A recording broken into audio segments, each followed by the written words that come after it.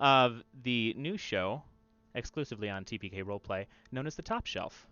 It is my ostentatious efforts to show people that there is more than just D&D out there, and there is literally a game for every person.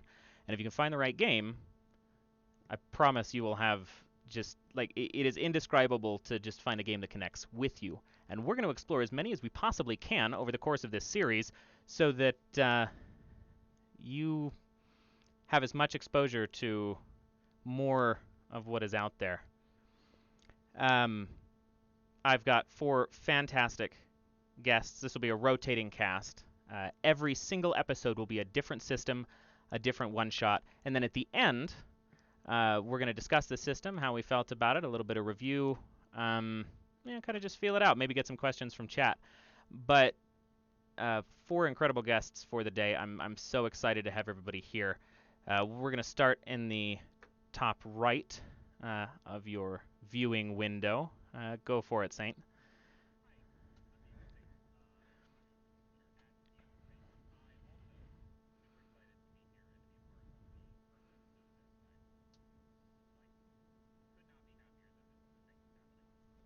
Oop, hold on. Saint, you're silent. You're silent.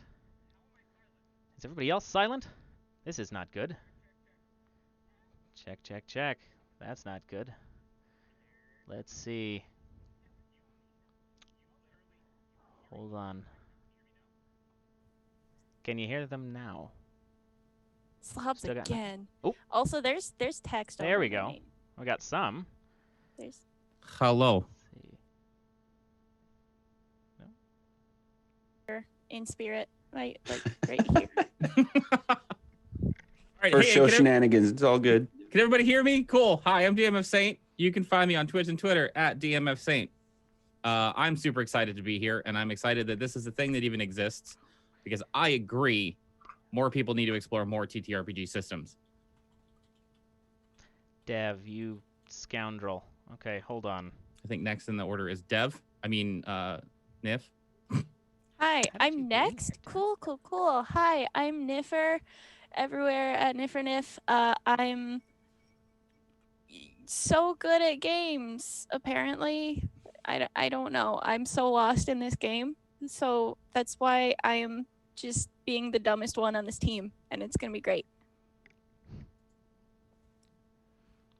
All right, looks like me. I'm Dat Magic Juice. I'm on Twitch, Twitter, and Instagram as at Dat Magic Juice.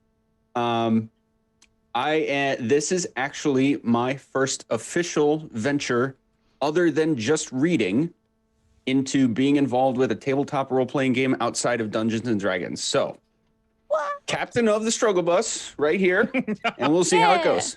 I think I proved earlier that I'm captain of the Struggle Bus, not you. We're all going to be fighting over the Struggle Bus seat. Yeah. We're all the Struggle Bus. All right.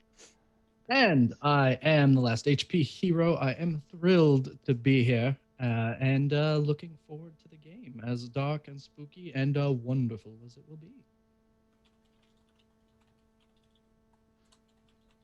Perfect. Well, thank you, everybody, again, for being here. Unfortunately, you muted. You're muted yourself for in the us, process. Mads. Who? Oh, what the hell? All Just right. Zoom, I think. It's process. Zoom. Yeah, there we go. Okay, cool. Yep.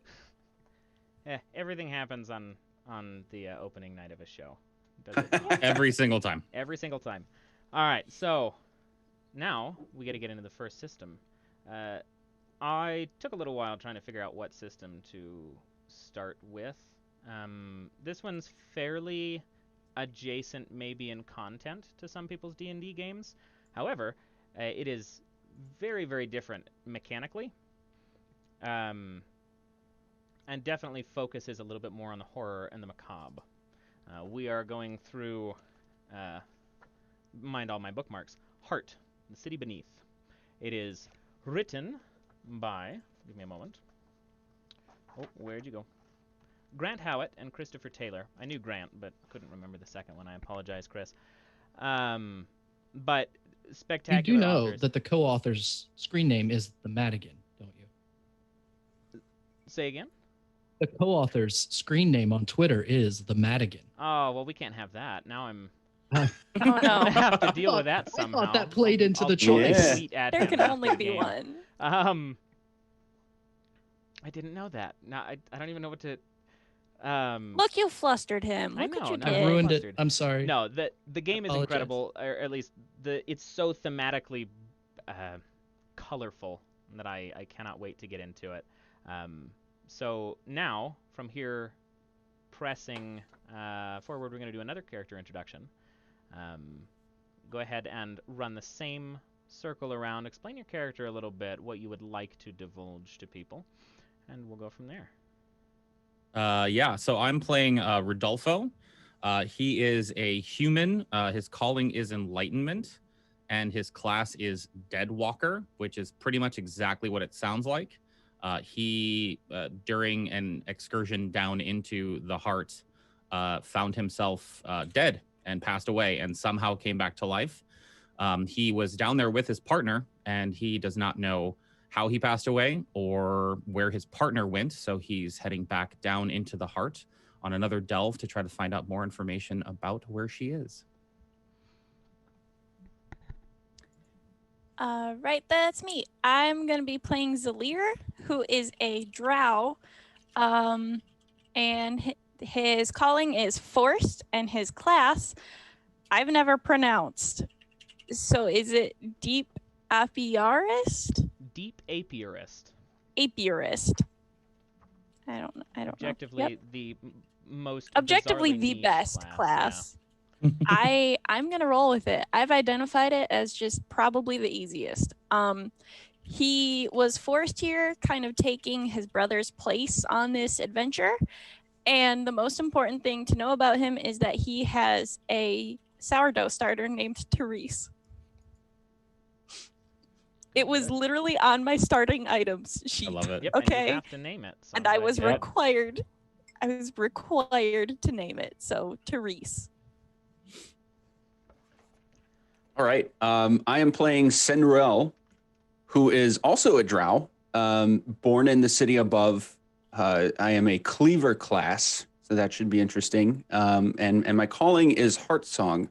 Essentially, I've had vivid to the point of feeling real dreams of the heart that I feel are calling me down into a delve with folks that I know and sometimes folks that I knew. Wonderful, wonderful. I'll be playing a Kessin, and a Kessin is heavily scarred down the left side of a Kessin's face. He limps, his hand hidden beneath his coat. And Kessin's a junk mage. Yes, a Kessin. Very good. All right, so I'm spooked. you should be. Yike. Because part of the nature of this game and the one-shots that we are running, because these are kind of expeditions into new systems, we're throwing you all right into the action. The setup of all of this will be brief at best. But what you need to know about the system itself as new experiencers of Heart is that up above there is a city known as Spire, the mile-high city owned and run bureaucratically by High Elves. And these High Elves took it over from the Dark Elves who owned it originally. There are only 4 playable classes within Heart. You have the Aelfir, the High Elves. You have the Drow, the Dark Elves. You have Gnolls, interestingly, and you have humans. Gnolls and humans finding their best to get by. Traditionally, at this point, impoverished are the Drow under the ruling thumb of the elitist Aelfir class. And the city itself it has its own system, first off. Spire is also wonderful, but Heart was more my speed. The city itself is built up, but if you can find your way through the slums, you can make it down into Heart, the city beneath. Heart is questionable to call a city, honestly. It is a massive network of breathing, living tunnel, and existence in which the deeper you go down, the more the material world and what you understand about it begins to unravel. Your mind doesn't get to cooperate with you on the same level. You don't necessarily walk out of there yourself.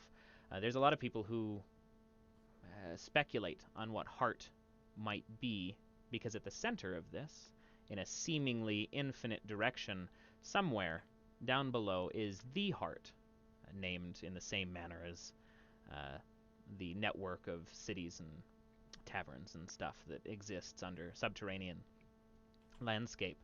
And it is an enigma. Paranoia, some people believe it to be a being, an elder god, a cosmic force of some form, trapped down below and manipulating those who are foolish enough to wander down into getting closer, or even settling there, as a lot of people have. Or conversely, some people think it's a break in reality, a literal rift in dimensional space in which all manners of planes and worlds and physics collide in positionings that the closer you get to it, the weirder shit gets, because it is just a scientific remnant of some horrible event of the landscape's past. Nobody really knows. What everybody does know is that the deeper down you go, the worse things get. There are 4 tiers underneath Spire that encompass heart. Tier 4 is the closest anybody gets to the heart without having any direct contact. Nobody knows if you've ever seen it, because those who get to Tier 4 don't make it back. Tier 0, I guess there's 5 tiers. Tier 0 is just below the surface. It's relatively normal. By the time you get to Tier 2, which is where you all will be starting, things start to break down a little bit. Things don't necessarily make quite as much sense, and these caverns, almost in a journey to the center of the earth kind of way, begin to expand. It is vast and unending, and you almost start to see parallelisms of the surface. Not quite, but the deeper you go, trees exist. Maybe little glimpses of sky that shouldn't be there. Not sure why, but you guys have been traveling for a number of days. As you are all traveling through, your goal is to find and return a number of idols to a cult that is residing within the first tier of the subterranean depths of heart. And they have tasked you with this, providing you some semblance of a map, as well as a key. The key, ideally, is to get into this chest, though the map itself was drawn by an Oniromancer. Just visions. Just speakings of the heart, so its accuracy is questionable. You've been traveling for a couple of days. You are a little worn out, and to make this more interesting, for all of those who are in chat, our adventure points are still up and available. +2s and +minuses, or +2s and -2s to checks are still optional. Good rewards still exist. Bad rewards still exist as far as donations. Advantage and disadvantage also still exist, though we will get into those in a bit. But if you feel like causing trouble, you are still more than able to. You are all at the beginning, or at the edge of a chasm. We begin you with a conundrum. You know the path that you're supposed to be taking, which is to a tavern. Down below, you can see this tavern. It exists halfway on stilts on the other edge of the chasm. Half of it is on the ground, half of it has eroded away and fallen into the black even further down. and so it is stilted and braced against the cliff face. You are looking at 150, no, about 100 feet across. It's not a crazy distance, but it is also expansive. To get around it would be a questionable decision. In theory, maybe, or finding a narrower point, but it is long. This cavern is unthinkably massive. And below that, there is no seeming end to the depths of this chasm. Although, curiously enough, as you breach into this first space, there are very literally arterial veins. And we're talking like running under the overpass, like 3 foot wide, like sewage pipeline or water draining arterial veins. Huge, wet, organic, almost roots weaving in and out of the earth. Some on top where you are, and some you can see protruding and then re-entering into each of these cliff sides. There are a couple stalagmites, stalactites that are fairly sizable. You can also see small amounts of foliage. The tavern on the other side is lit. It looks to be in use, but your next lead is actually at this tavern. The map takes you only here to where they should know the existence of your next steps. What are y'all up to? Rudolfo, the map. You have the map, right? Yeah. Let me. Can I check?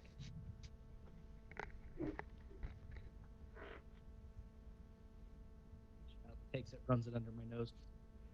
I don't know if you are particularly quiet or if I'm... It's over there. It doesn't say how to get across. Yeah. You take it back to Rodolfo. How to get across? How? I don't know.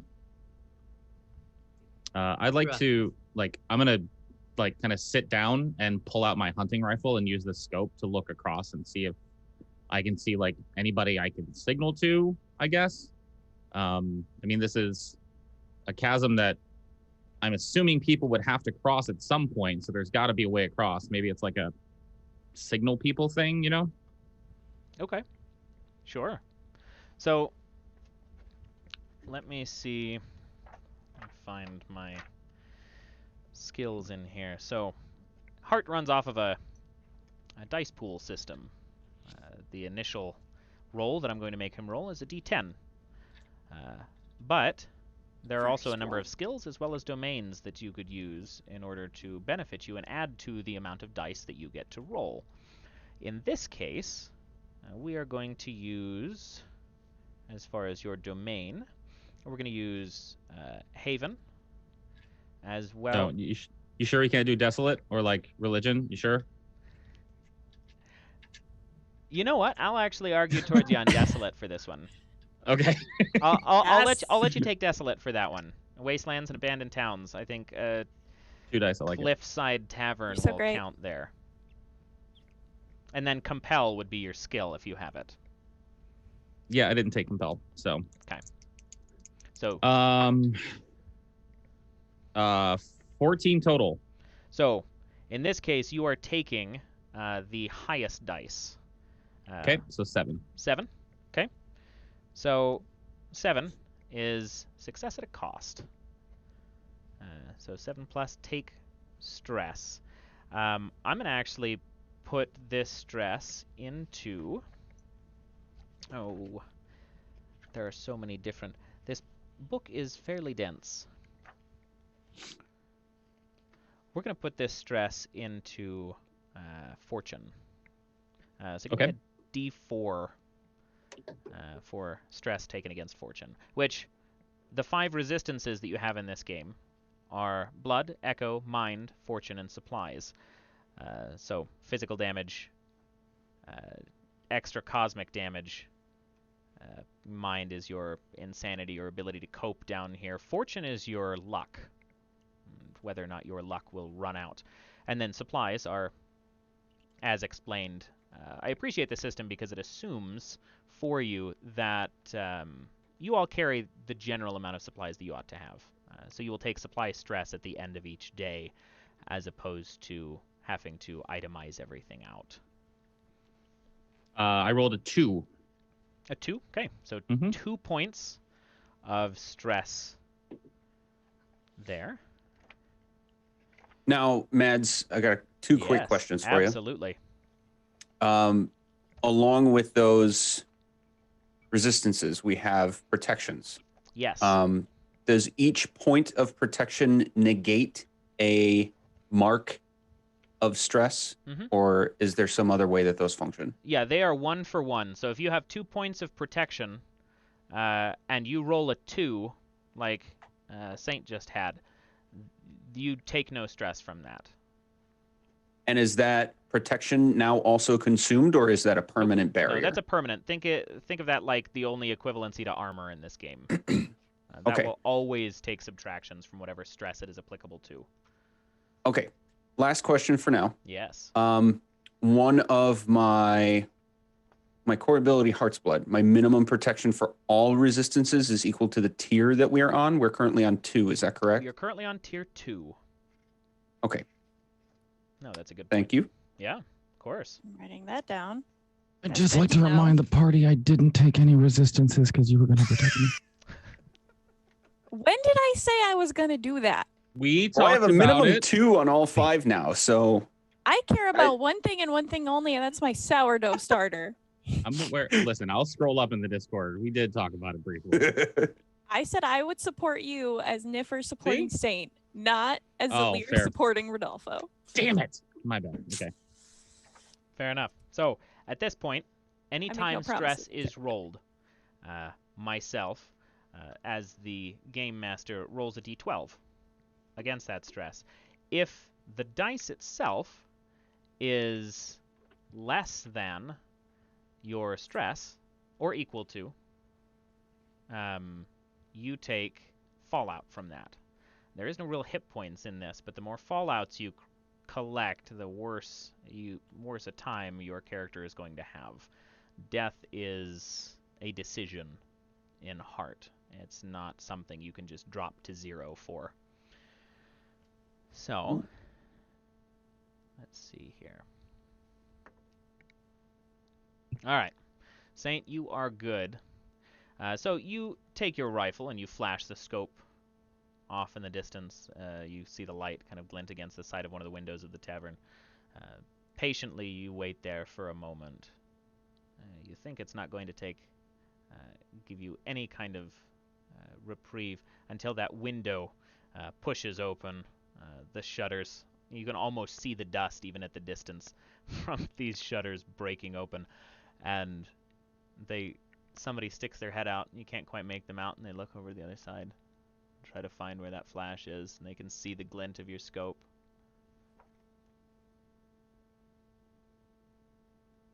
And then they go back inside, and the shutters close. I don't think we're welcome here. welcome in Why a not? place we're supposed to be, or not welcome in a place we're supposed to be. Figures. They said to stop and look and find. So we'll go and stop. We'll look there. That's where we go. We have to find the way there. How long have we been together, this particular group? 3 days, 4 days, 5. Yeah, so through your own means, you were all, 1 or 2 of you may know each other. But for the most part, the 4 of you as a band have only been together as long as this delve has been happening. Maybe 4 days. You were all brought to the same cult through your own means for different purposes, because they have promised each one of you either riches to bring them back or answers, whichever one intrigues you more. But they're willing to provide, in some vagueness, more than maybe it is worth. Just for a little bit of flavor, I would at this point, in a clear move, I think at least clear to Zelyr, but this would not be the first time that this has happened in the few days we've been together. In a gesture of sort of outward demonstration of thinking, I would pull out or unsheath, I guess, a large, studded, notched hunting knife, and just begin kind of casually flipping it in one hand, sort of looking around. Okay. Just, random trivia question. Mhm. How far do you think like small insects might be able to travel? Well, as I recall, and I could be wrong. I don't know a whole lot about small insects. I know a bit, but they can travel at least a ways. I've seen the Like- Bee movie at least once, and like- I think Bug's Life was I don't was want pretty that to be the applicable. stats we use. Would I be able to eyeball it and say, yeah, a small insect could probably make it across this chasm? Oh, easily. Yeah, as long as nothing stops it. Excellent. So, this during all of this thinking and the rest of you kind of just trying to go about figuring this out, Zelyr is covered head to toe. He's got like gloves on his hands. He's got a scarf wrapped around most of his face. He's got a really deep hood, and he just kind of tucks himself against the wall and just kind of like leans back and pulls the scarf down and just lets his mouth fall open, and bees start pouring out of it and just kind of swarming. I'm Nope. pointing them in roughly the direction of where I would like to scope, Mm-mm. and I would like to use my ability, Many Eyes, and just kind of look through the bees. Okay, explain to me Many Eyes, if you would. Many Eyes says I can see through the bees' eyes. Okay, so But you can just send I them would- out and... Yes. Okay. Let me pull it up. It's on here. Each of my companions is a vessel for my sight.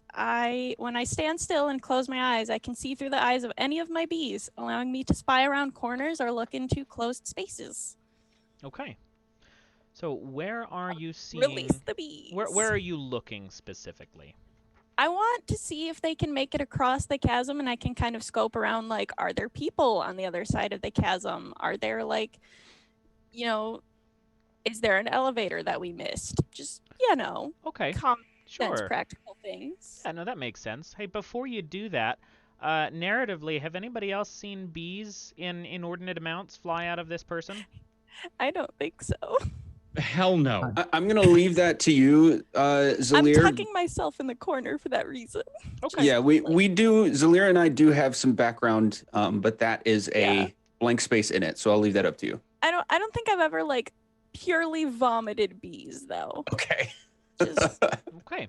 So in that case, I would like all three of you to take a D4 worth of mind stress. oh no, I'm so sorry. Just the three of you. Zelyr, you're fine. You know where the bees came from. I know where the bees came from. I don't like how much stress I've already taken so far. It was I'm 2 so for me. sorry. All right. So I'm gonna, Uh-huh.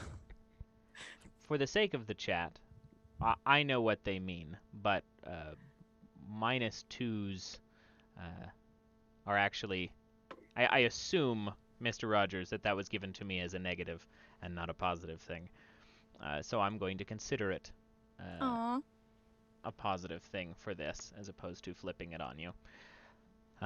But let me roll for everybody. Kesson, you are first. You're I'm so okay.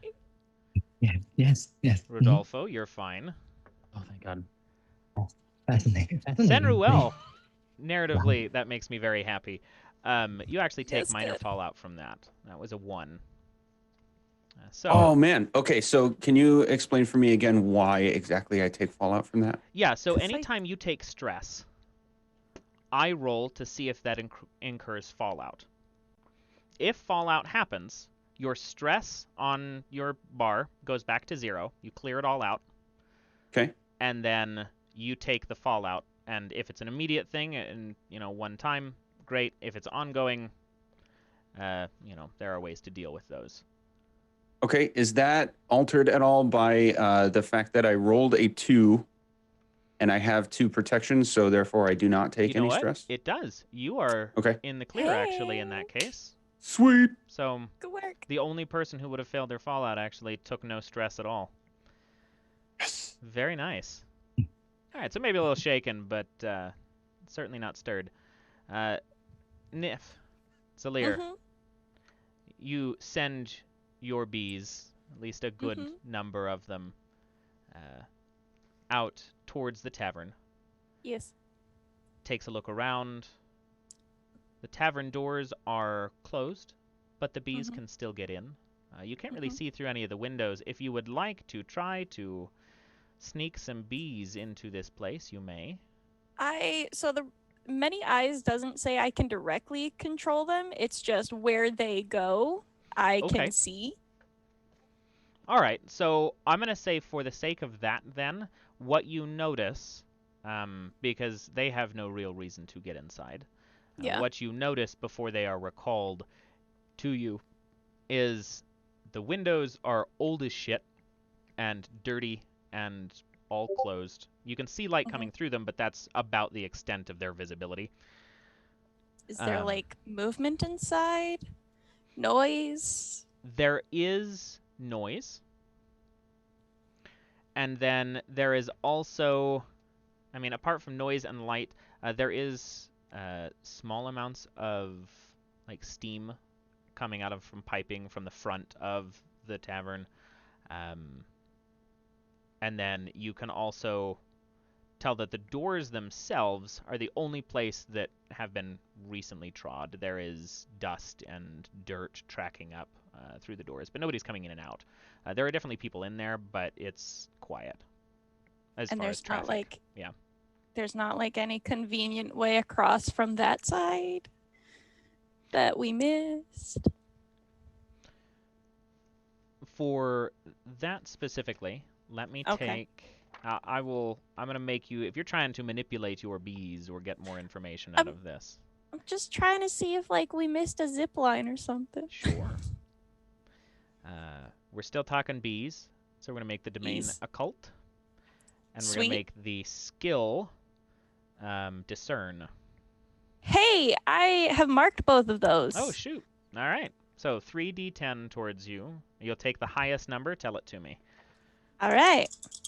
Get that. Oh, this is a highest number scenario, not add the... Okay. Yeah, I got it. I got it. I rolled a 10. Very nice. Okay. So your bees get sent out. They scatter quite a bit, and it takes you a minute to kind of focus in on all of the different things that you're seeing, because a swarm is a lot of eyes to pay attention to. But you're relatively familiar with the hive mind. And a couple of the bees decided to travel down the way a little bit. And what they found was a particularly dense portion of this arterial network that is kind of weaving in and out of things that has actually sutured itself almost a bridge between the two ends of the chasm. Pulsing and slick as it might be, there is a bridge worth of veins down the way. Yummy. Yeah. Sounds wonderful. Yum. Cool. So Zelyr just kind of like tucks himself against the wall and just like out and vomits bees, and y'all just kind of have to watch him do this for a second while he scopes this out. And then he just opens his eyes again. It's like, there's a pathway that way. And just points it out. Okay. So if we didn't see it at first of our own volition, when we were first checking it out, I would have to assume it's not exactly close. Like how far away from us is it? It's not particularly far. The trick is that this place is dark as hell. I see. There is some light, but it is a distance thing, really. Okay. So, unless you and can this all is see in the like dark. Distance straight down. Am I imagining this correctly? Like Yeah, at the edge of a cliff? No. So if you are looking straight across where the tavern is, because you have light from the tavern. It would be, if you were to walk left down the way, you would be able to find it. Gotcha. So, is this y'all's option? I think so. Okay. If we can Sounds good. Yeah. find a way to light the way. Rudolfo shoulders his rifle and is following the group. He is definitely not one to lead. Okay. I think Cinderella would be. Yep, we're going to do that. Yes. Okay. Be a leader. Marching order is Cinderella, something, Rudolfo. I'm trying to be further back too. I got away from my bees, man. They got to get back in here. All right. As, So, as the bees are returning, Akessen's gonna go over to Zelyr and just get kind of uncomfortably close. Are you in there or are you out there? How's this work? Oh yeah, that's me. Hi. Hello? Hello? Hi. So you are in there while the bees are out there. Yes? How? They're bees. Yeah. I'm me. You're This not the entire bees, though. conversation, my face is like, I just wanted to know. Just wondered. Which way we going? All right. Well, if you're wondering, and I just like pull one of the gloves off, and like my hand is like very waxy now, and like looks like parts of it have been like covered in with honeycomb. Yeah. No. And just Oh. puts the glove back on, just wordlessly, and just walks past him.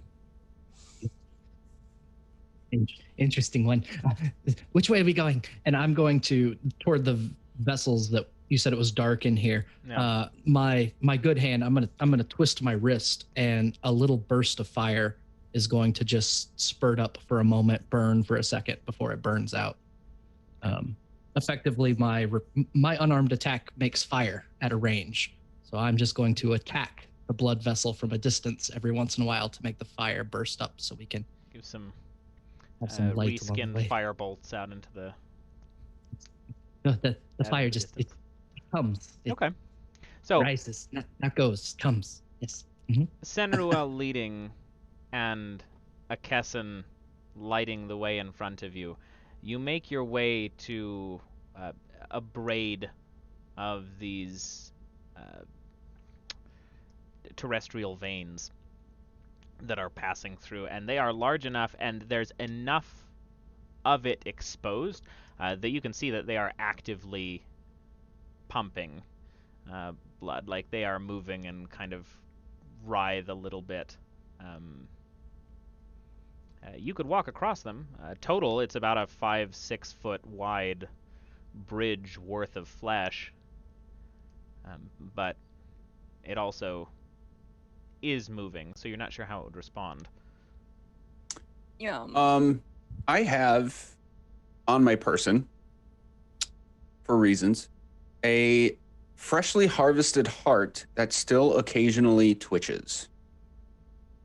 Any chance that I might have any sort of physical feeling in my pack, if you will, that corresponds to the pulsating of our bridge? Yeah. I'm gonna say yes. Actually, you're a heart song, right? Correct. Yeah. So I'm gonna say yes. You pull this heart out, and kind of spend the time focusing on it, and it seems excited. And you only know this because you've had enough time with the heart that you know what its standard beat rate is, but it is actually beating faster right now. Interesting. No idea what I'm going to do with that information, but I'll at least... Yeah, you found something. I don't know what it is, but it's something. It is also notably the only resource I have, assuming I built my character correctly, and that's a big if, and resources are like a very, very important part of my abilities. So this is precious. I can offer you a bee in these trying Yeah, times. bring on the golem memes. Okay. I don't know if a bee is a resource. I don't know. More specifically, something that I can consume. Oh, don't you dare eat my bees. Yeah, I don't will eat the cut you. bees. Yeah. You won't be pleased with what you Okay. Yeah, no. Let me check something just quickly, and I'll limp over toward one of these veins, get close enough to where I could touch it. Yep. And are these like on the ground or on the wall? These are on the ground, kind of going across the chasm. Is that the vision, that the scene that you're giving us? Say that one more time. The veins, they're like kind of like a bridge across the gorge. Is that the scene that you're giving us with them, or are they Yes. leading downward? Yeah, Okay. so they are bridging across.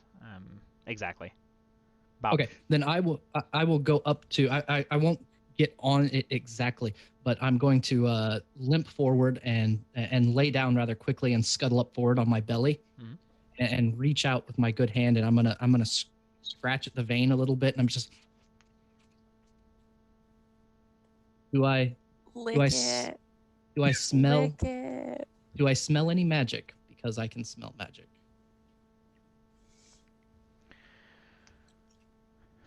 Now, is that a passive thing for your class? I, by my nature, two of my abilities, one of my abilities allows me to smell valuables, and the other one allows me to smell magic. Okay. What?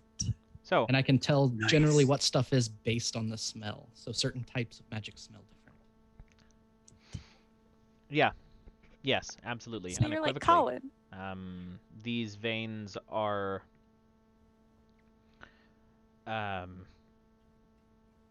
reeking, but they're not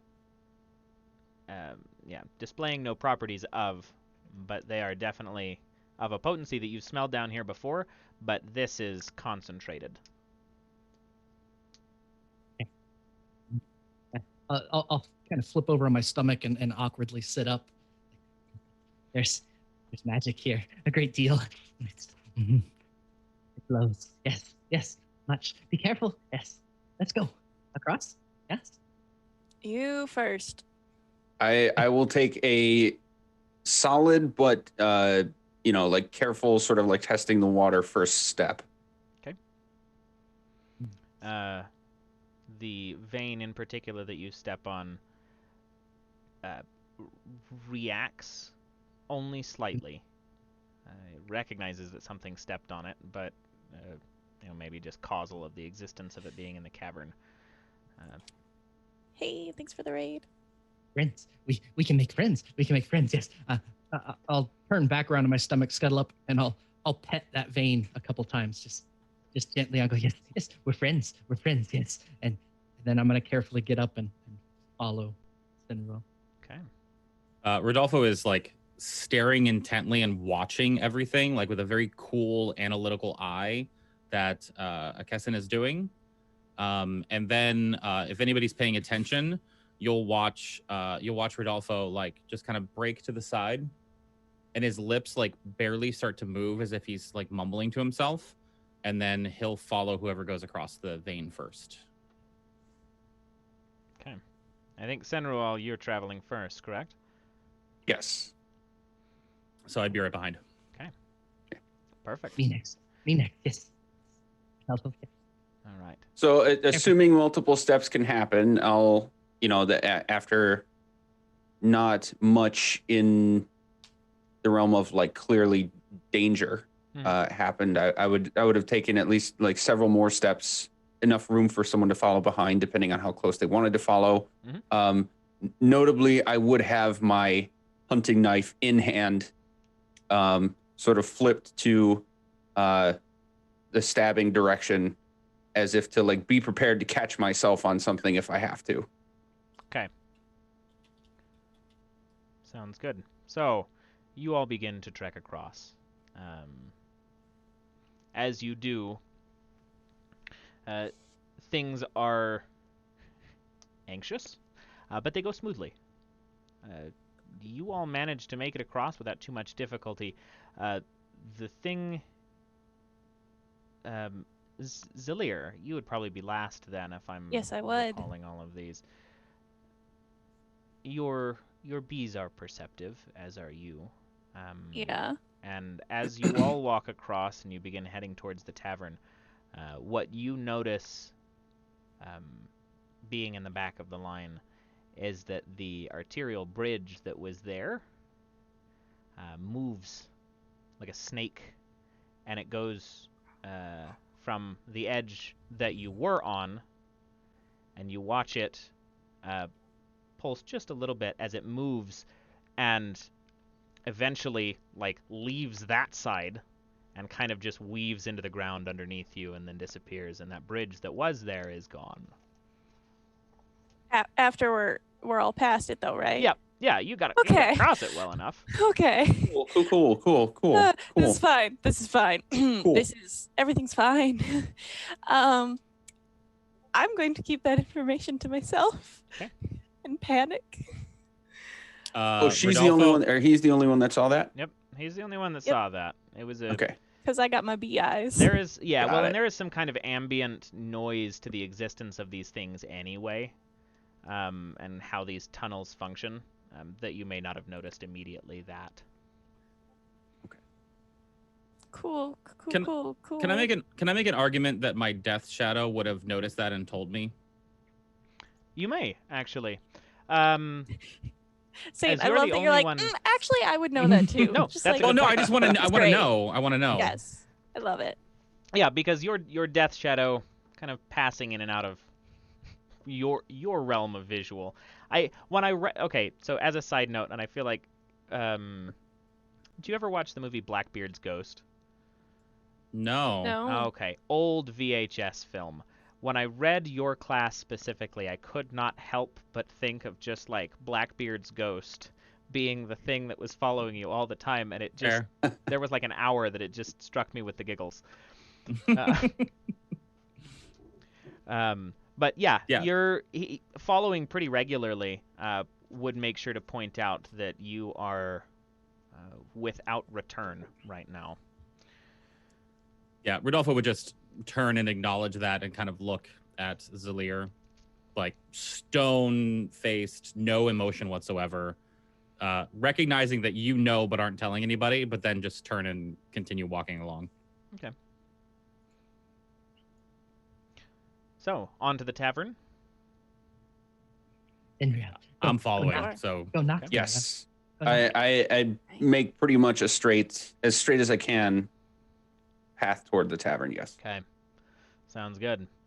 So, Senruel, you get to the tavern first. Everybody else is following pretty closely, but you arrive pretty close to the tavern, and you can see people, just vague shadows, like move through dirty shutters up top. But the door itself, once you reach the, porch space, is unlocked. You can walk in. It's almost like a Victorian bed and breakfast style building, 2.5 stories-ish, maybe. Half story being like a single room spire on the front of it. Pretty building. Old as shit, though. Like, it could use some work. You just going in? I want to smell it. Oh. I'm not surprised anymore. There is magic from within, but it is wafting from inside. Magic in. Yes. There's within. There's power to be had. Power to within. We should go. Knock.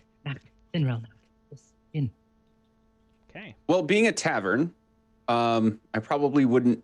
The first thing I'd probably try to do is just actually open the door. Okay. First to open, it's unlocked. Okay. Okay.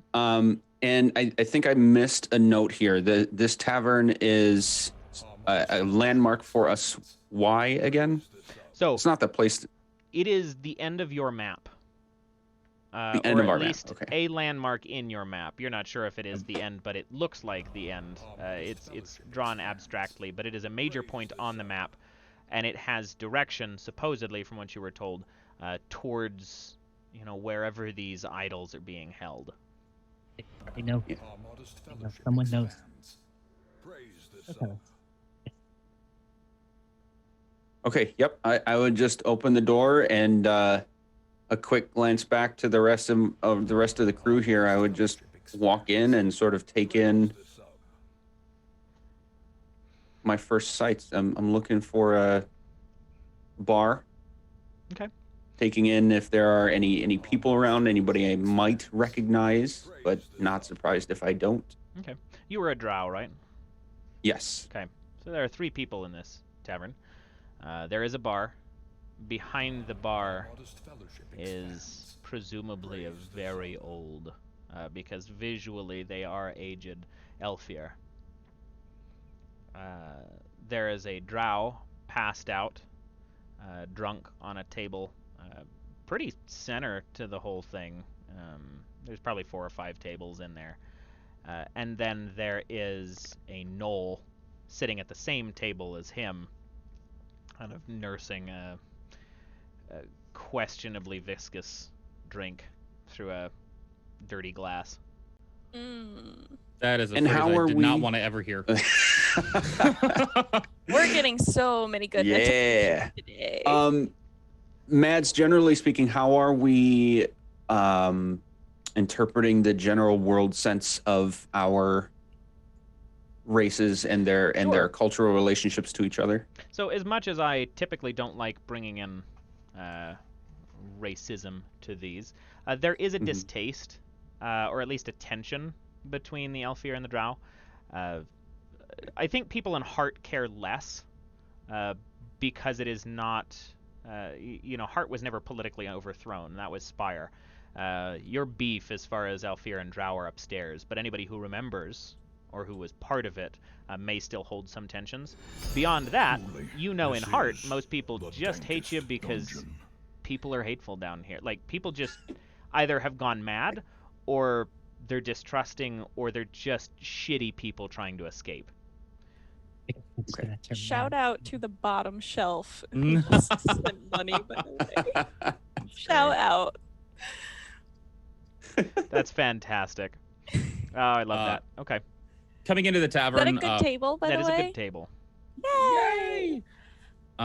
Rudolfo coming in here would really not pay much attention to the group he's with. Find a table or a chair or something across from the door so that he has a good sight of all points of entry. Okay. And would pull his kind of hood up and just kind of sit there like straight up Strider style in Lord of the Rings. Zelyr's got 2 very carefully wrapped like glass jars like hanging off of his belt. One is obviously the sourdough starter, and the other is this Heartsbloom rose in a glass jar. Both are like super wrapped, but he just kind of like pushes them like closer towards his like wrappings, like tries to cover them so that they don't like get stolen or hurt before he moves in. So everybody And pretty... he will probably sit with Rudolfo. Sounds Just good. stink face everywhere. Zenruel, Kessin, what are you guys up to? Kessin will go up to the bar. Yes, to the bar and find the Alfir, the old one. Yes. Same. And yes. Go ahead. I'm going No, with we you will. to That's the fine. bar. Yes, Yeah. both of us. Yes. Let's say hello. Yes. And while we're approaching, the mechanics of casting a spell. Does everyone know that I cast a spell if I cast a spell, or is it something that happens? I think I'm going to leave that up to narrative discretion depending on what it is. What are you trying to cast? So the only spell I have is Greed of the Red King. It lets me, on a success, learn what the target wants most of all in this moment. I'm going to say that one, no. Somebody wouldn't notice, because it would bear you no benefit if they did. Okay. I'm gonna. Greed of the Red King just sounds like people should know what's happening, though. Like, that's just such a cool title. You will still roll for success on these. Right. I'm not going to do it yet. I just wanted that in my Okay. pocket for depending Got on it. how this goes. So Kessin will go right up to the bar and flag down the Elfir and friends. Yes, we're friends. Are you friends? Yes. I am friend to those who are friend Beck. Yes, What friends. brings you through? Always. We look. Yes, we're searching. Yes, we were told to come here that you would know where we could search. Yes. That I would know. Specifically Well, me. not you specifically, but I mean, you seem wizened and old and knowledgeable. Yes. Well, specificity benefits you down here. Too much changes too fast to not be. But you are correct in this case. If you are looking for something, most people don't stick around long enough to retain that information. I hear stories. I've been here for a long time. What are you looking for? Then, 3 statues. Small idols. Yes. Her eyes go a little wide as you say that, and she kind of gets shoulders kind of round in a little bit as you can see her posturing become a little bit more hush about what you are now talking about. And she leans forward and she goes, "Who told you about those?" I'm going to lean forward, and my left hand is going to come up out from underneath my cloak. And if you haven't seen it before, my left hand is blackened and a claw. It's still useful, but it's held close to my body on purpose. I'm going to reach up and I'm going to cover the bronze watchful eye that replaces my left eye. And when I do, for just a moment, my right eye will flash red. Or the bartender likely wouldn't notice it. Okay. And I will say, "Oh, I know and I want, and you know and you want. What we were sent to find out, and you know, and if we find what you want, we can find what we want. Yes." And I want to cast Greed of the Red King. Okay. Sure. So that is a discern plus occult. I Okay. am skilled in discern. I am skilled in occult, and I get a D10 just for existing. Okay. I'm rolling 3d10, and early on I got advantage from someone. Can I use that for a Yes, fourth so that would D10? be your fourth dice. I'm going to turn that in, and I'm going to roll 4 dice. And I'm going to roll a 10. 10 is your highest? Yes. Okay. So, does it, based on the descriptions, because there are a lot of skills between the 4 of you, is that something that is verbally provided, or is that something you just learn of them? Does it So I would assume that it just comes to me the same way that Okay. I can smell valuables and smell magic. I think Makes it's sense. just a sense that I have of exactly what they want. And it's only in this moment. So in this moment, I know what they want. And that's very abstract. It could be what Okay. they want. So in the abstraction of what you want right there, What the bartender. there is a horrible blended cocktail of resurfacing panic, as well as like backstage to that relief or hopefulness that what she really wants right now, as soon as you said that, her desire is for all of this to be over. And without acknowledging directly that I know, I'll say, all things come to an end, and we bring the end. Yes. Mm-hmm. Point us in the direction. Yes. Then you know why. Of course, I will show Sinrel, you. do we know? Sinrel, do we know? I will show you. Senruel, were you present for this conversation? I was. Okay. IRL, I'm thoroughly confused because obviously I wouldn't have known those thoughts came to you, Akesson. So I think I'm in character as in the dark as I should be. Okay. As one should feel in an extended conversation or near an extended conversation. Okay. Sounds good. Right.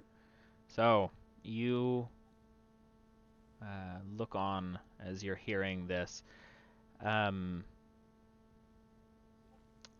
she continues and she goes, Is he with you? Sinrel, yes, Sinrel, come, yes, look. She knows. I'm assuming I wouldn't have to move much. I essentially went to the bar with you. Right. So I would just give like a light, respectful nod, but I would have a sort of look on my face that's clearly focused, just sort of taking in what's happening around me. So, she continues and she looks at the two of you and she goes, two have traveled, two have tried, two have failed. Is it just you? Died, dead. Well, follow me then. And she sets a bottle, dark amber color, from behind the bar. She sets it on the bar itself and kind of snaps and looks over at the knoll and just kind of points at it and just says, I'll be back. I understand your tab. And she walks out from behind the bar. And you can see as she walks out from behind the bar, her basically the left side of her torso, the right side of her torso, about just the base of her ribs all the way down if you follow her leg, it's not missing, but it's discordantly crippled, like in uncharacteristic joints and positionings and things, and yet she walks on it as if it were her own. It is warped from the time that she's spent down here, but it does not seem to bother her. And she walks out from behind the bar and gestures to the two of you. Rudolfo and Zelyr, you would see this, but they didn't clue her in on the two of you, so she's not really paying you guys much mind as she walks to the back door, or one of the doors more towards the back of the building in this same main central space. Do I got bees out there? Are you sending your bees to patrol while you're out here? Oh my god. I mean, I figure they're just kind of floating around outside of the Okay. tavern, and I'll blink into them every once in a while to be like, anything suspicious out there? And just to be chilling. But if I know that I have bees out there, I won't worry about standing up to follow. I'll just look through the bees. I'm a lazy butt. Okay. I mean, this isn't heading outside. Oh, okay. This is an So they get to go interior to door, see because the you know the back of this tavern. Uh-huh. The back of this tavern is, at least from your understanding, stilted over the edge of the cliff. There's not really a back door, so this is leading Don't- somewhere else into the tavern. Don't go out the back door. Cool. Noted.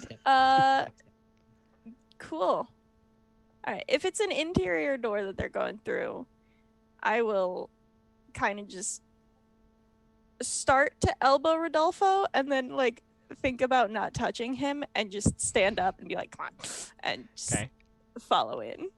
All right. Rudolfo has been sitting there with his like one hand on the rifle, like gingerly with his pointer finger, like hand over the butt of the rifle and like gingerly just caressing the trigger. And will grab his rifle when Zelyr elbows and says, come on. And we'll just pick up the rifle, stand up, and follow. Okay. So, two more fallen ranks behind you, Akesson and Senruel, as the older, warped Elfir woman stops at this door, and she pulls a key out from her blouse, resetting it a couple times. It looks like the pins on the edge of the key actually rotate. So she's almost setting the proper key before she puts it in the lock and twists it and opens the door. And she cracks it, and she kind of half steps in front of it, and she looks at the two of you, and she looks past the two of you, and she goes, "You two. Business?"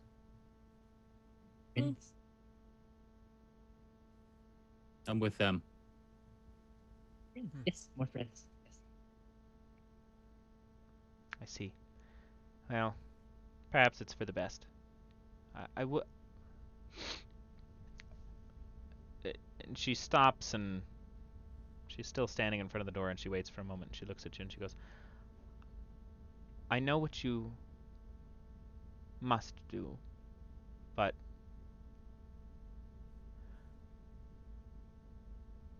make it swift, if you would. It's all I have left of him down there. And I have yet to answer your question. Below here is the entrance to the labyrinth that hides what you seek. I know not why I know this, but neither me nor my husband have been able to leave here. We have watched over this space, erected a tavern to maintain it, but beneath here is where you will find what you came for. We've paid in time for what we've protected, and I wish to see it gone. So if you do not return through these doors, this is goodbye. And if you do, I wish never to see you again after that second." Oh, goodbye anyway, then. Yes. I'd like to use one of Rodolfo's major abilities. Okay. So I'm Rodolfo puts his hand onto Senrel's shoulder, and you watch as like his head goes down and to the side, and it's just kind of like twitching. And I'd like to use echoes. Okay. Which says I can glimpse remnants of what has come before. This will generally show me the most interesting or dramatic thing that has occurred within recent memory of this place. Okay. So cool. And it is roll discern plus domain. So is the domain still desolate? Discern plus... Oh, it would be domain of the specific location. So yes, it would still be desolate. Okay.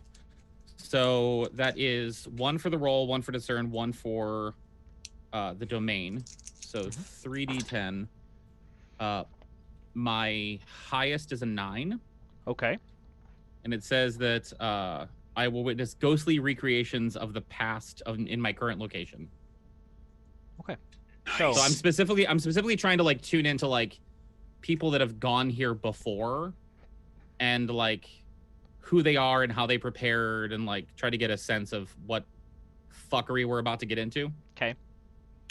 After we're finished with that, I do have a question for this lady before we actually depart. Okay. So I'm going to actually let you have that question first, because this memory will follow you, or you will follow this echo down. Cool. Okay. So can I retcon a tiny bit and say that I would be asking this question sort of as Rudolfo is putting his hand on me and taking this in? Yeah, makes sense to me. I would say to her, before we go, might you have something I could eat on the way?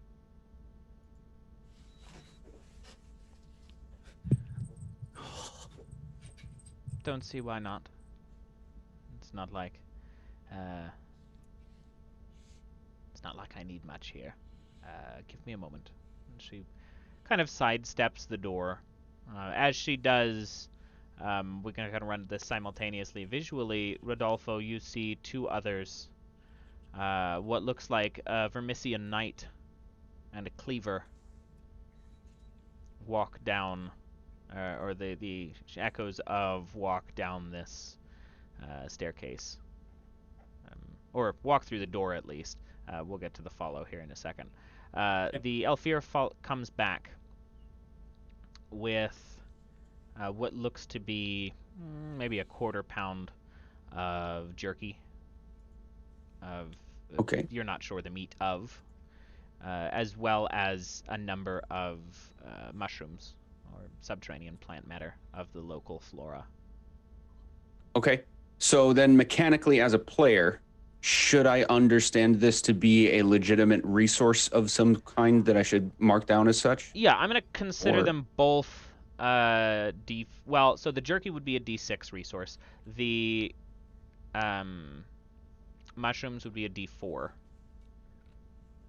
And should I know what type, or will I not know that until Not until consumption? Because the heart I know, but it was a starting resource. So I guess Right. I don't really know what in character I do and do not know about these resources. I'm not gonna require stress lost on this because it's a little bit of a backwards, assumed information. But go ahead and give me a discern plus.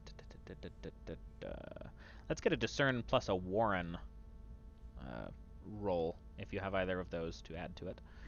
Do not. So 1d2. advantage though I do have. Okay, so if you'd like to roll an additional d10, you may. Okay. That is going to end up being a 8. Okay, so with an 8, that is a success. You would have seen these plants before. The plants themselves, resource-wise, do they provide you a skill or a domain? Can't recall. They are.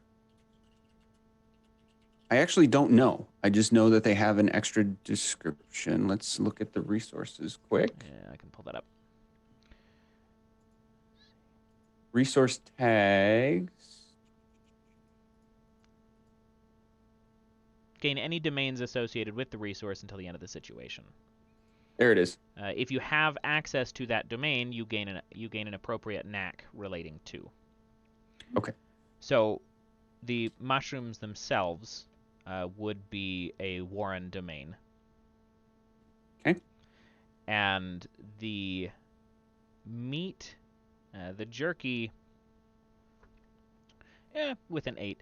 The jerky itself is peculiar. You feel like you recognize it, but mechanically, because this one is a little different, it would actually provide you the kill skill. If you already have the kill skill, it would be a mastery 2. Okay. That.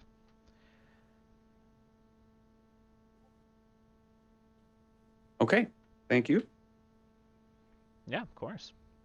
All right. So, provided your jerky and things, Rudolfo, are you taking point at this point? Is that kind of the assumption here? Yeah, I feel like as the echo comes to me, my hand would leave Senrol's shoulder, and I would start to follow wherever the echo was taking me.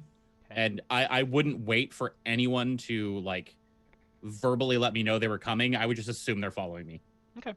Like lost in the echo, just going. Okay, so you follow.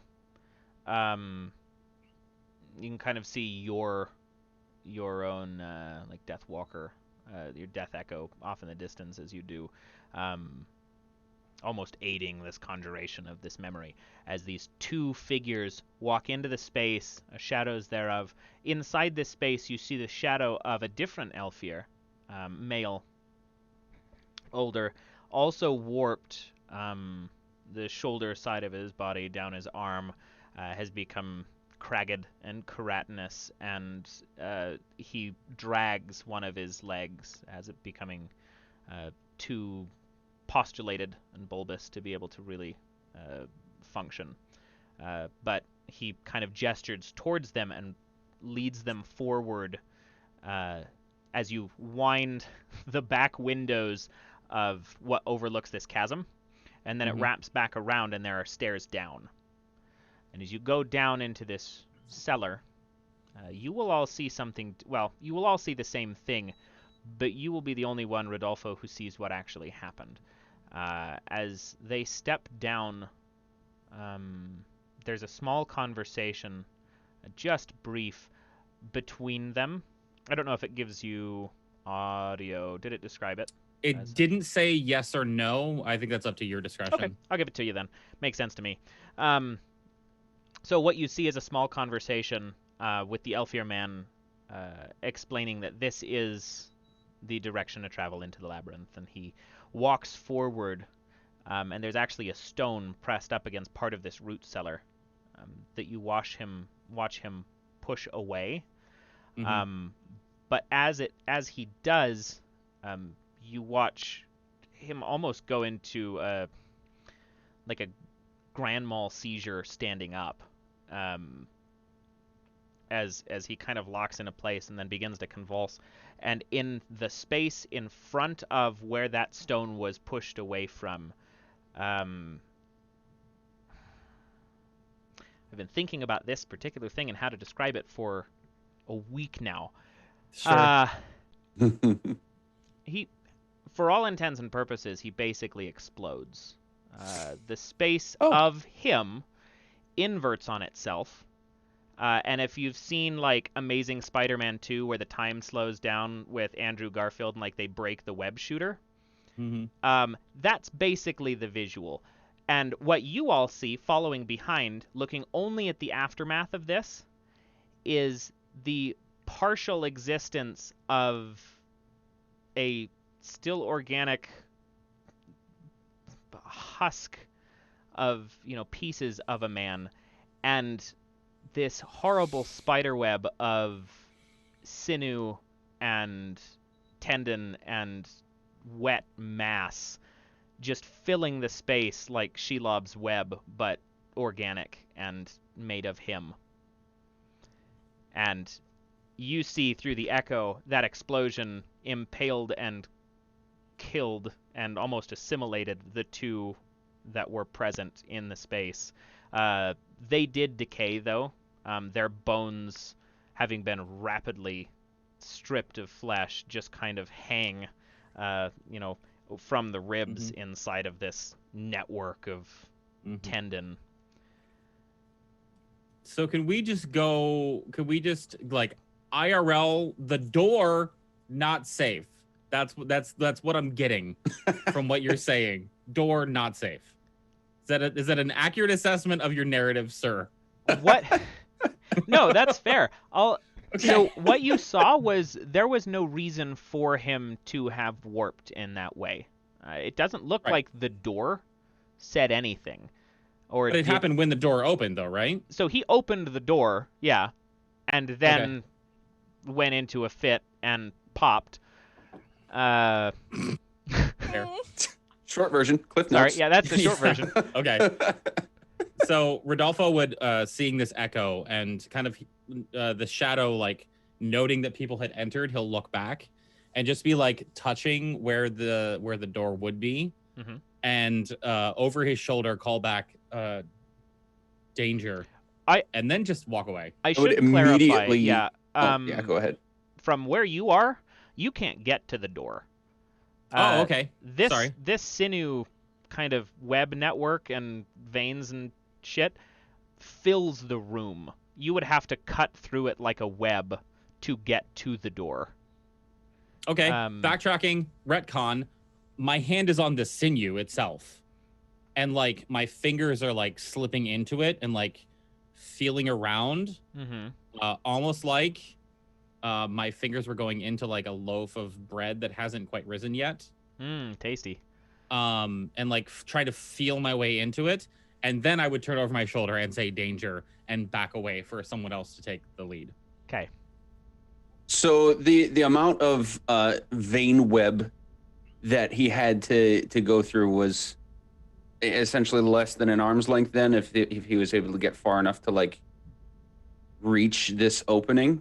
So he never reached the opening. He just kind of gave it a press through. This space Okay, itself, so I can't see an opening. We can only see this web essentially in front of us. I just saw what happened here to cause it. Yeah, it's right. dense. We just see the sinew network. Yeah, it's some dense, nasty, like Zerg, Creep, Stranger Things, like web nonsense, but very clearly made out of a man.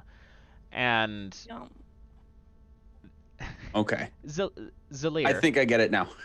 Yeah, Hi, it's good.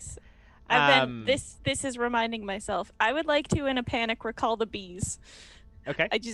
They should not be flying around out there all by themselves when this happens. Your bees apparently. return to you. Just Akesson and Rudolfo, Mm-hmm. I would like you each to Gonna take eat my a bees. D4 of echo stress. Yeah, of course. Yeah. Because I Senruel ate and the bees? Zelyr, Oh no. I would like you each to take a D6 of mind stress. Rude? Why? I'm because of my face? Because I was panicked about this? This is fine. This is fine. Rudolfo, 3 Okay. echo stress. So, record all of those as they go. Rodolfo, what is your? That's just 3 to echo total, right? That's where you're at right now. Yeah, I haven't doubled up any of my stress so far, so I'm 2 mind, 3 echo, 2 fortune. Okay. Oh, honey, so you're so stressed. you're good on a Yeah. fallout. Zelyr, what is Thanks. your mind stress? I have to roll it? Hang on. Yeah, so you get to roll that D6. I get to roll. Sweet. Thank you for making me hurt myself. I rolled a 3. Okay, you're good. So what counts as a situation? So sorry if for I missed this, it. Yeah. or for how I am designating it, a situation is a breakup of the day. So like the Okay. first portion, combats and sleep will break up situations. But if Okay. there's no combat, Cool. a whole day could be a situation. Okay, guys, we gotta fight because that's the only situation under which I can clear my mind stress. So, You Mads, have- you said a D6 of mind. Uh-huh. You have I a way am- to clear stress? Sorry. Yeah, I have a way I- to clear stress. Get over yourself. I am going to use my in the blood Okay. for this situation. When I take stress to anything other than echo, allocate it to echo. Okay. I'm assuming it'll still be a D6? Yep. Okay. And I'm essentially doing that because I have more protection in echo than mind. Makes sense. So I rolled 5. I have protection of 3. So am I marking 2? So you mark 2. And that was a 4. So very nice. Okay. Kessin. Did you roll? Yes. 3? 3. Okay. All right. So you're all safe. Nothing too crazy. But you are now put between the door that you, Rudolfo, are really the only person who's had visual on, but only through the visual of this echo, and a web of person.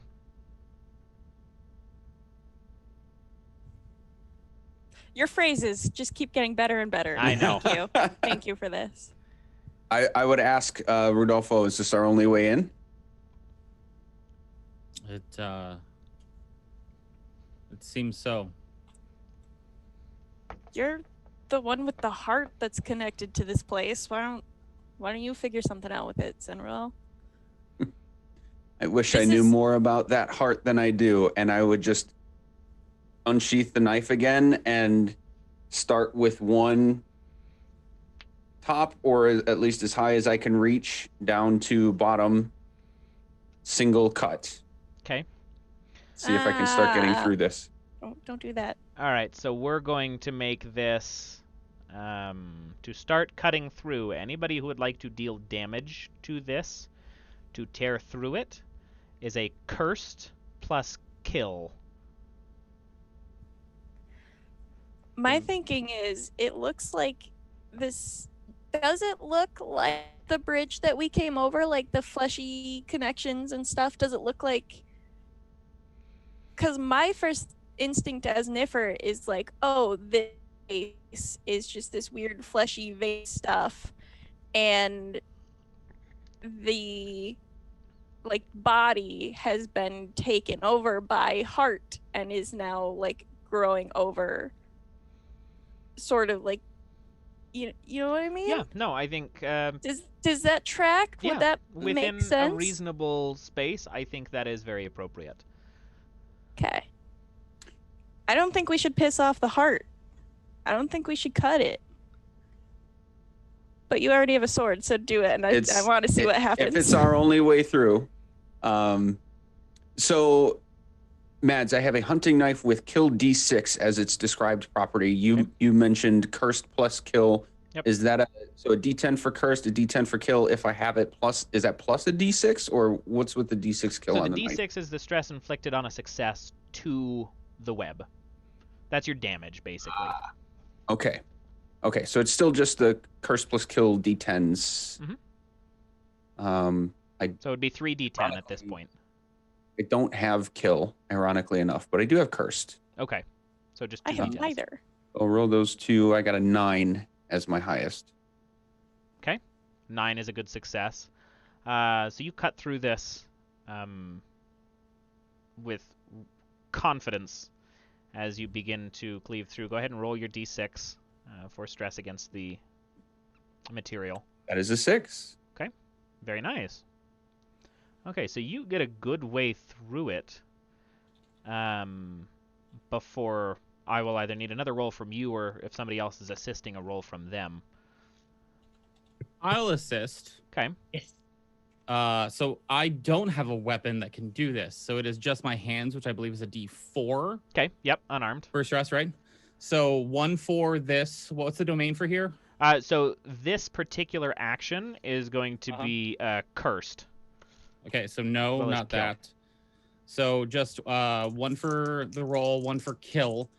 I'm taking one of my dice and setting it aside and using my ability to call it a 6. Which, hang on, which ability is this?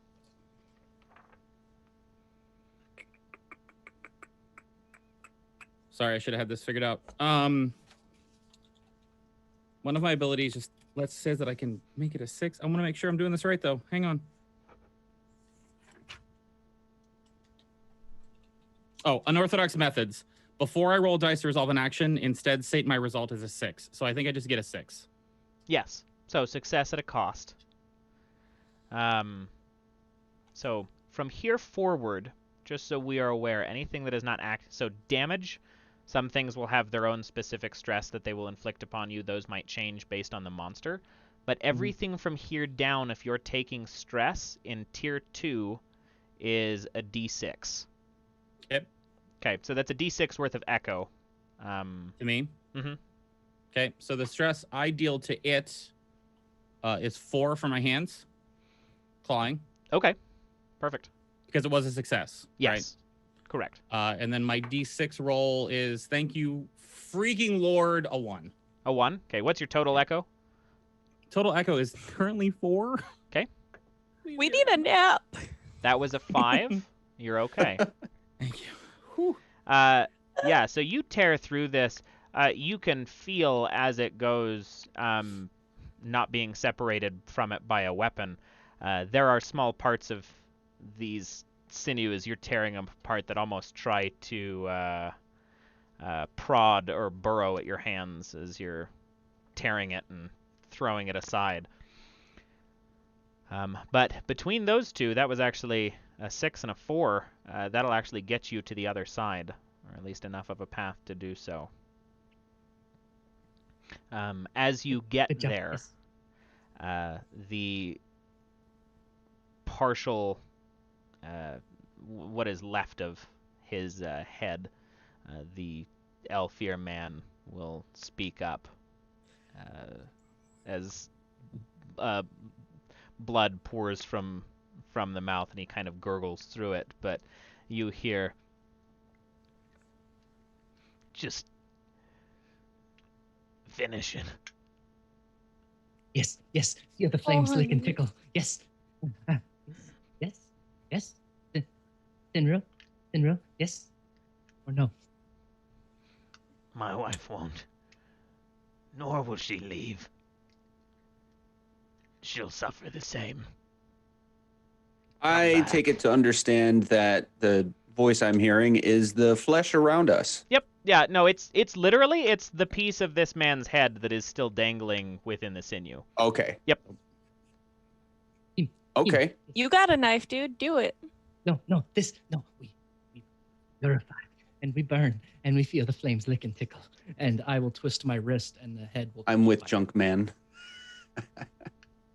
Okay. I'd just take a step back at this point, yeah. Is your unarmed still a D4? Or is it a D6? Because No, of it's the a fire? D6. Very nice. Okay. So, give me... does it say what to roll for that?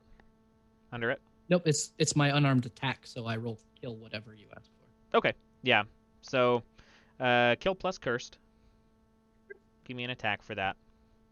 And I've got a +2 that was given to me earlier. Can I hold on You to may. that? Or Yep. So add that +2 to your highest dice roll. 11. Very nice. Okay. So a success with no cost. You manically scurry towards this It's a head, range, offering so I it don't a get that burning close. reprieve, and ignite the skull and what flesh is left on it as it drips and almost caramelizes over the face as it Right, releases guys, your itself way, from the yes. pieces of sinew as they pop and crackle around you. As a note, this is all kind of half catching fire. You're not sure if it's going to spread, but there is a number of that is actually taking damage, or it's at least getting rid of the rest of the sinew following those strands. Hey, quick question, GM. Yep.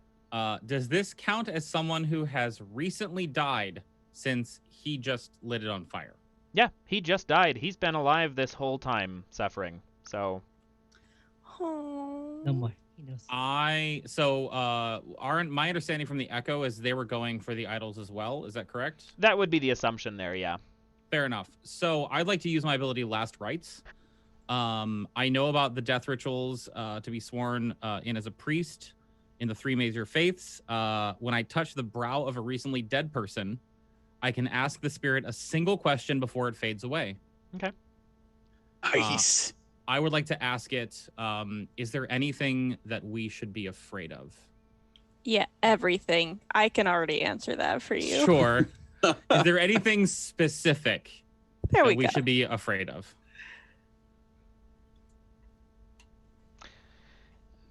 Yes.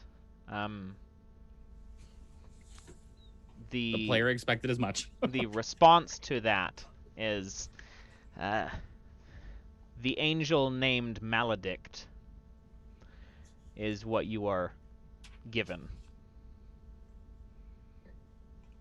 And as a note to that, what you are given it in, what you hear in your mind's eye, is not a voice nor language that was discernible or presented by that man.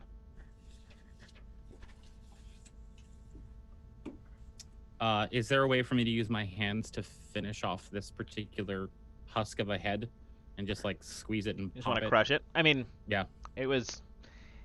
It's old and frailer. Having also been burned, I would say no Yeah. reason to not. Yeah, I'd put it out of its misery as soon as Okay. it gave me the answer. Gone. Yep. Thank you. I That mean- sound effect was glorious. The mic really picked that up. Okay. So Y'all.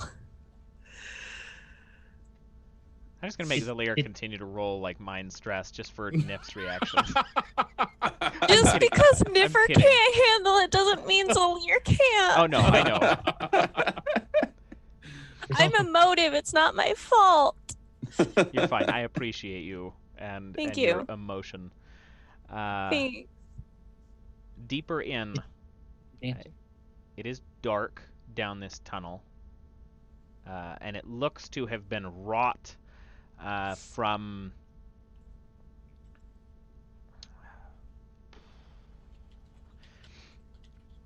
it looks like to be the inside of one of these very large arterial veins, as if they severed the end of it, but it tried to break through the bottom of the tavern.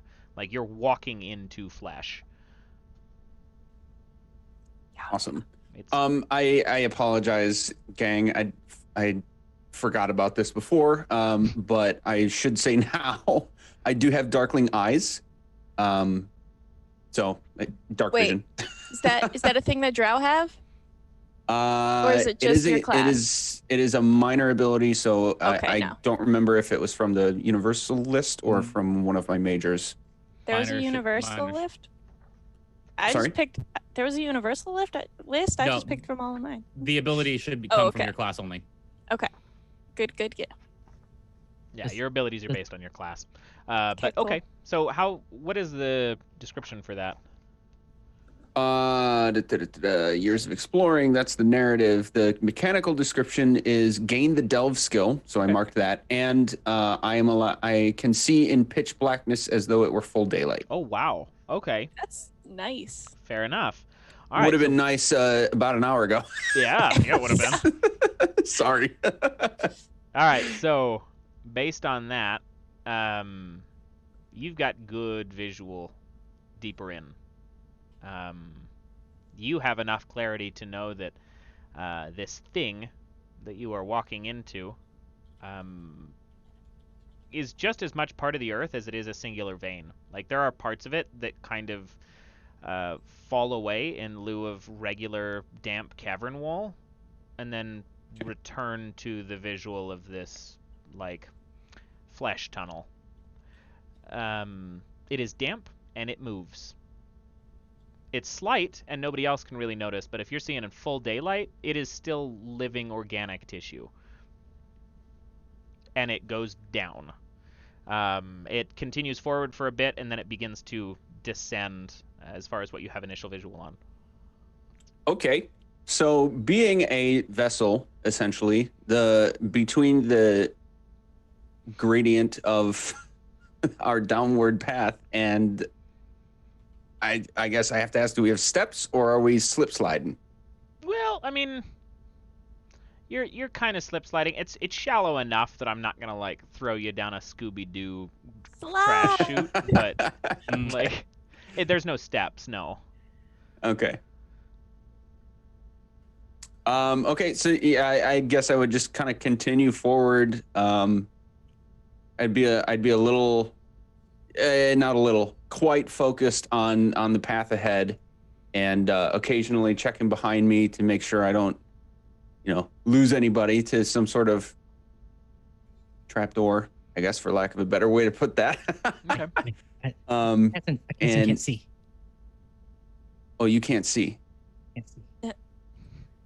So there are assumptions placed on your resources that you have torches or light of some form. That would be your supplies stress, your supplies resistance.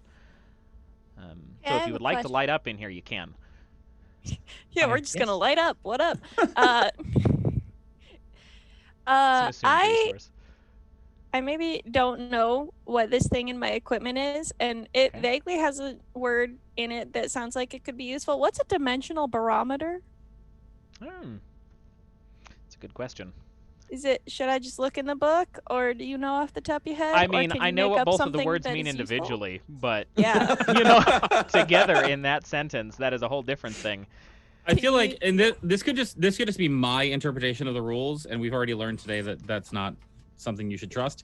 Hey, but like the trinkets and the resources beyond the things that have like a D6 or a D8 or a D attached to it seem to be flavor. Yeah, like, I mean, that's I don't know the initial intent of them, but I don't think there's any reason that it couldn't be. Because the dimensional barometer here, I would say, for the sake of this, dimensional barometer gives me a delve D6. I don't know if that helps. A delve D6? Yeah. Okay. Does it have a description on it? Nope. It's in my core traits equipment. Hive tool. Pick one of dimensional barometer, hunting rifle, or smoker. And I was like, I'm not about the hunting rifle or smoker, so I guess this thing I don't know what it is. Okay. So, in which case, since we are starting, this is also the beginning of a delve. A delve has its own stress level for those who have never played Heart. I noticed a whole bunch of people have shown up, a couple of which who have played and enjoy the game. Thank you for arriving. Part of the purpose of the top shelf and the nature of the game is none of us have ever played, and we're going to play a different tabletop system every single episode, every other week. But to kind of cover it and give some context for other people who might want to enjoy the game or think like they might jive with it. So for anybody who has not played, delves have stress levels or resistances much in the same way that a monster or our player characters here do. As you complete specific tasks or you further your goals deeper into this delve, you can inflict stress upon it. For that, the dimensional barometer the d6 there, I'm going to say, apart from that being value, if you have to roll a delve or if you have to roll a dice that would be specifically related to delve, in taking stress against the delve itself, you can roll that d6 to gain you further progress. That'll make sense more later. But I will bring it up when you say the word delve again. Yeah. If I make you roll a delve roll, you can choose to use that and take its dice value Good deal. on a success against the delve. Good deal. So GM, you said we are beginning a delve. Was that more global for the new folks that just showed up, or was that like mechanic? I'm a very mechanically understanding person, so I'm going to ask a lot about that stuff. So are you saying that we're like beginning a delve now by going into this tunnel, therefore we're in a new situation? This is yes, you know what? I'm going to break the situation based on what you had to now. This is a new situation, but this is also the start of a delve. Delves mechanically are an overarching thing. Think of that as like a delve equals dungeon crawl.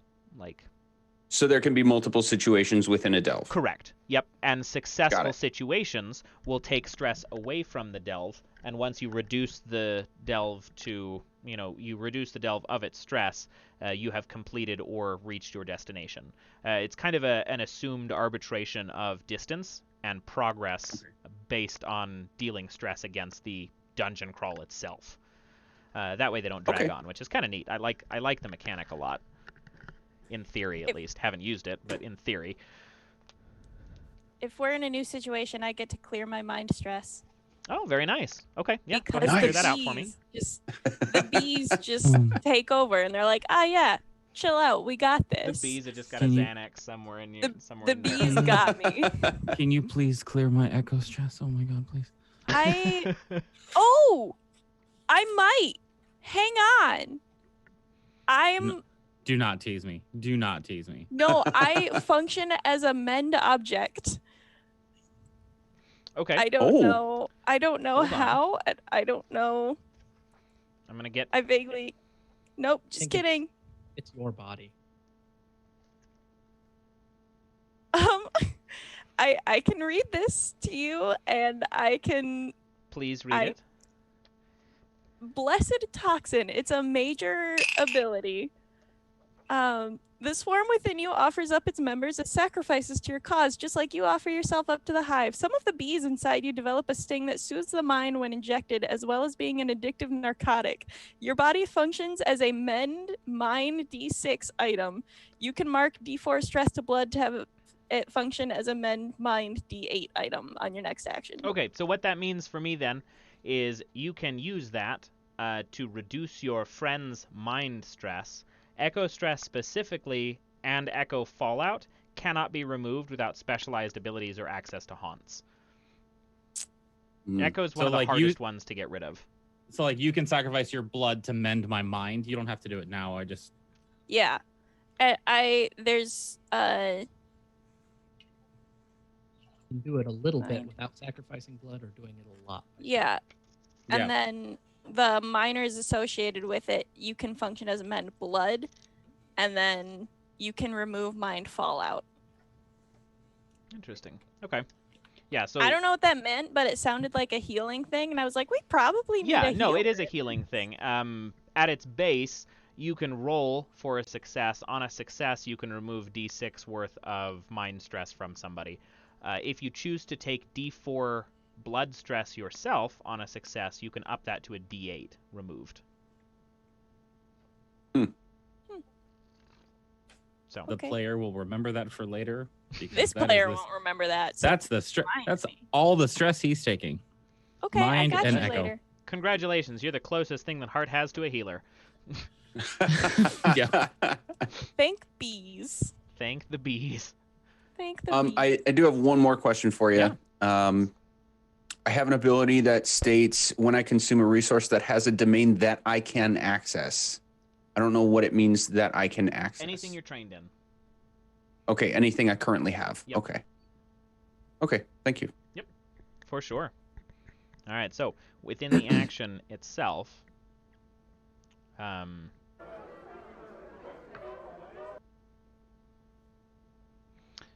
What are you guys doing? You just traveling on? Yeah, I would be continuing onward. As I mentioned before, just occasionally looking back to make sure I still have 3 companions behind me. We're just duckling behind you. Yeah, generally looking for either a presumed opening ahead or, to see if there's any sort of split in the path at any point. Okay. Sounds good.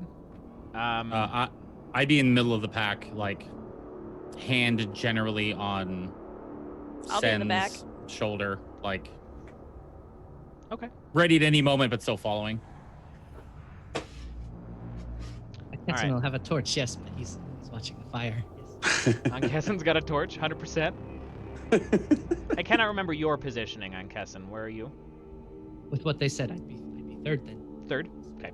I would be after Rudolfo, but of course Zelyr. Oh, Sounds yay. good. Fire. Yes. Gonna check on.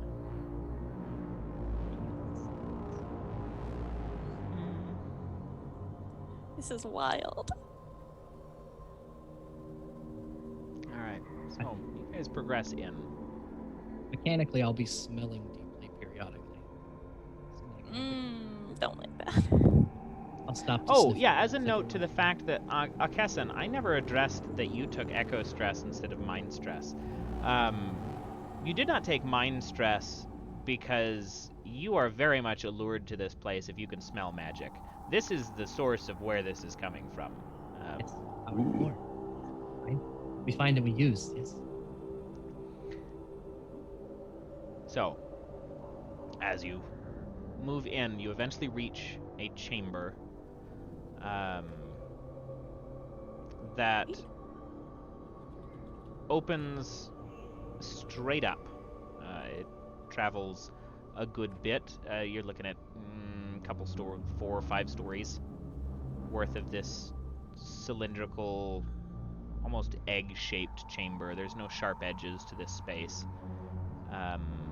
There are a number of different openings out of it. Some of them higher than you, some of them in front of you. Think of it as like a connection point between all of these different intravenous structures, or tunnels, whatever you want to consider them. Now, I don't want to consider them anything. you have a couple options in front of you, but no clear direction as to which one of these is actually your way out. I can release the bees again if it'll help. Let me. Oh, yeah. Let me smell.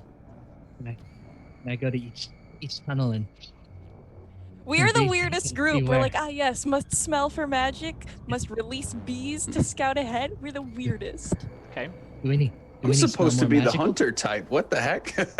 Yeah, you're the normal person. I haven't used my crazy abilities yet, but that's cool.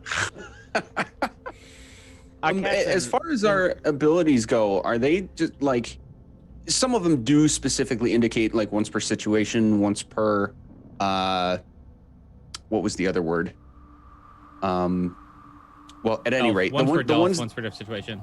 yeah. So the ones that don't specify, are we to assume that they're like infinite use? Yeah, so you have to roll for success on all of them. Yeah. So the ones, unless they're passive, but like, regardless, you read them as descripted. So if it gives you a Okay. quantity, you use that. If not, you have free reign on them as long as you can keep rolling successes, mind you.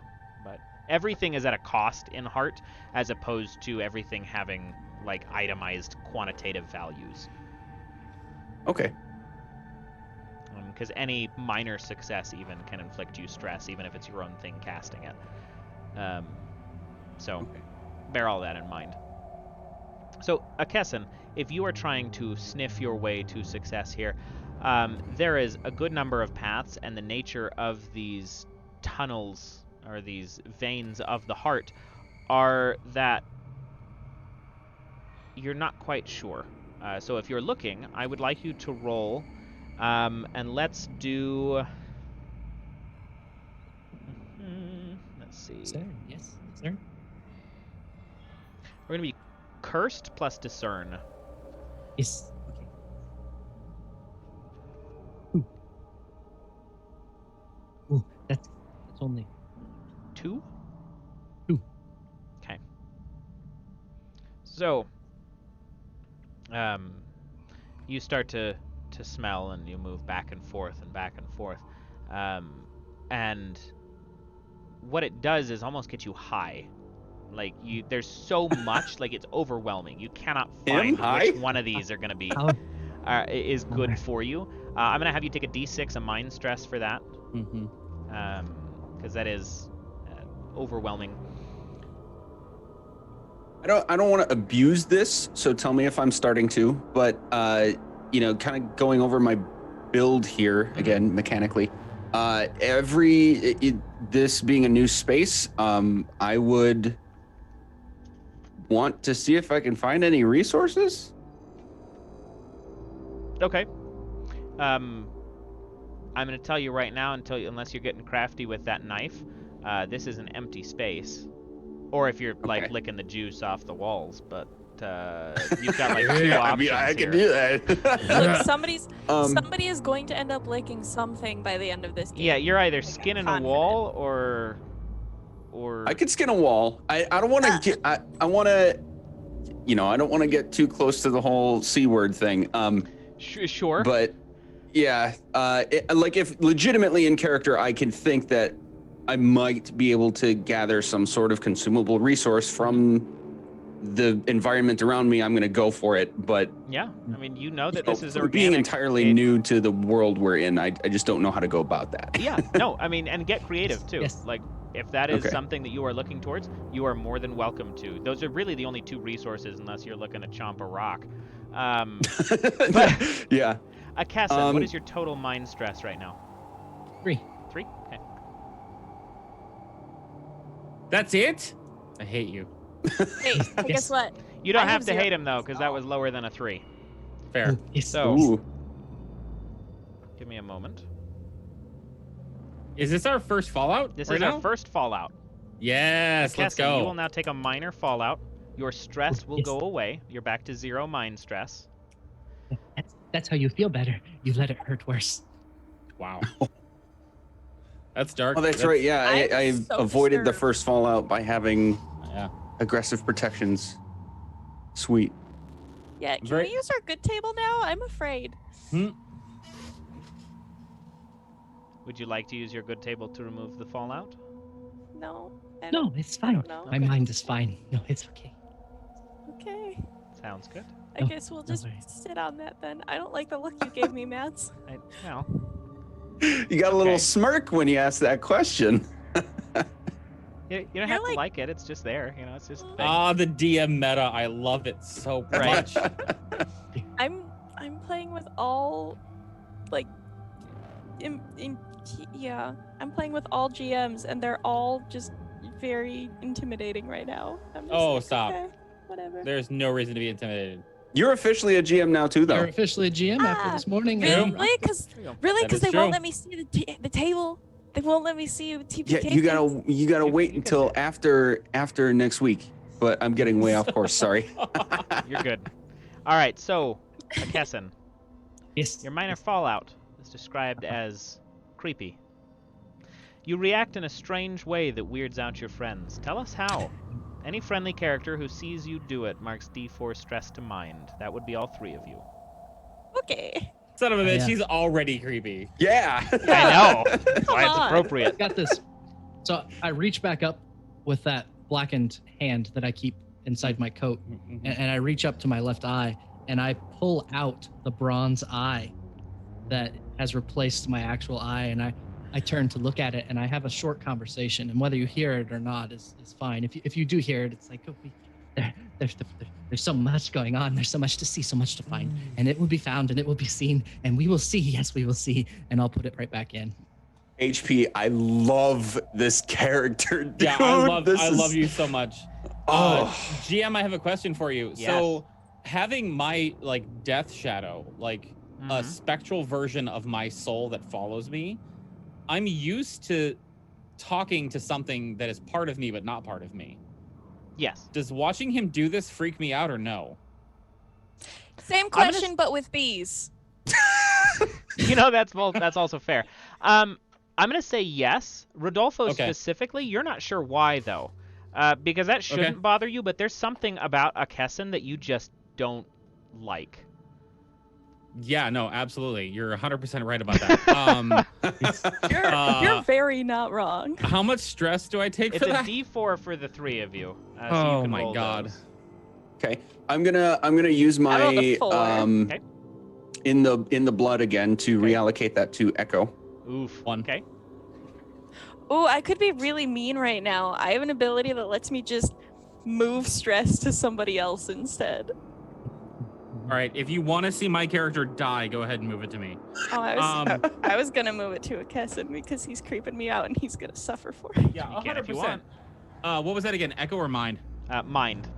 Okay. Thank you. I Niffer don't want to be mean, and Okay. so I don't want to I'm use fine. that. Okay, Do it. yeah, no, you're taking that. Yes. It's creepy. You Is that take a 4 skill mine. that you have to roll for, though? It's collateral. It's my core skill as a forced. I can allocate stress to the nearest friendly target, NPC or PC. All right, I'm going to grab... Let me actually pull that up. It's That's collateral from forced. Oh, Should from be forced. Page Got it. 20. Page 20. I have see. the reference written down. once per session. Okay, yeah, so once per session. If you want them to take that, there's no consequence for that. They just take it. I'm having such a Down hard the time bus, being yes. mean to you, though. Where are we gonna get into metagame? Because I feel like there's something, Yeah. there's stuff about my character that I want to share in order to help out with this, but Mm-hmm. I don't want to be like I mean, too metagamey. Nah, Yeah, don't be no. metagamey. no. okay. No, my only thing is Niffer has a really hard time hurting other people. Let him I suffer a little bit. It's okay. You know. And also, I'm also just afraid because we're gonna, this is gonna get worse. So I should probably not do it right now. Oh, Rodolfo's going to But die. That's meta. Make a call, Rodolfo yes is or no, going to Zelyr. die. No, I can't hurt people. Okay, roll a d4 for yourself then. I did. Decision's I been rolled a made. 4. It's okay. It's mind. I'll clear it next time we start something. So I rolled a 1. My total mind is 3. Okay, total mind is 3. Okay, you're good. What's your total mind, Zelyr?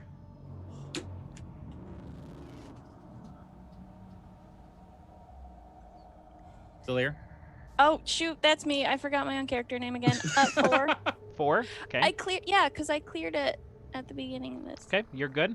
Senruel? This is what happens when you name your character. You're going to 3 roll... hours. What's your total echo? For me? Yep. Okay, so for you, GM, I reallocated to Echo, took nothing additional to Echo as a result of the roll minus protection, but I do have 2 Echo from the previous All stress. right, you're still good then. Okay. No worries. So, it's cramped, it's dark, you're not loving the space, and you're not loving a Kessin being, like, a coke addict to whatever he is smelling down here, and also whispering to his eye. But, as direction would have it, almost out of sheer spite, you can see your death echo, Rodolfo, kind of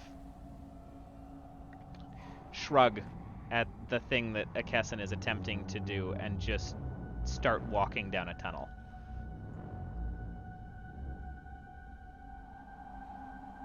Which one? Is it A the right tunnel. one? You don't know if it's accurate, but he's going. My echo is going down a tunnel. Yep. I mean, look, your echo's assertive at least. I mean, okay, so nobody else can see my echo, correct? Nope, just you. Yeah, so I'm just gonna start following it, and I'm not gonna say a damn thing. Okay. I would follow him. On the way, I'm gonna use our line here and try to skin a wall. See if I can take a Nice. chunk of what's around me as a resource. Very nice. Tommy. Okay, so give me a. Let's get a hunt plus. Let's get a hunt plus cursed. No, hunt. No, hunt plus cursed.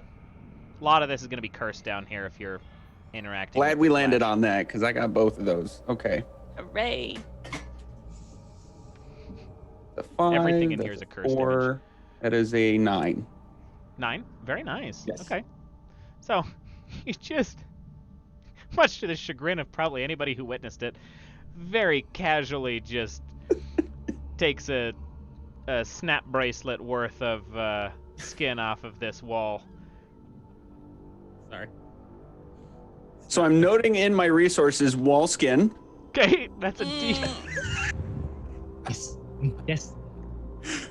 Do I need to note properties, or are we gonna get there later? So the domain is cursed for Okay. this, so you can get a Got some- master, or you would get an appropriate knack when you consume it because you already have cursed. Right. And what was the die value? This stuff, D6.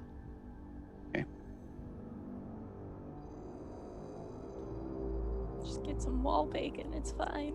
It's better than pocket bacon. Wall bacon. Mm. I have to. The player has to intentionally not look at HP. It's too much, and it's like not too much. Like stop it, but it's too much. Like it's so good. Oh yeah, no, it's spectacular. Huh. Okay, so you travel down further, following this death echo. Is everybody following then? Yeah, Or following I'd be a Rudolfo, little. at least, but Yeah, I'd be a little confused as to like precisely why you just decided to start leading, or I interpret it as you decided to start leading. And Rudolfo doesn't give a shit. right, and I'd just be following. So I did notice that like you had been doing something. Can I assume was magical or magical-like in nature before you told us about the danger, and then, or is that too much assuming? I'm gonna Well, say. I mean, go ahead.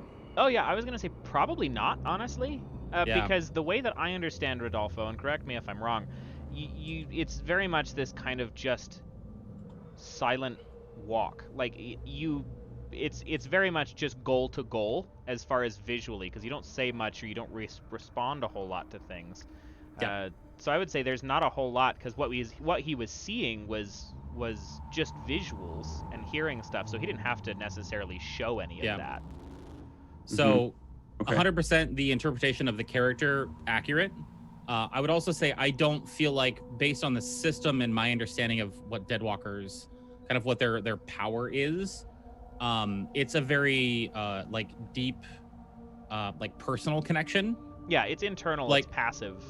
Like, Yeah, like it's not something that's overt like Kessen's like magic where he's like doing things. Yeah. It's very much like there's another dimension that he's in contact with. Yeah, they're not Sure, casting Almost like a and spirit stuff, medium they're, kind of thing. Haunted. Yeah. Yeah, so I'm tracking with you on that. I just want to make sure I'm keeping it honest enough, but as a sort of hunter type, I'm being very observant, and you did describe in character like going up to the flesh wall and sort of touching it and having a visual effect to that. Yeah. And then And you know what? Based that on our sort of conversation before we started too, I think I Mhm. would have clued you in a little bit on kind of what my kind of gifts are. Because we had kind Sure. of talked about like I needed some protection to go down and delve into the heart again. So like I would have been a little bit upfront about what I can do. So okay, you'd at least have a cursory knowledge of what my powers are. yeah. So Maybe I'm never operating. seen them happen, but Right. Yeah. So I'm operating on the assumption that like when you're doing like going in the zone, so to speak, you're following your own sort of scent. And because I can't see anything that you're actually seeing, I'm at this point just kind of following you. Yeah, I think that's accurate. I guess I'm gonna be a little bit enamored with the scent in here for a bit and might fall behind. Fair unless enough. Somebody All right, grabbed him so- intentionally. This is our, we'll call it quote unquote good table, but it's a better table, I guess. The less bad table. The less Great. bad Better table down here is good enough, right? The good enough table. So,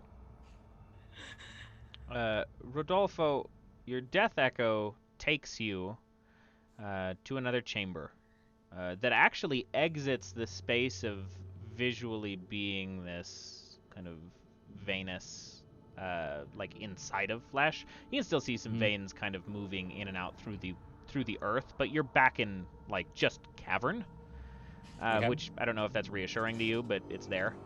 Probably not. So you arrive in this space. As it opens up, there is plant life. There is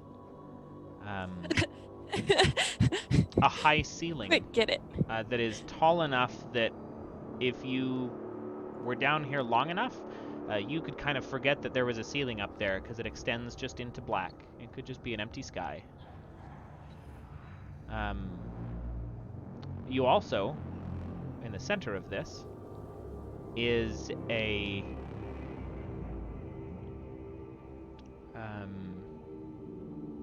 altar. 3 or 4 steps, fairly shallow, large circular or triangular base. Large triangular base, a pedestal upon it, and very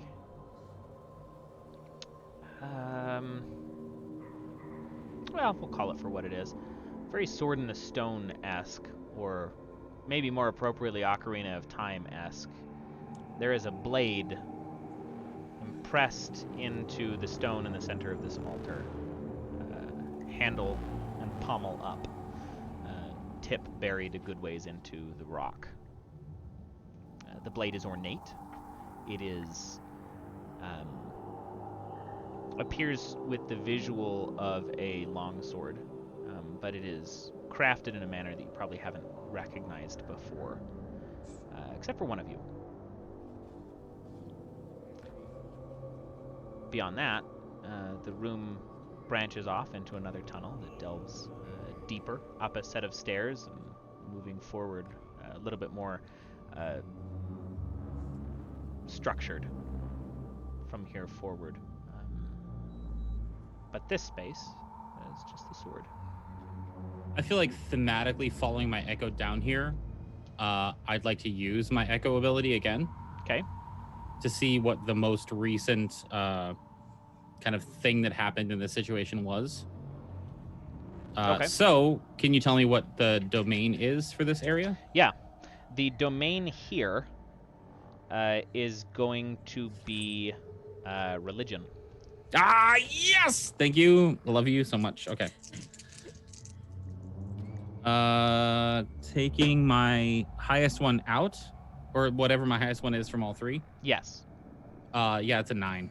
Okay. So, taking a look through this space as you all enter, and your death echo walks up the steps of this shallow altar and then just kind of fades out.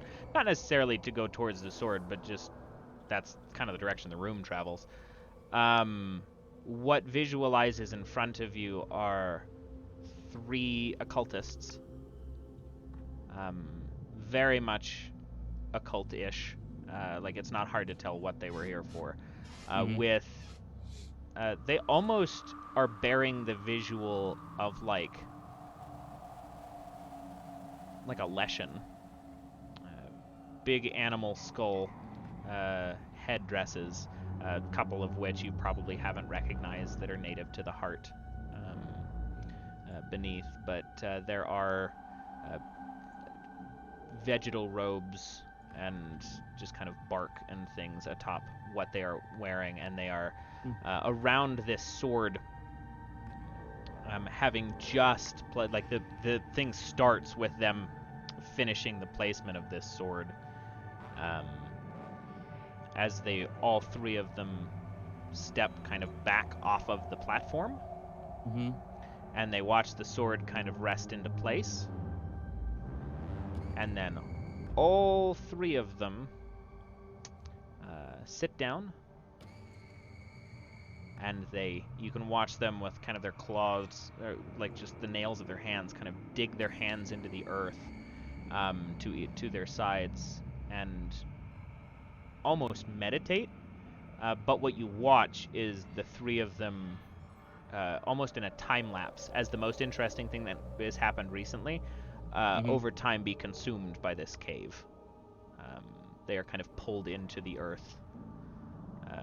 But in rapid time, like this took a while. They just sat and meditated. So like they started the ritual and then they like dug their hands into the earth, and then for whatever reason they just like kind of froze in the middle of the ritual, and then no, I mean they were time just lapse kind of they there. got sucked in. It looks like that was the intent, is what you would actually gather. Like they were giving themselves to the space. How many idols are we looking for? You were looking for 3. And there were 3 cultists here. There were 3 cultists. I would like to communicate that to everybody as they approach the area, following me in. Okay. I don't think Rudolfo would engage more than just communicating what he saw, though. Okay. Not a hard thing to do. Receiving that information, I would definitely be very focused on the sword itself. Okay. Does it appear as still a sword, or like the way you described it, it almost sounded like it sort of became, while remaining a sword shape, so it almost became the same material as the stone or the earth that it is impaled into? No, it's still a sword. It more just, it nestled into the space as if it was supposed to be there. Like it settled as if you were to drop like a marble into a shape that was designed exactly for that one marble. Okay. And we don't really... do we really have any indication as to what items our relics are supposed to be? Nope. Or just 3 relics? They're idols. You know that they're idols. So by definition of an idol, you're looking at something that people worshipped, but you couldn't say, I guess by extension to what Rudolfo said, I mean that could potentially align with a sword, but you're not sure. Okay. Being a cleaver, then, on top of that information, I would be genuinely interested in the sword. Mm-hmm. Are there any remains of the... So I've only gotten a description of this time lapse that Rudolfo saw. Are there any physical remains of these 3 folks aside from the headdresses? Actually, more specific question. Are the headdresses here? And is there any other remains of these people? No. Nothing. Nope. They were physically, if he described it in full, they were physically pulled into the earth. They sat motionless as the earth dragged them down over. So not an entropy thing, like a living thing happened. Yeah, like it was an active thing that occurred. It's not like they just sat there and died. Yeah. I would have 100% described everything I saw. Okay. So yeah, you would know that. Yummy.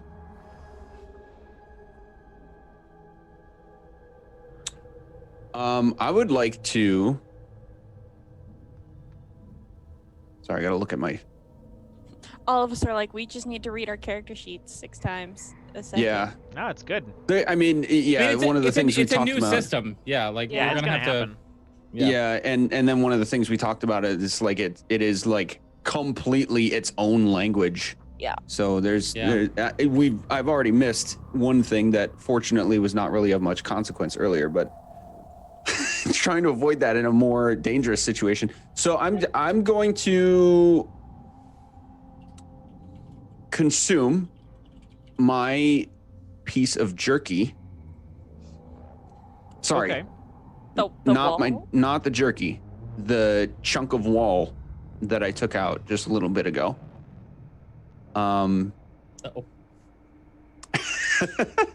So since that is cursed and I'm using is this the Red Feast? Yes. Yes. I'm using my Red Feast ability. So I gain the domain associated with it until the end of the situation. In this case, it will give me knack in cursed. Okay. There's no limit to what I can eat. Is it tough or noxious? It's It the is wall, potentially man. noxious. Okay, so for you then, GM, tough or noxious materials might require an endure plus curse check to avoid causing myself harm. Correct. It would be a Um, D6 harm to echo upon consumption if you fail. if I fail, Or if you, Wait, I mean, oh. if you take stress from it, but yeah. okay. So what? So do you want me to make this endure plus curse check then? Mm-hmm. Yep. And that is before I finish consuming, so I do not have knack. Right. Yeah, you wouldn't gain the effect until after it was consumed. Okay. So then just the 2d10, because I already had the domain, gives me an 8. 8? Okay. 8 is a success without stress. So you're okay. Okay. This was supposed to be in combination with something. I'm sorry that I'm slowly getting through it. All learning. Like literally all of my abilities are straightforward, so like Yeah, Mine are like at least 3 things happen that's and no less. that's what I'm saying. Yeah, like, that's what I'm saying. You're Like great. You mine got are this. straightforward. You're doing great. Okay. Okay, look. so now Monstrous Appetite. Major ability, when I use the Red Feast to consume a resource that has a domain that I can access, which I did, remove stress from blood or echo equal to the amount rolled on the dice instead. I don't know what instead of. Read that one more time. Yeah, page Make sure. reference.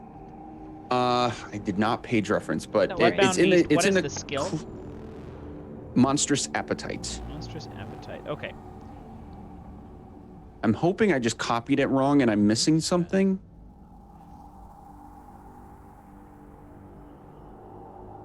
Okay, so instead of gaining a knack, you can reduce either of those stresses by a d6 instead for the consumption.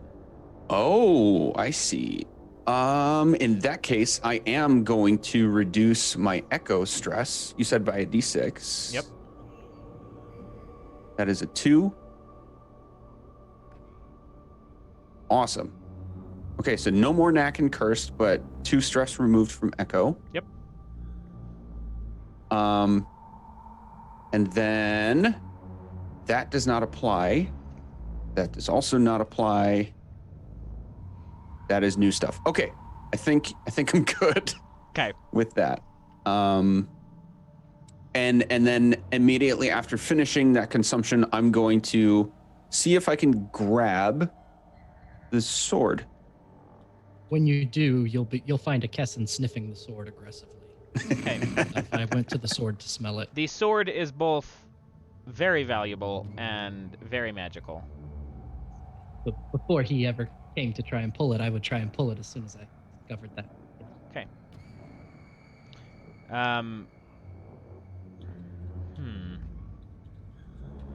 Just to see if it moves. Just to see if it goes. budges. See if it moves. Okay. Give me this. Okay, I'm going to say this first. This roll will be considered dangerous. Damn. Shame. But you are looking at cursed and endure if you have them. So, my understanding of the rules is we set the terms before I accept. Correct. The stakes, yeah. Correct. That's Stakes my are understanding before. too. Yeah. Stakes have So been I am presented. not going to accept that. Okay. And as soon as I sense that this might be dangerous, instead I would like to try and study the altar that it is. Okay. The tongue goes back in the mouth. Yes, Give me yes, a I- give me a and I go to religion lick it plus and I'm like, endure. Mm. Or sorry, not plus endure, plus discern. Discern religion, sure. So I have discern, I have religion, that's 2d10.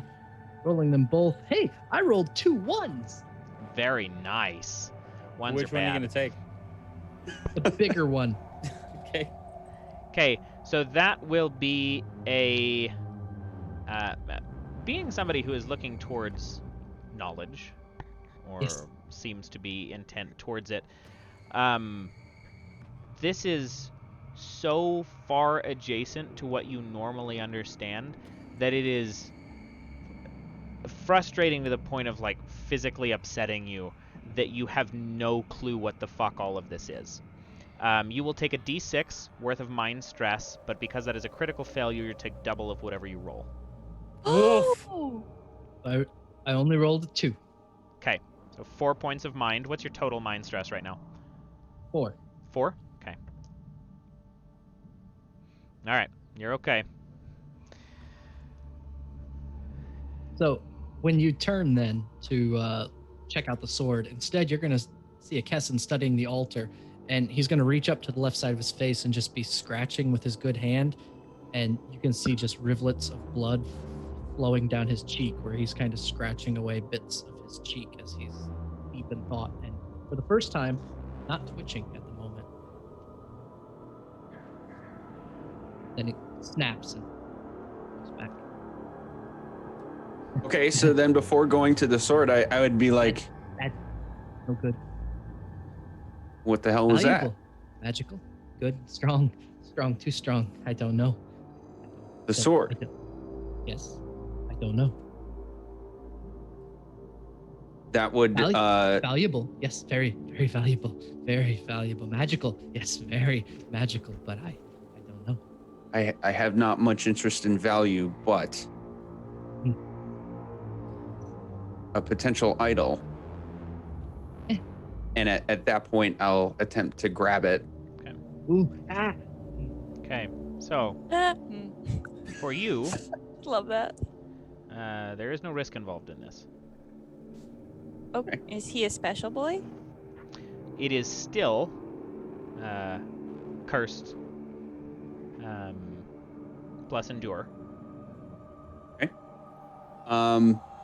And shoot, I had a question and then I just lost it.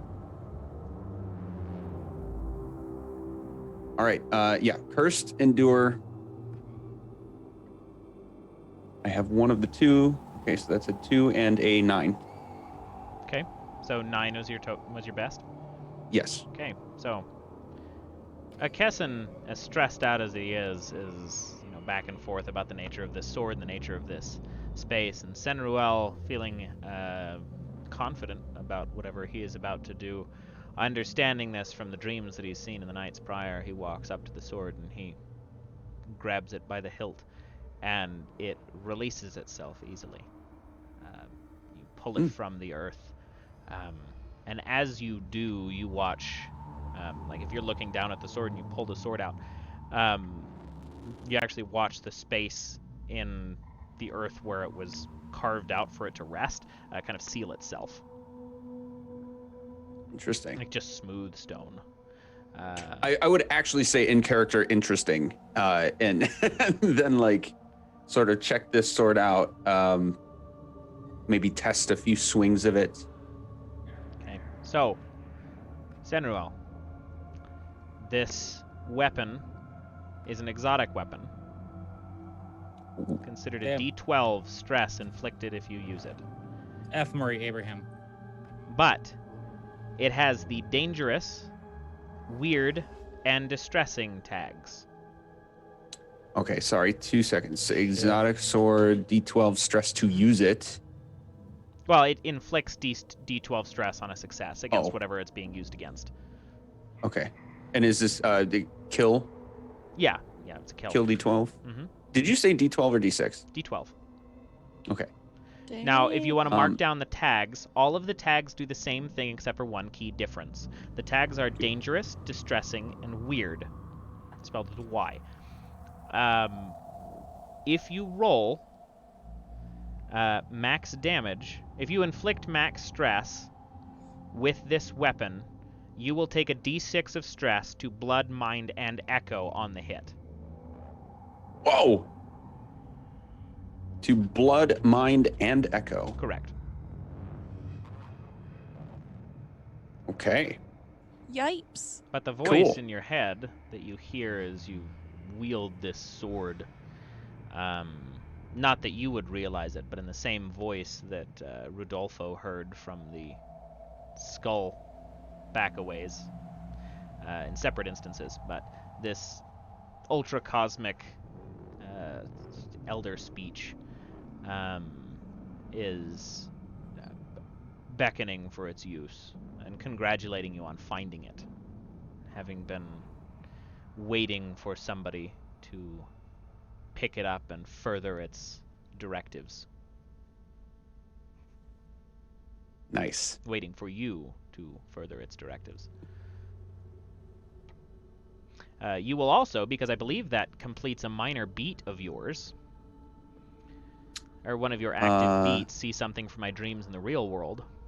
Let my curiosity lead me into danger, potentially. Doesn't count there because it wasn't dangerous for you. Oh, okay. You, Nice you try. explicitly said that. Correct. But oh yes, okay. Yeah, one of my symbols, a blade of unnatural power cutting through shadows of bodies. Yep. So that blade is what you just pulled from the ground. So cool. Sweet.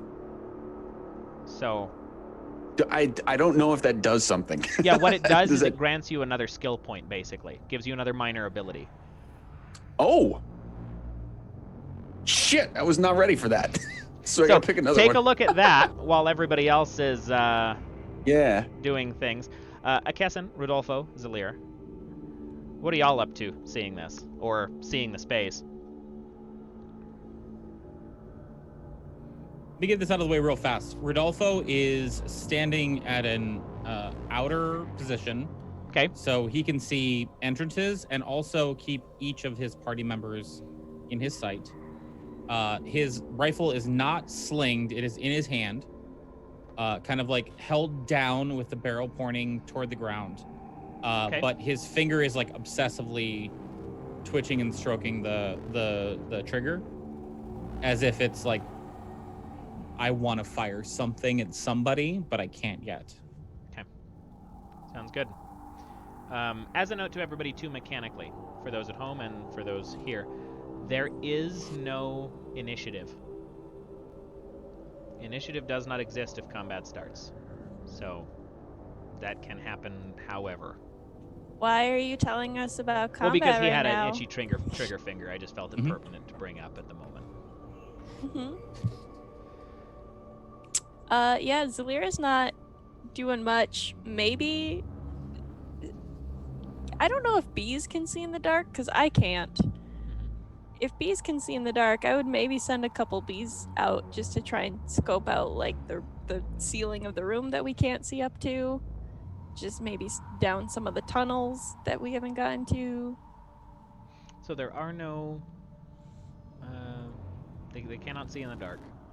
Yep, okay, never mind. It's Chat just fine. confirmed that, so thank you. Yep, thanks, But, chat. Bees cannot see in the dark. No worries. Then I'm just kind of parking it and wondering how I got to be the normal one in this situation. Okay. Yep. Give me, Zelyr. Mads. Why? I would like you to roll a Why?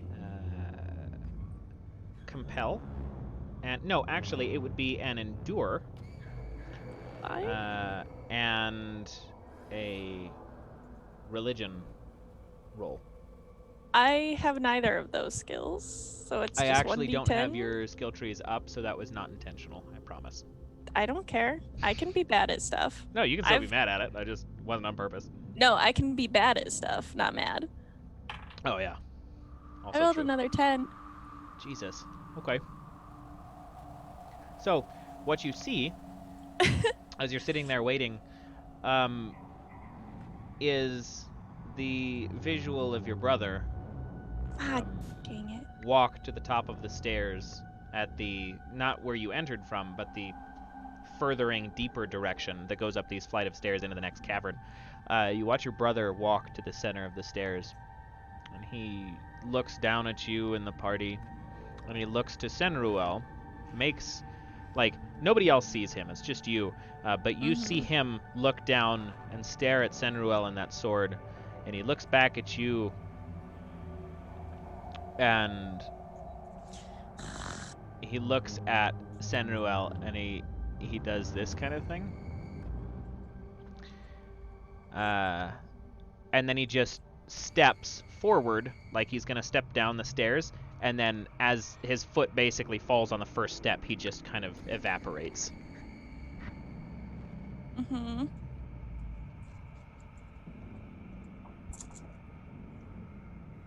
Mm-hmm.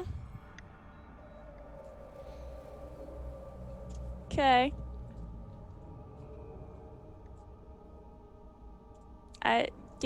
Fair enough. I don't know. I don't know what to do about that. Okay. This is fine. That's all fine. It's good. I'm not gonna jump him right now to try and murder him. Like, just that's not smart. No. I'm not smart, but I'm not that dumb. I guess I'll wander after the sword. The sword's not mine, not for me. Other power, other places. Gotta find it though. So, with my torch, I'll wander and smell and look and see what else is in these plants. What else is up the stairs? Yes. Okay. So traveling onward up the stairs. Yes. Being the first to do so, you walk up and are intercepted by an old drow who kind of rounds the corner as you reach the top of the flight of the stairs, and he looks at you and he goes, "Why are you all here? This place is very old, and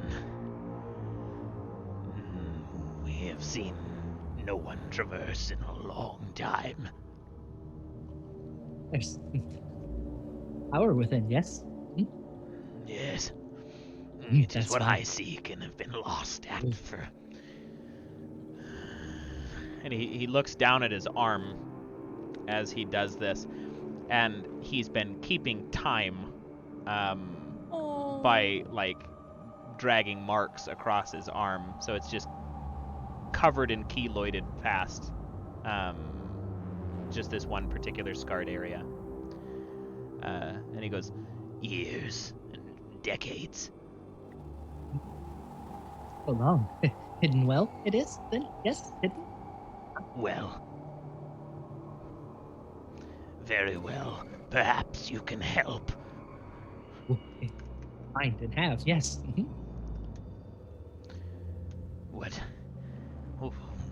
What do you possess to find what you're looking for? Yes. What we have, what we know, the nose knows, it smells, it finds, yes? You follow your nose.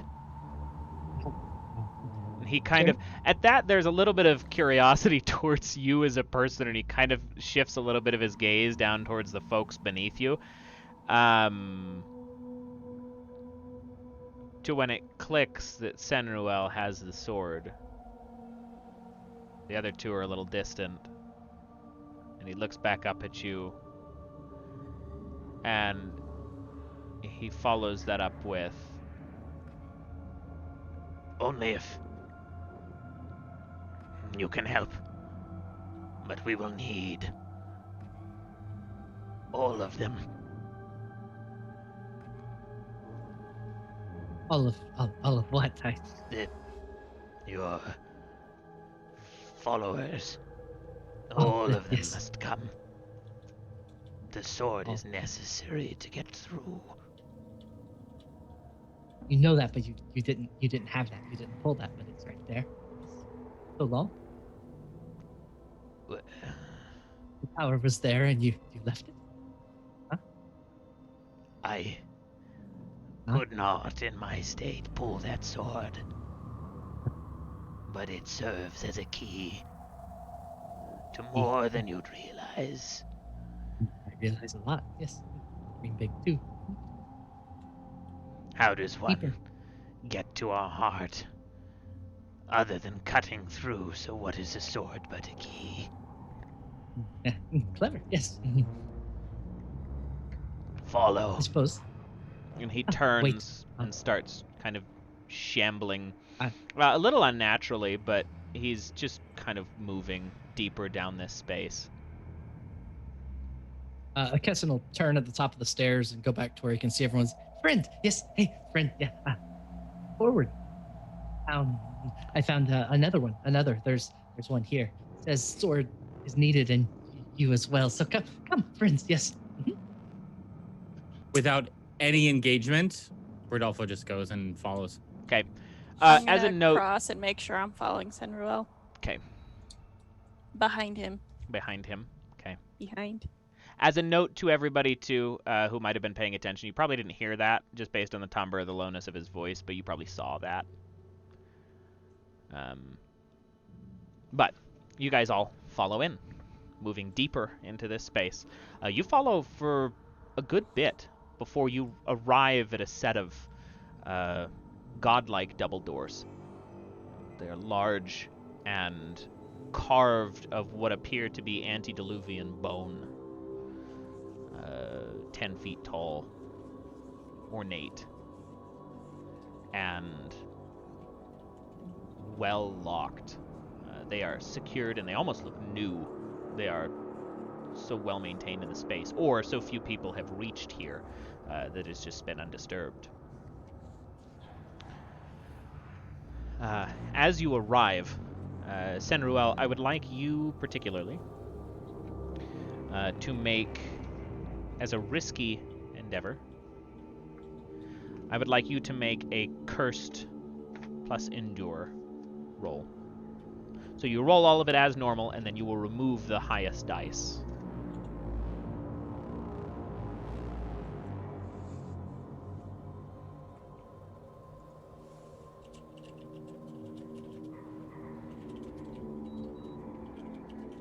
Sorry, I just realized I was muted. The first roll was a 1, and then a 5.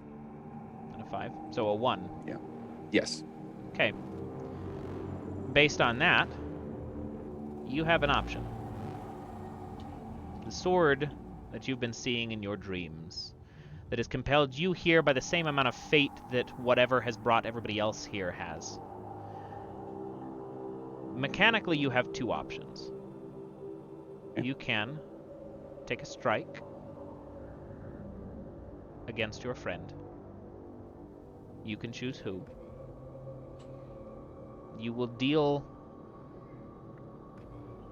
at least 6 damage from this. You won't deal any less. Or you can take a D8 of mind stress, and at rolling a critical 1, you will double whatever you roll. To And this is resist the effect of what the sword is compelling you to do at the gates of these doors. Oh, I see.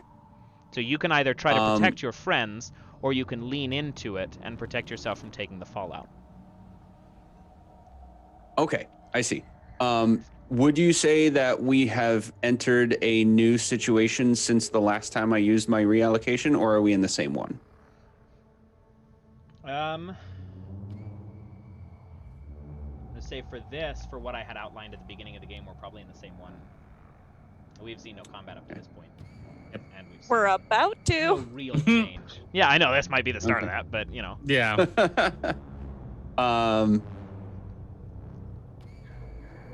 I'm gonna eat it, not eat, consume. I'm gonna take it. Really? You can take I'm a gonna stress. not I take think a it swing. might. Okay. I think And it might. I'm gonna take the stress. Yeah. Okay, so a The D8 sword. mind stress, The whatever you sword. roll, double it. The mind stress. That is a 3, so 6. 6. Wow. Okay. I'm a healer. I can get you. Well, I am also protected too, so Yeah. certainly could be worse. I am no longer the most fucked of our party. Let What me is just your say that total right now. mind stress right now? It is now 4. 4? Okay. Yes.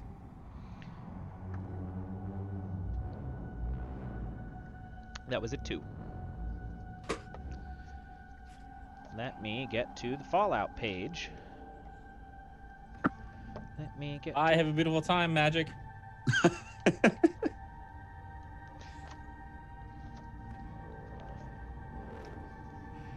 Is Fallout. Oh, there we go. Nope. Come on. There we go. All right. If my weapon is only extreme range, can I level it at Magic's head? I'm kidding. I don't want to do that. I mean, yeah, you can point I blank mean- the thing, but I would support you in that.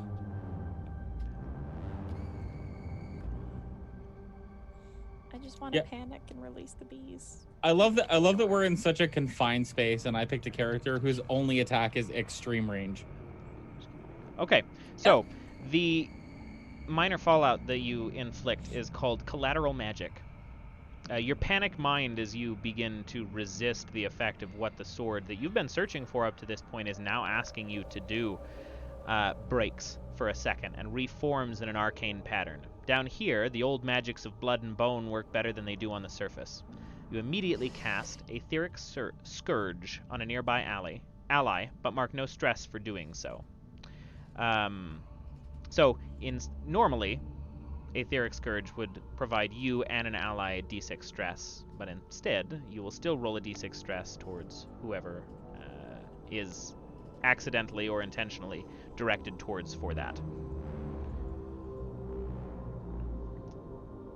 Okay, so I'm like involuntarily, or I'm encountering like a compulsion from this sword. I'm resisting it, so I took that stress, and as a result of the fallout, I'm just like emitting this spell that I don't even know. Basically, you are resisting an old ancient artifact, and in resisting it, the potency of whatever it is compelling you to do, the magic inherent in the sword, basically crackles outward and hits one of your friends. And I have the opportunity to direct it if I want to, or let it choose random? No, you have the blessing as the nature of a really kind of messed up game to have to pick. Oh, it's not your decision, but you as a player have to choose. Got it. Kessim will look at you like you just ripped the air. Magic starts to swell. For the record, like Rudolfo has like emotionless in this whole thing always. I'm standing behind Senril, so don't hit me. Well, no, I mean, sticking to as honestly in character as possible. Like, there's absolutely no reason that I would want Zelyr to endure any harm, especially from me. Yeah. So I think the choice has to be a Kessin. Okay. I mean, I hired you kind of like, I think that's what we went with, right? We went with shit. Like that I was kind of like, I reached out to you to protect me going down, right? Okay. That's so right. Yeah. Yes. I wanted to give you justification for your choice, is why I was saying that. Yeah. All right. Because you like the other ones. Yeah. You will take a d6 worth of mind stress for that. Mind stress? Mm-hmm. Okay. I You rolled never a had 6. mind to begin You rolled with. a 6. Whoa! What is your total mind stress right now? 10? F. Murray fucking Abraham. Oh, Holy shit. Uh-oh. That's an 8, folks. Let's get to the major Fallout page. Jesus. See what mind inflicts. Hey, what does that do? Yeah, tell us about it, Matt. Chat, listen, I'm sure Mads is going to explain it, but major Fallout definitely more than minor Fallout. Yeah, so mechanically, if you're 1 to 6 stress, it's a minor Fallout when I roll that. If you surpass 6 stress, if I roll it and you fail, that's a major Fallout. Major Fallouts can stack. They're also usually ongoing, and multiple major Fallouts can kill you. Let's see.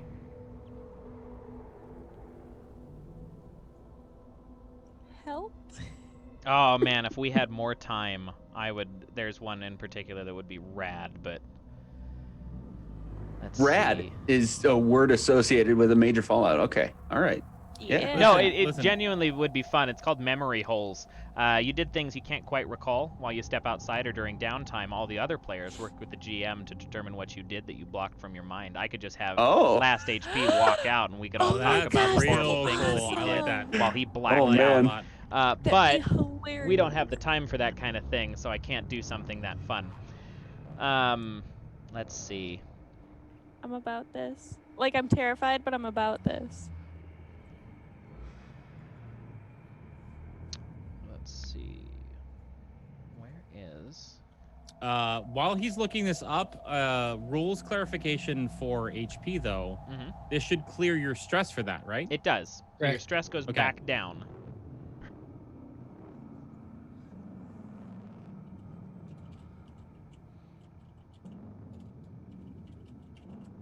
which is good. I mean, it kind of like every time there's like a stressor or a major stressor, with Yeah. it clearing your stress out, it makes sense. Yeah, this is fine. Everything's fine. Okay, so interestingly enough, we're going to keep with the same narrative that Akessen has been showing up.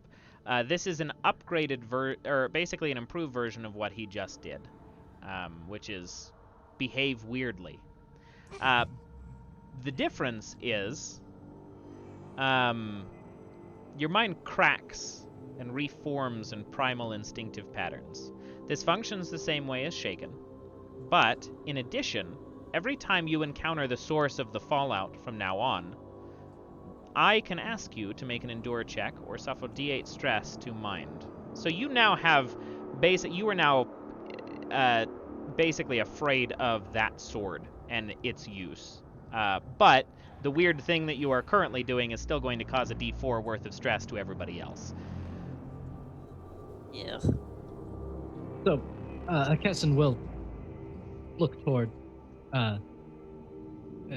you with just this just Sinril with that sniffing stench, and his nose curls, and his hurt hand comes up to cover his nose, and I start to just vomit, but I'm not vomiting, I'm screaming, but seems like I'm vomiting.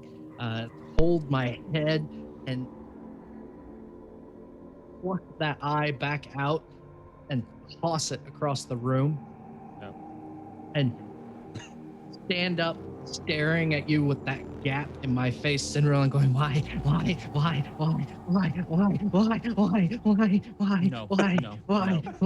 No, no, no. God, no, God, fine. Look, They're watching. They'll watch. They must watch. They have to watch. And I'll skitter off to find the eye that I threw across the room. what kind of stress did we just take? D4 mind. All of it?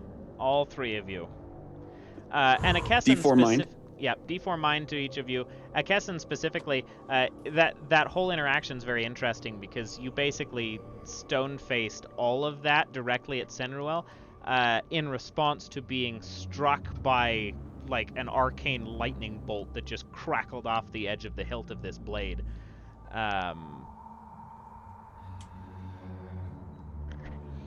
Hey, I rolled a 3 mind stress. My total mind stress is 6. Okay. Same. Good lord. So this I just rolled kind of a- cascades, doesn't it? Yes. I rolled a 2 with a protection of 2, so I'm still at 4. Okay, Senruel, Zelyr, you're okay. Rodolfo, you are not. Shut your face up. No. No. God damn. All right, what's up? He does All right. not consent. Do All not. right, so I'm gonna start using my blessed toxins more apparently. Okay, actually, real fast, I want to ask: are we talking major or minor? That is what I am Fallout. double checking here. 6 or less is still minor fallout. Okay. Okay. So, oh, Can I like? this is an ongoing thing though. Oh my god. Your mind starts to shut down in an attempt to protect itself. You can't Okay. think straight, and sensations are dulled. Until this is cleared, you cannot gain extra dice from domains. Okay. So ongoing no domain, confirming I can erase all of my mind stress. Correct. Cool. As a GM note, whenever Rudolfo suffers major stress, I need to know because I have a counteract ability for that. Okay, good. You mean major fallout? Yeah, that's what I meant. Booty trap.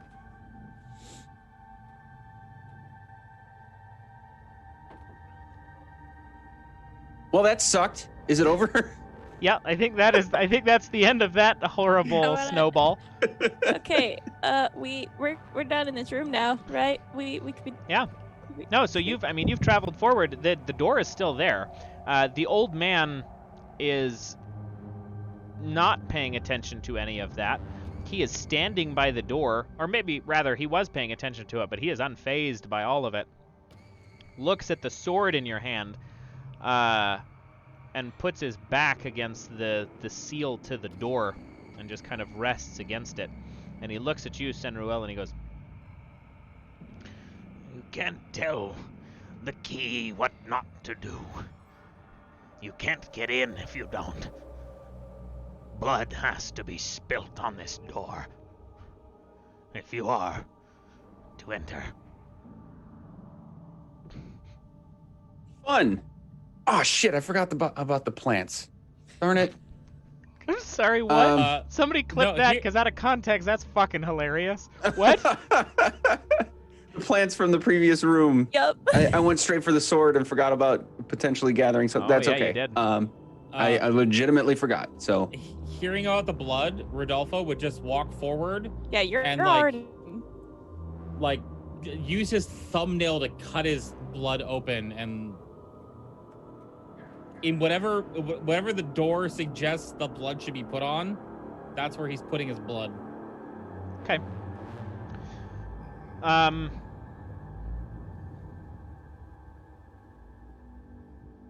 I will ask you this.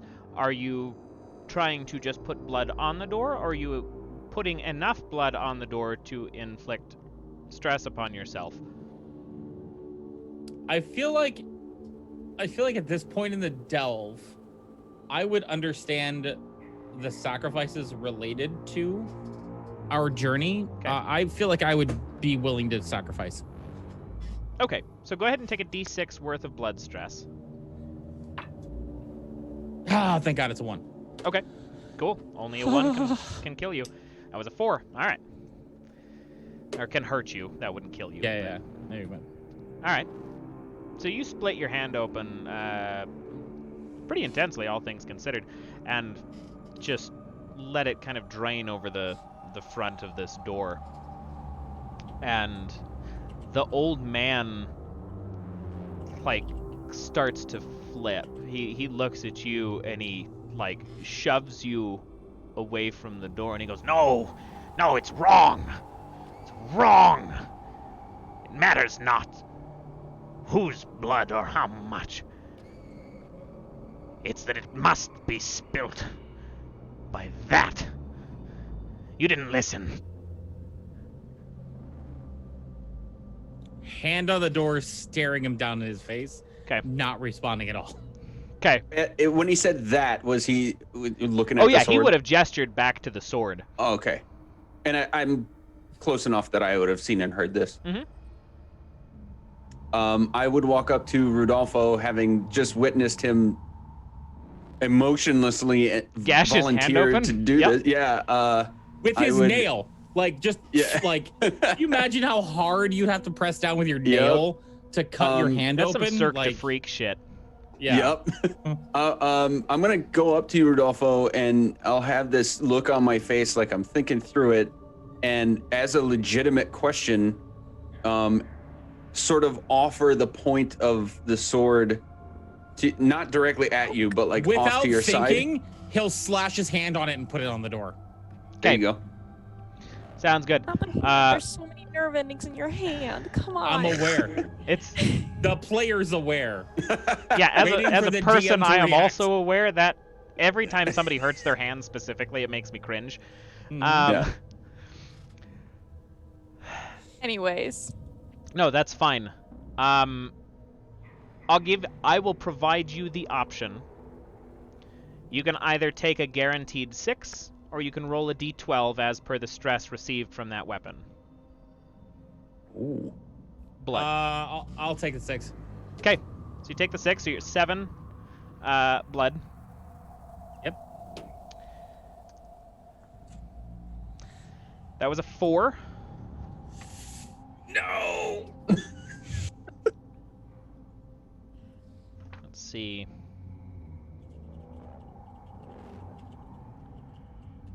How do I mend blood? Okay. So, this would be considered for major fallout. Or this would be considered a major fallout first.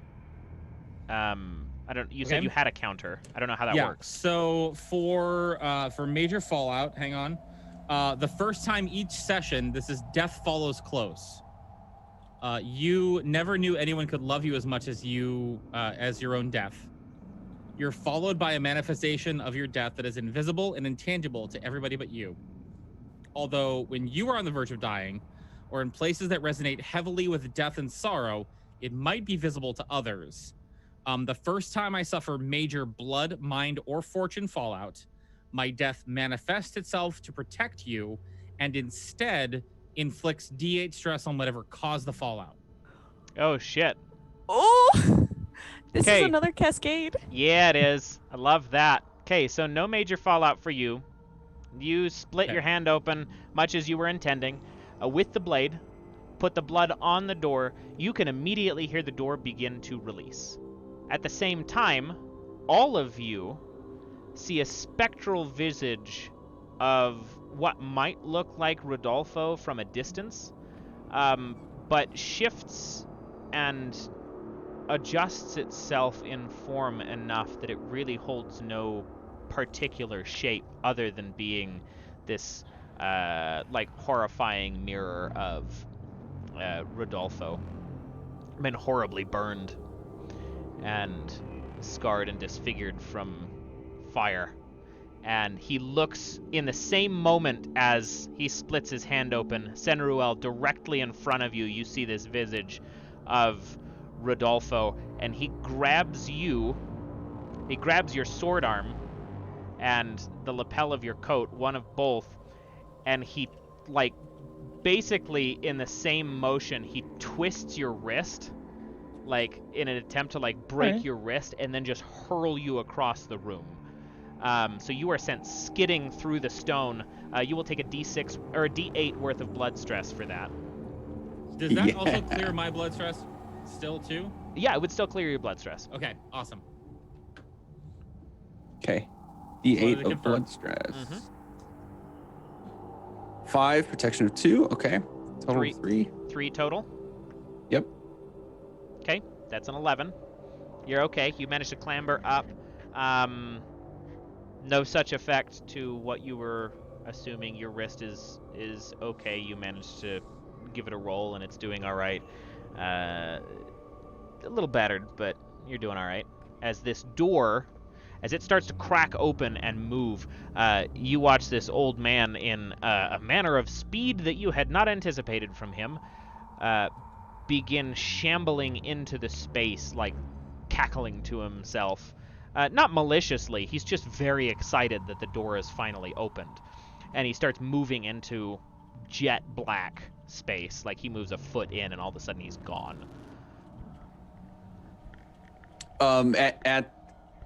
With all that happening, I would like come up on one knee and sort of like jab the sword in to pull myself up from the ground and basically just look at Rudolfo and say, "The hell was that?" On the ground next to you is a Kaysen who looks up and says, "Yes, exactly. The hell was that?" I'm just standing here like Troy from Community right now. You know what? Actually, if we're leaning into this, because I know all of your stories and how they intertwine, a Kaysen, you would have seen this figure as well. I would like you specifically to roll an endure and occult roll for me. Topping out at a 3. Topping out at a 3. Okay, so that is a D6 worth of mind stress. That's 5. Okay, is that 5 total right now? Yes, it just got cleared. Okay. Maybe it'll get cleared. Okay, so you see this, you recognize it for what it is. I rolled a 1, so you are also clouded in the same way that Rodolfo was. This is ongoing, and you are shutting down to protect yourself. You have no access to your domain benefits.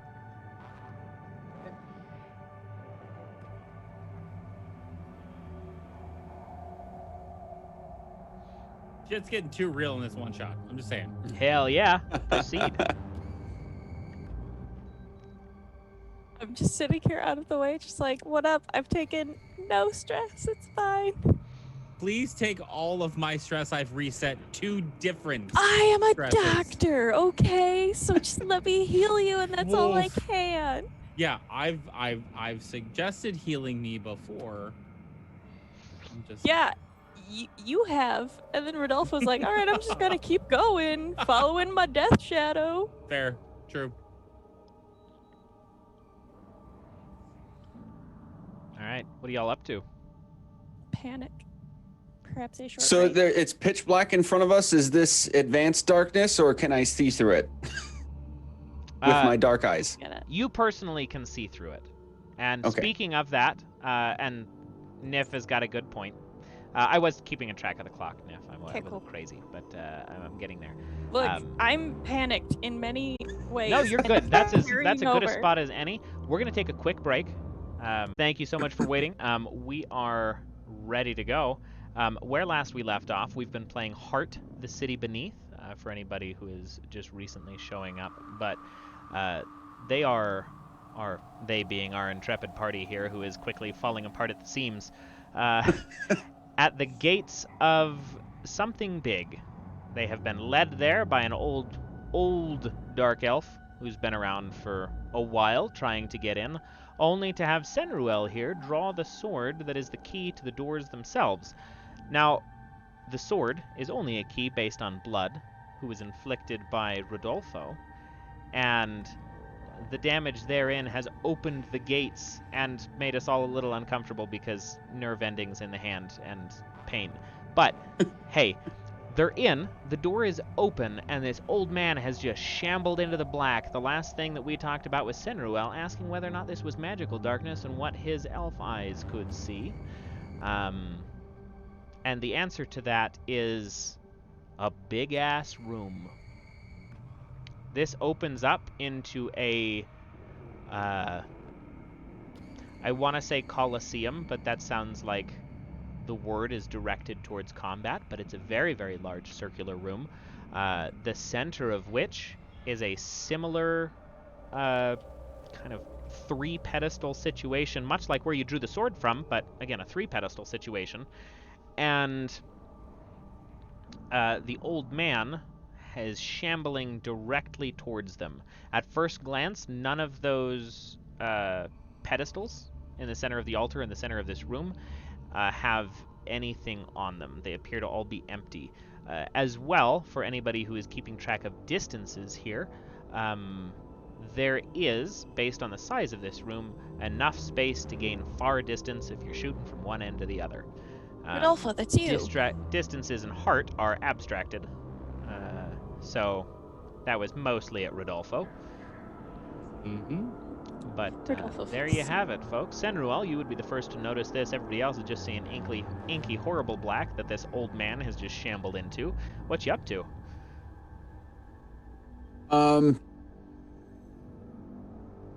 Would I have any sort of sense of impending danger? That might be honest question. Well, I'm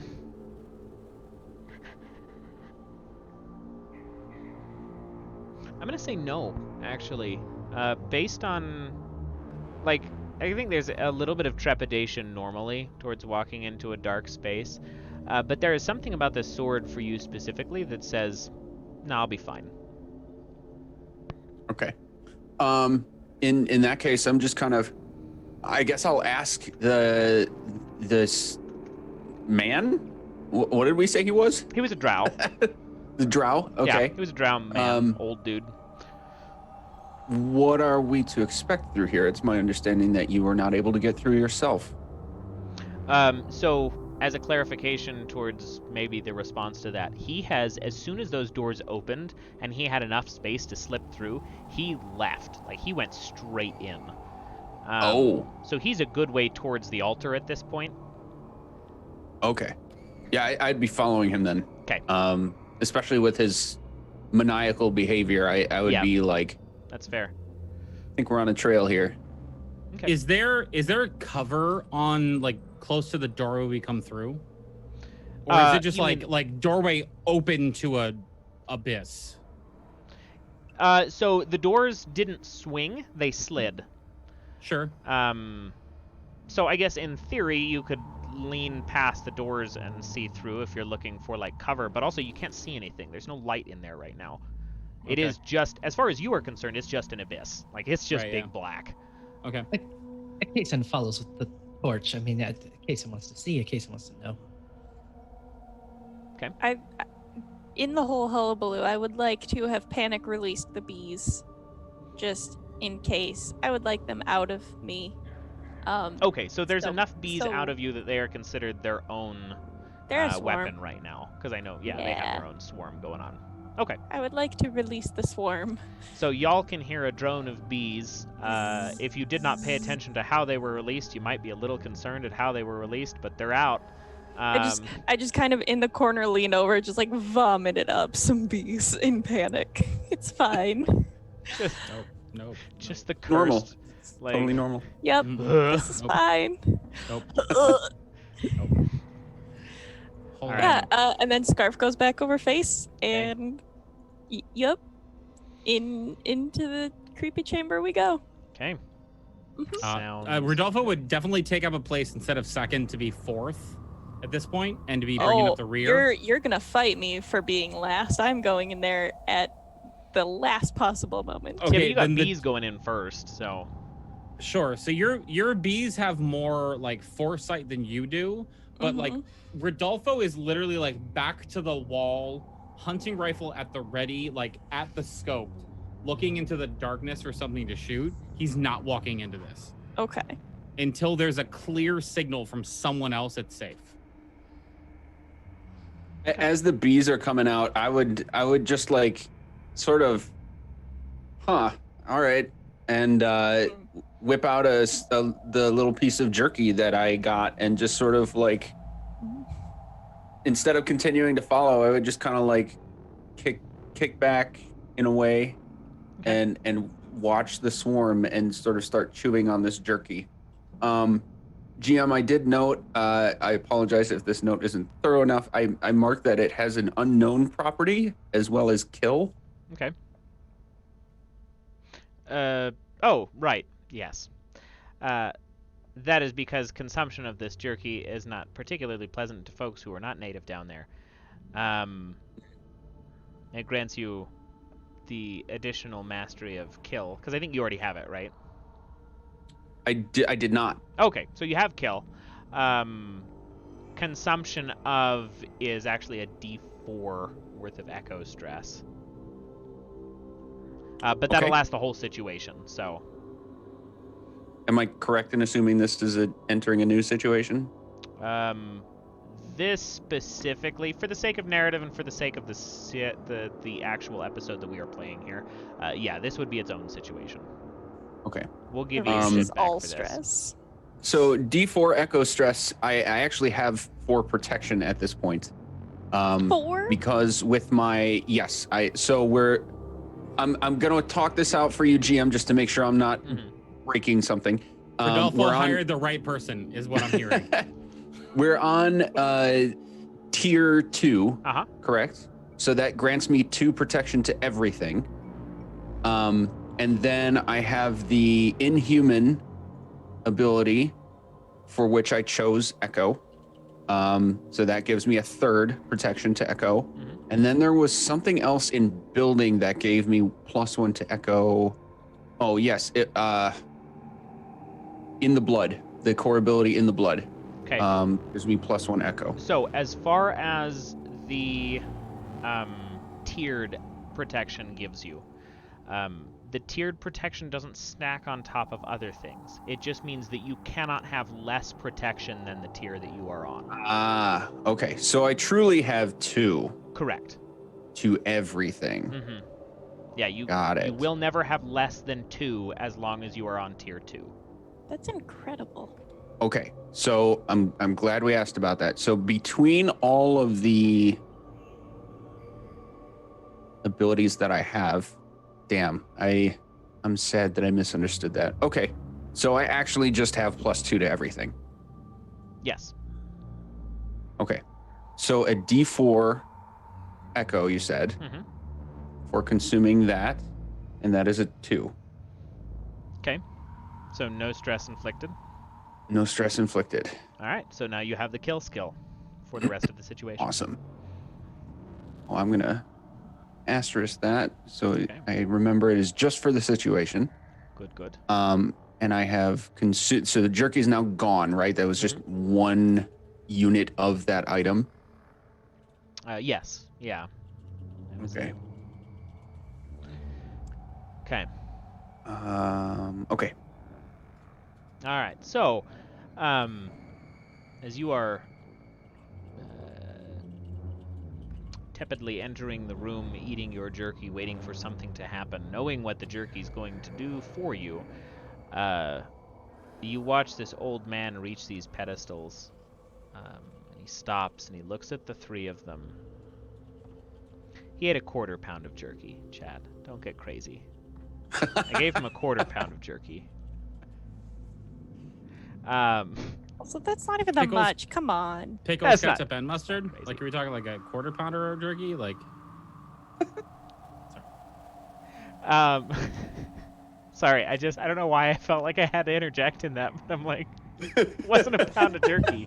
Yeah, we can't have Chad thinking that, out of all of this, the amount of the meat is the Right, the unreasonable one thing. thing that I had to correct was the jerky amount. Yeah.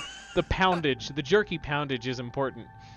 Never mind the wall skin that I had Yeah, earlier. yeah, No big wall deal. skin. That's not No. what we're fighting about. We're Which, actually all 12 Since feet it's a tall. one pound of shot, is jerky's the a same. mouthful. Is the same anyway. It's just one's fresh and one's jerky.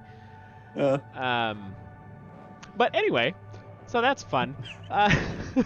Leading back into this, you watch this man circle these pedestals, and he starts like dusting the top of them off and trying to, see what he can see, and he's looking around. There is nothing, and he's getting more and more frantic as he goes. As he's trying to like search the sides of them and find something, and you can hear him yelling. There's no words. He's just pissed off that whatever he thought was in here that he's been waiting decades for down in this dark is not there. And as he does, you can see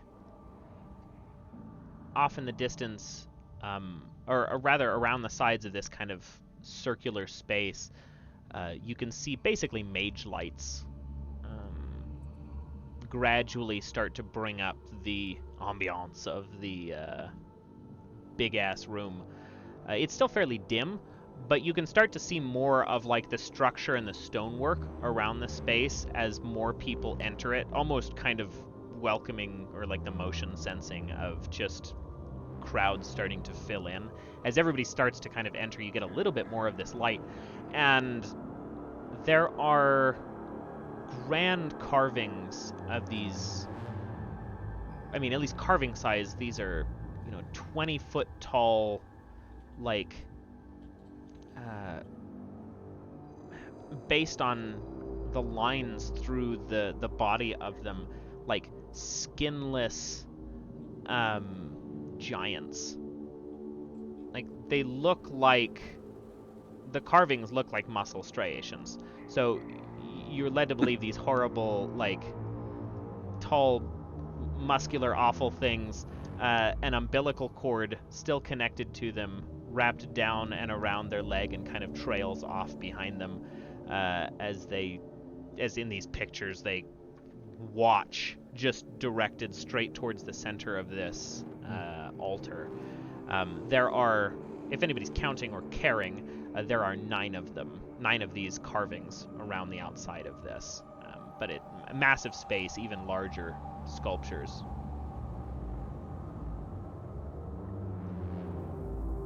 What are y'all doing? Has Rodolfo made it into the room yet? Is there a clear visibility into the center of the space? Enough so that you could shoot at the old man's silhouette, but no detail.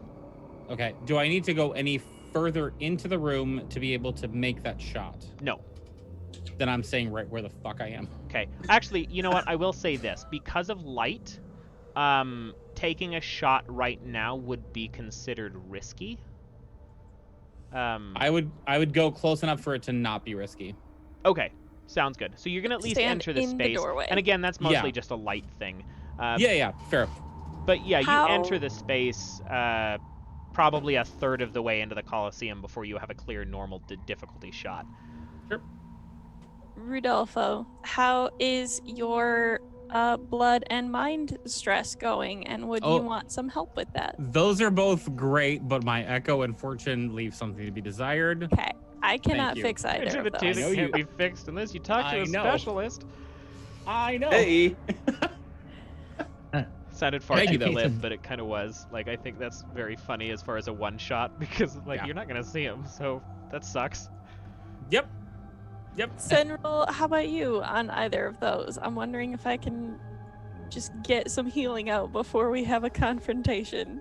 Well, could be better, but to keep things honest, I am a fair distance ahead of you. I like, if it matters. Mhm. I basically followed this guy, not like right behind him because he was clearly in a hurry, but I would have like wanted to keep him within decent eye and earshot of myself. And then when I saw your swarm start to go, is when I was just like, oh, okay, hold up. And then I stopped. So I would imagine I'm somewhere like in between you guys in back and the Yeah. guy at the altar. Yeah, cause if you're stopped, I can walk up to you and be like, "You're looking pretty rough," and try and heal you. Okay. Just to square us all up. I'm not anticipating anything being thrown at us. Why do you ask? Mads, you look very pretty tonight. Oh, thanks. Everybody looks very pretty tonight. Love the dress. Love the hair. Everybody's beards, except for that magic juices, unless it's Got a invisible. little scruff going on. No, it's good. Tasteful. Not a clean shaven works for you. My pink handkerchief pocket square. Hell That's yeah. really You can't see it Good because guy it's that too you- low, but I've got a gold silk one here. Everyone just like show off your outfits a second. Yeah, it's nice. Oop. Okay, and we're back to being And like we're panicked. back to, yep, I'll just stuff that Being back in brutal horror people. And Okay. Yeah. I'm back to dying. Got it. Cool. Go. there. So, just to confirm, Zelyr, are you helping Senruel? Is that what's happening or not? I would kind of walk up and do an assessment and kind of check if he wants healing or anything. Okay. Just Yes. kinda... yes. Oh, I should have shaken this before I drank it. That's bad. Oh. What is it? What are you drinking? I'm sorry. So it is called Blessed Underground. toxin. No. And it is a handcrafted herbal spirit from Utah's own Ogden distillery. Oh, nice. I live in Utah, for anybody who does not know. So I bought a whole bunch of local stuff today. So I was just seeing what was happening, seeing how it Awesome. was. Voted America's best tasting herbal spirit. It is tasty as hell. I'm really enjoying it. So I'm glad that's the conversation. My taste preference has been confirmed. Yeah, it was like Wonderful. $20, so I'm way down for that much liquor. Are you kidding me? It was $20. That's it? I think so. About that. Yeah. I'm sorry. I'm the beverage dude of this group. Like, I'm geeking out right now. I'm so sorry. This has nothing to do with the TTRPG. Let's go No, back. but I I'm mean, sorry. everybody has drinks in hand. That's part of the aesthetic. So I'm happy. Fair. Yeah. I got grape Outtakes juice. for the credit reel. No, yeah, I'll send you I'll send you a picture of it later so you can have it. But Yeah, please do. yeah. So as you're all So having this chat, Senruel is drinking some blessed toxin nice. just to transition us back. Yeah, that. Plant Mm-mm. juice. You wanna? It's not, honey. It's not plant. I'm sorry. It's bees. I am Bees? just. Oh, your blessed toxin. I get it. I'm giving you some blessed Honey. toxin here. It's honey. Yeah. There All you right. go.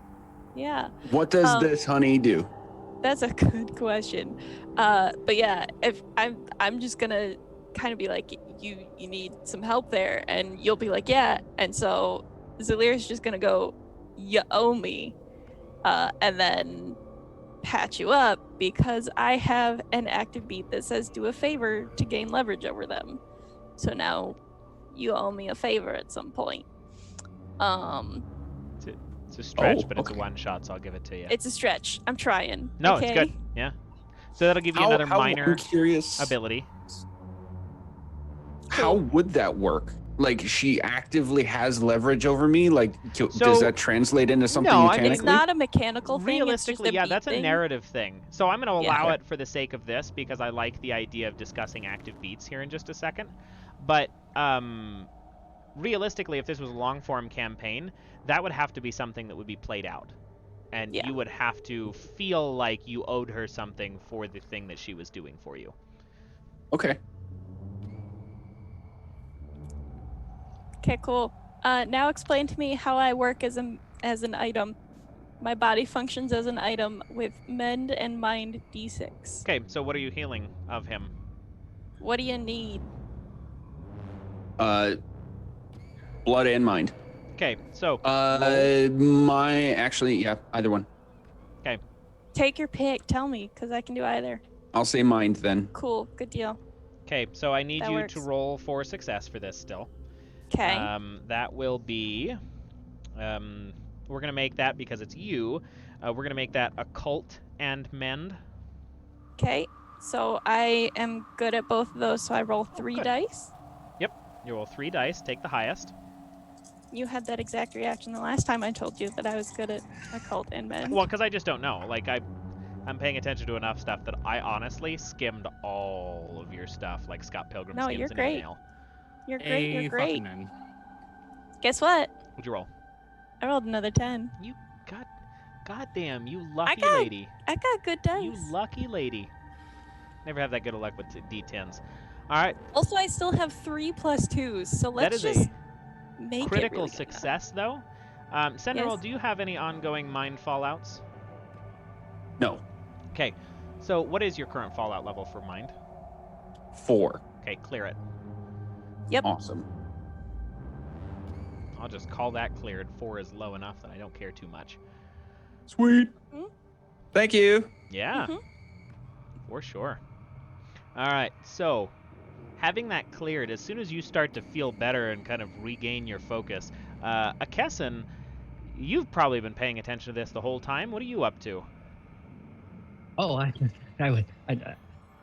Golems are altar. Golems are altar. Probably the altar. Straight to the altar. See what he wants at the altar. See what he has at the altar. Good. Yes. Okay. Sounds good. So you've, by this point, probably made it up to the altar. At Yes. the point that you make it within, and this is telling, but I'm going to say it this way anyway because it makes sense narratively. By the time you get within melee range Oh, of the altar, the old man has discovered that there are impressions in the very center of the 3 pillars that appear to be boot prints or something of the sort. And by the time that you approach, he's leveled both of his boots into the center of these slightly larger than his boot prints, and as he does, you watch the center circle that he's standing on just depressed just a little bit, and there's a pause, and you kind of stop right at the base of these stairs to wait to see what happened, and then out of the sides of each of these pillars, by some impossibility of physics, you watch spines. They would appear to be barbs initially, of like metal, but upon closer indication, they might be more considered like bone. Rapidly eject themselves from each of these 4 pillars and just skewer the dude in the center multiple times over. At seeing that, I would immediately, like, reflexively draw my heavy bow and knock it. Okay. Like, what the F? Same for my hunting pistol or my hunting rifle. Okay. Akessen, Yes. you're still Yeah. watching? Oh, can I cast a spell? What are you casting? I want to know what he wants. What he wants? Probably Yeah. to live right now. Okay, yeah, go ahead and roll for me. Alright. The greed of the Red King, so I will roll my 3d10, and my little burnt hand will come up and cover my left eye for just a moment. Right, I'll flash red for a fraction of a second, and I will roll a 9. Learn what the old man wants. Okay. What the old man wants Most is of exactly all, what he got. because what you are responded with internally is nothing but pleasure.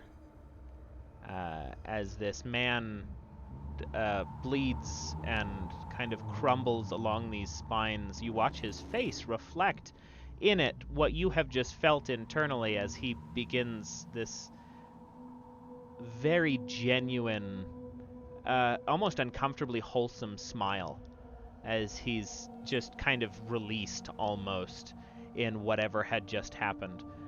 And then he begins to smoke.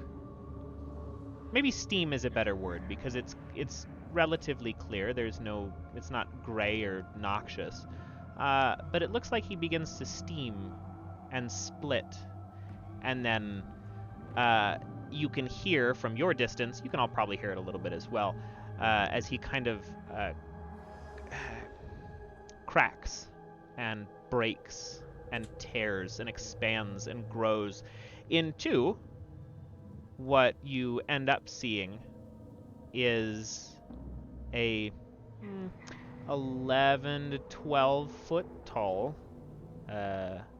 skinless, muscular visage. Nope. That the heart and the people of the heart call angels.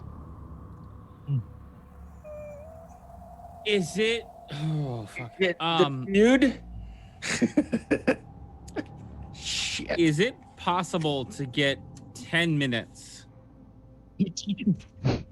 I'm sorry, no, but what? Is it possible to get 10 minutes of in-game time to study this person? Well, Probably initially, not, you're not sure how it would react to you. Fair. I mean, Let's stop for a second. Rudolfo is going to drop to the ground, like straight up, like crooked arm sniper style, and start to like observe his prey. Okay. I'm attempting to mark this thing as a target. Mm-hmm. I need 10 minutes to do it. I don't know if it's going to be successful or not. Okay. So in order to do so, your friends would have to stall or assume that the thing's not going to attack you, but you have begun Sure. that timer. Yes. Okay. Point of order because of a rule thing. Yes. So I had clouded as an ongoing mind effect that kept me from using occult, but I just used occult to cast the spell. However, I have another ability called Not Yet, which lets me ignore fallout from mind once per session. So can we just say that I activated Not Yet so that I still used that? Yeah, we can just go ahead and ignore call the that clouded for the rest. an honest counter, and you're all squared away. All right. And I have a I'm question. backing away as the second point of order as he gets big. Well, no, I wouldn't back away. I'd get closer. Does Zelyr? this count as a heart's-blooded person or creature? You know, let me see if they have any tags on them. Also, would we know, like, what an angel is and if this is it? I'm going to say yes, contingent on the fact that I probably should have answered yes to that earlier because it would have been the same information. But yes, you know what an angel is. So when you heard the angel of the angel named Maledict, you would have understood that a little bit more. But, my bad. Currently, yes, you know that an angel is this. You also know that people in heart fear the fuck out of these things. Because angels, or what are called angels down in heart, are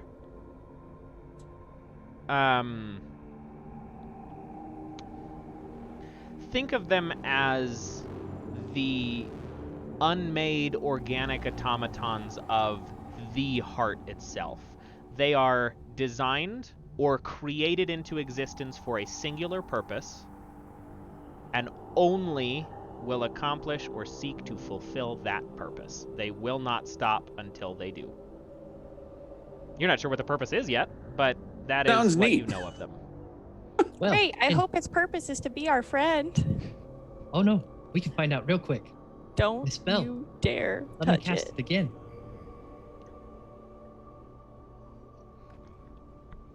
Can I cast my spell again to see what it wants more than anything else? You may. Mind you, casting anything against an angel is considered dangerous. My timer is just going at this point. Oh yeah, no, you're good. I'm paying attention to that. Okay. I appreciate it. Anything done against an angel is considered a dangerous roll.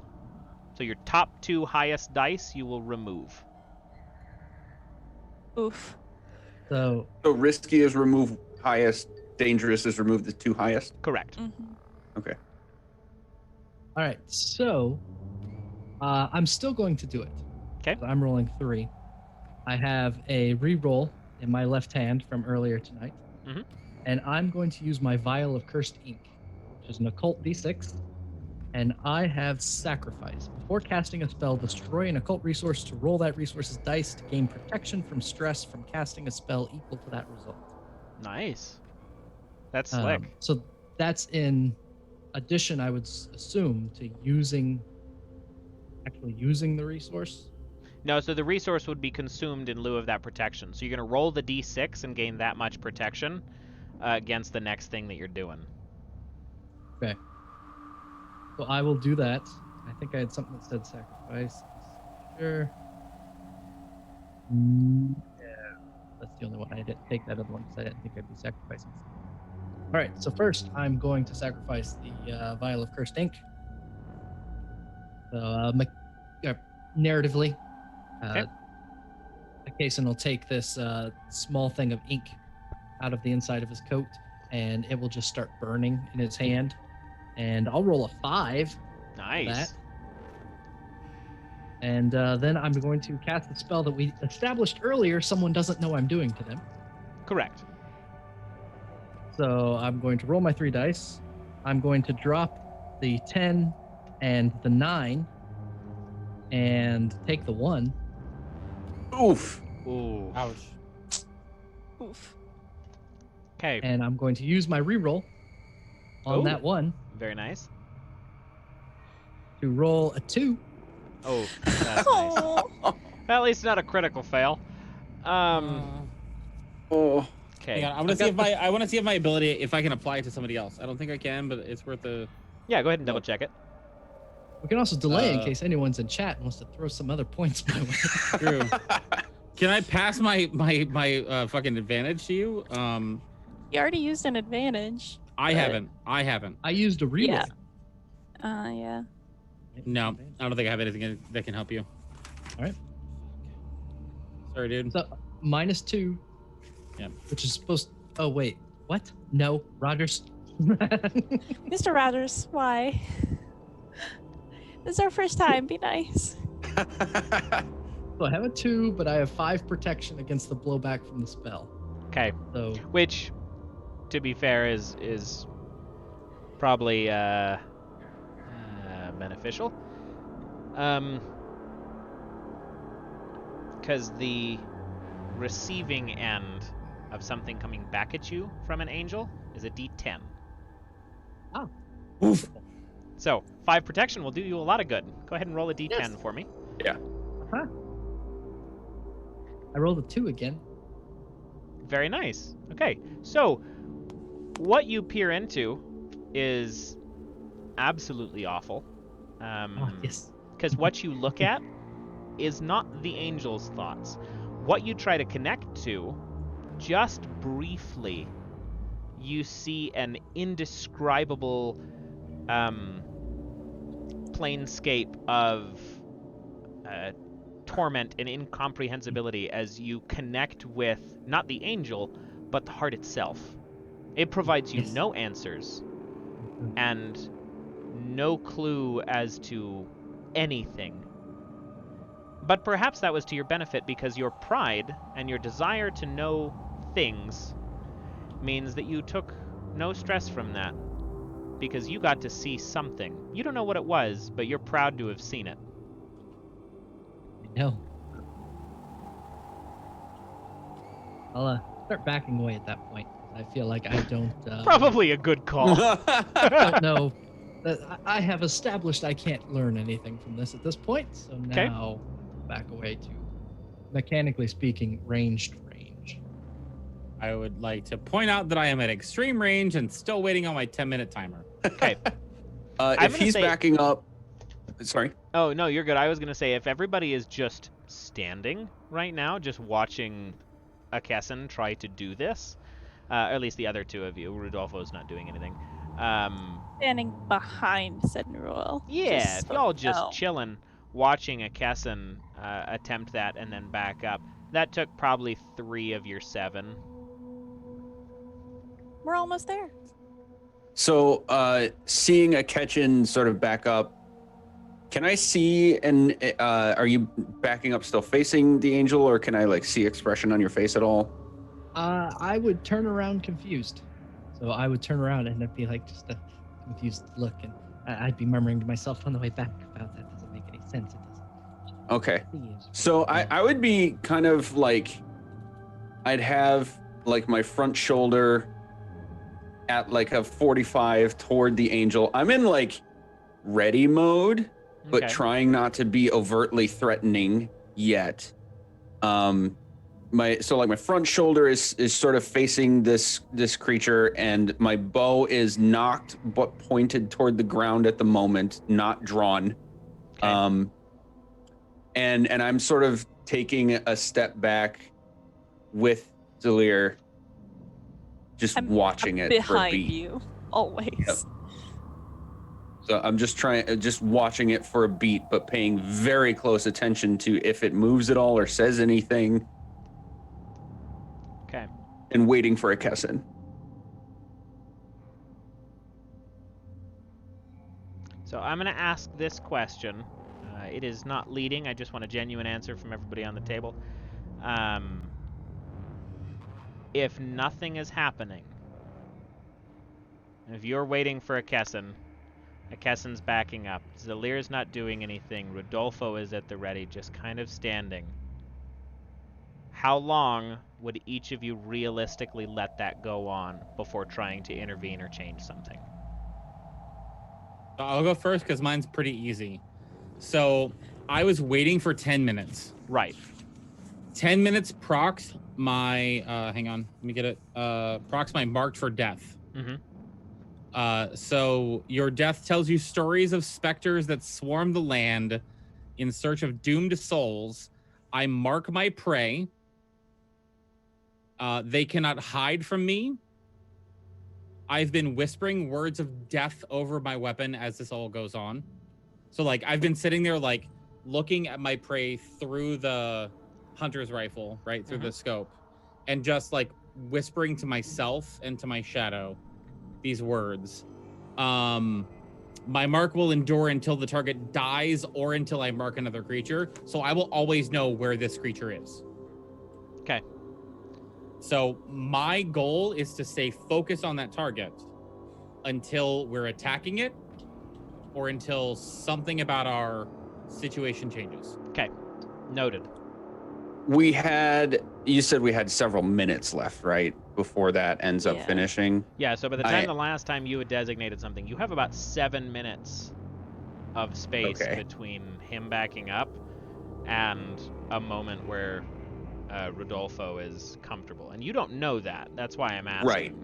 Yeah, I can't, in all honesty, say I would have even waited even a minute. I'd probably give it a good 20, 30 seconds of like a step at a time. Zelyr's safe behind me. Shadowing. Akesson is approaching safety at least. I'm intending to become the person in front while still slowly retreating. And I think, Akesson, if you are still coming toward us, I think at about the point that you get back, I would actually address the angel and say, "Who are you?" There.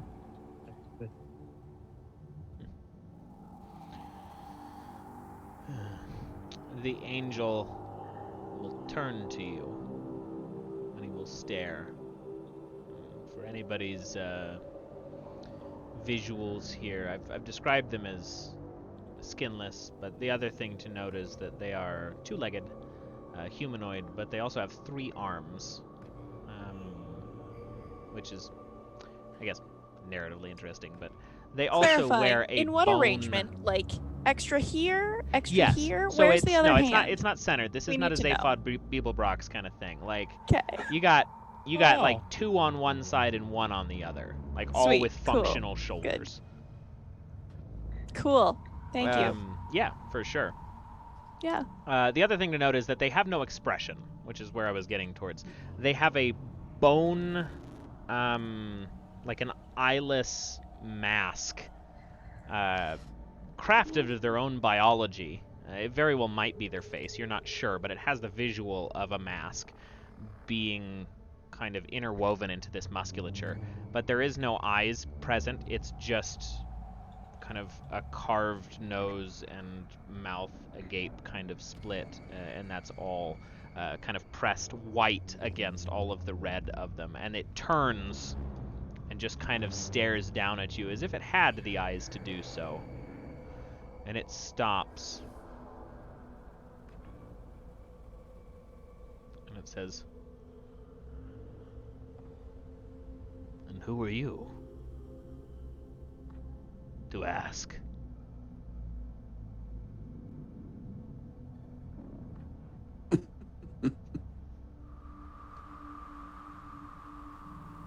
I am Senuel of the Drow. I seek 3 items. I mean no ill will. Well, if you seek those items, and they are what you are in this room for, you will die before you reach them.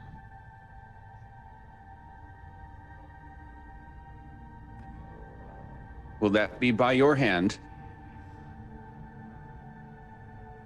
The heart willing.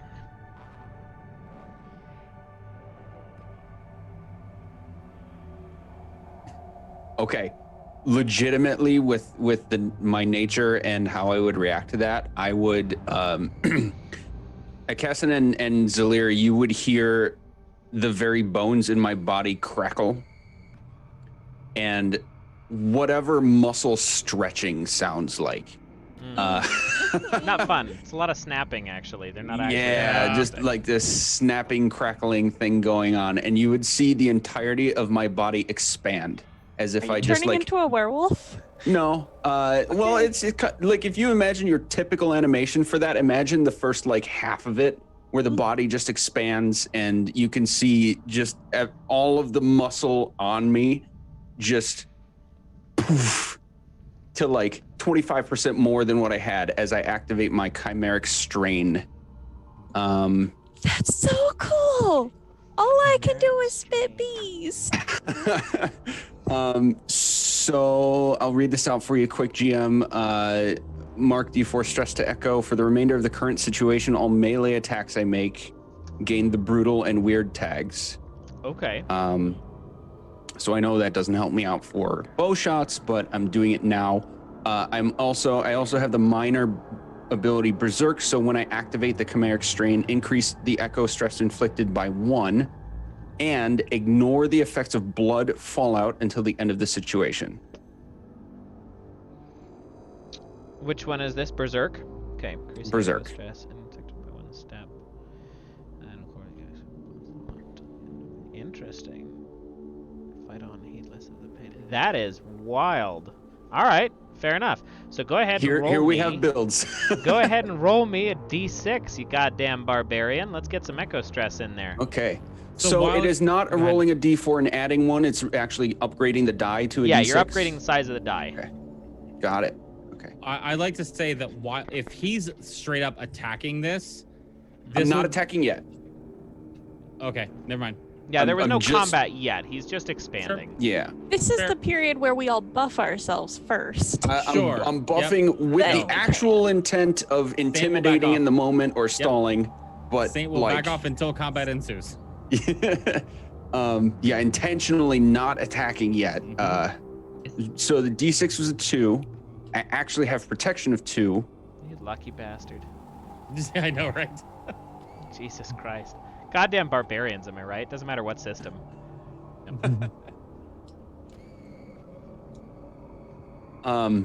That leaves me at still 0 for echo. Yep. Um, So the chimeric strain is activated. So I got to remember my melee attacks have weird and what was the other one?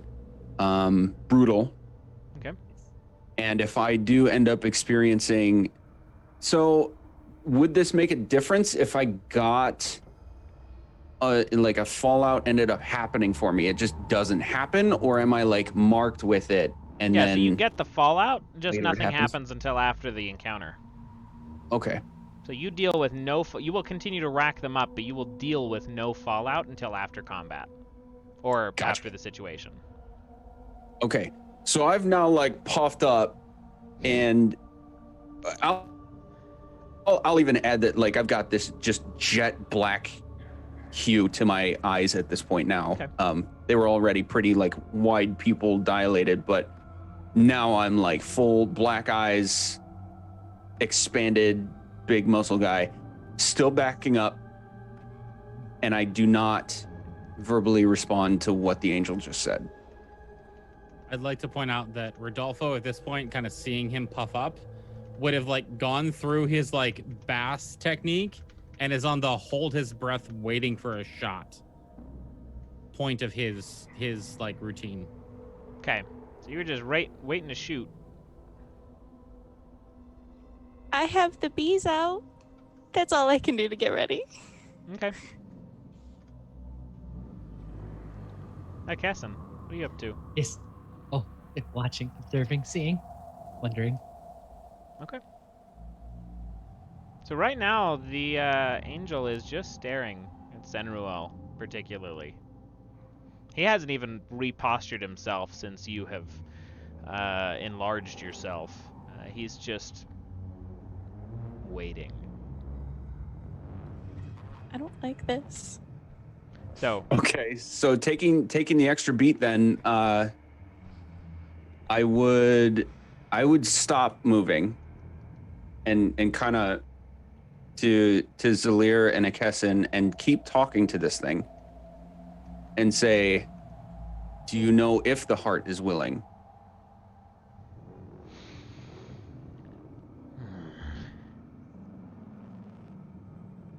I suppose you're looking to find out. Nobody's moved, and you know the stakes. I have my purpose. Make your call. My call is to find your purpose.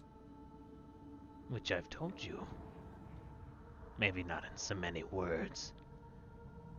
But these idols are to remain here. Yes, but why? That's the question. Why? Because that's where they go. What?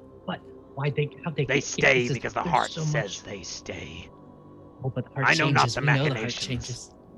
Oh, we don't need to know. It's not about knowing what the heart wants. It's about knowing what the heart's doing, and the heart is doing is putting them here. And I also wonder why. Why here? For you? Do you use that? it's gonna look down on you, Akessin. Yes. Make eye contact. And lock that eye contact. And I need you to make a cursed plus endure roll. Right. For your I don't have either of words. those, so just one dice. Oof. But I rolled a 6. Still set. 6? Okay.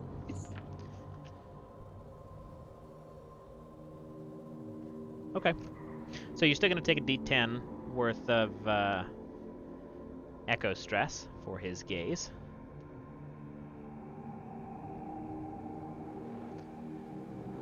That time I rolled an 8.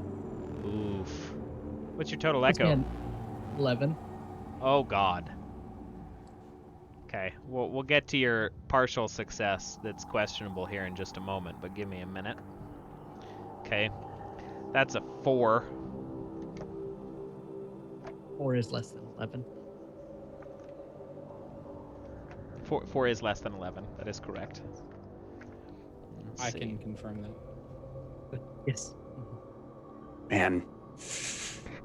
Okay.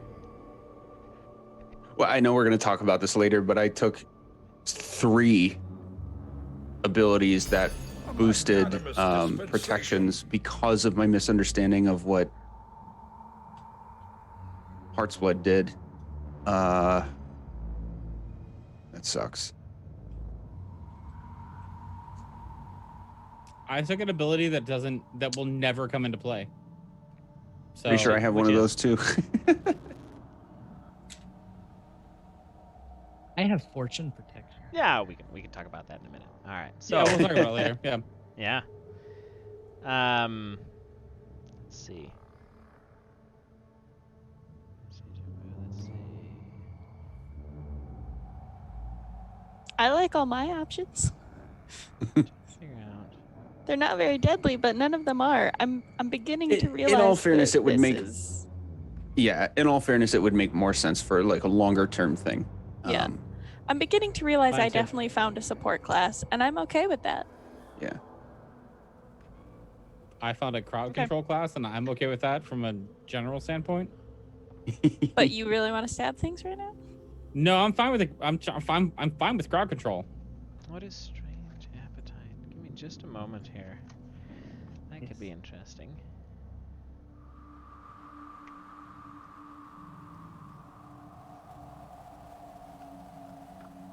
All right, so Akesson, you are now considered heart-blooded. Yes. You show some mark of the heart in your physical form. You can decide what this is, but twisting, fragile antlers of bone, fingernails that carve into fractal sharp patterns, bioluminescent veins, additional joints in your limbs, and so on. Your frail mortal form is not designed to be used in such a canvas, and when you mark stress to blood, you roll 2 dice and pick the higher. Ooh.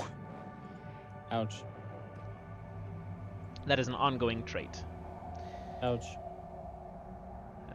But yeah, you can decide how that angel's gaze just warped you.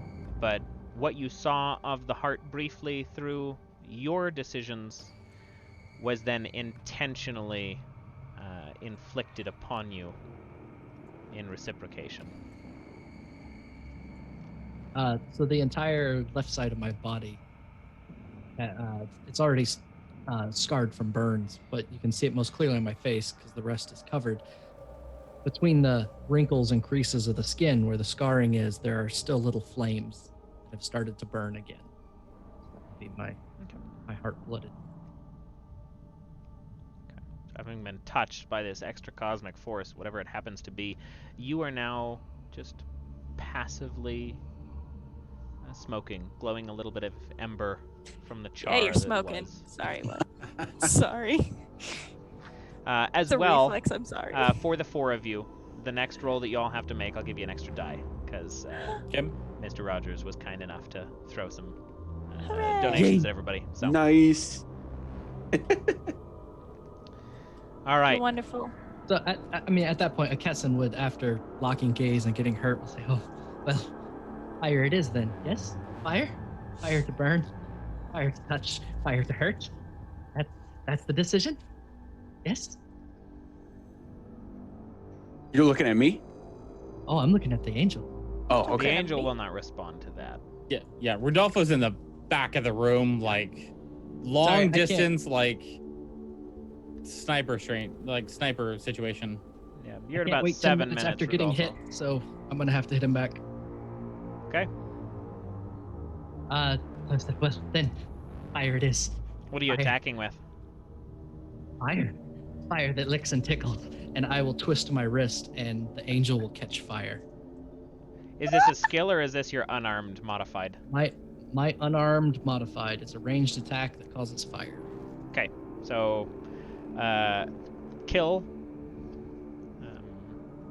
would be what you could benefit from there. We'll say in the location currently. Let me see Pretty here. occultish to me. Yeah. I like it. Nice Yeah. negotiation. I like it. Say There again. are 20 I- giants surrounding us. I do back that up. This seems like an occult temple of some kind. There was a ritual that was just happening. There was a masochistic ritual, which I would associate more with the You know, occult this- than you know, religion. This Fair. seems like a religious, Fair, but religious site. all domain stuff will be based on a cult from here forward. So, I'm not going to argue so with anybody that. who doesn't have a cult, I apologize for your friend's decisions. Rip. Can we make an argument for religion being a cult?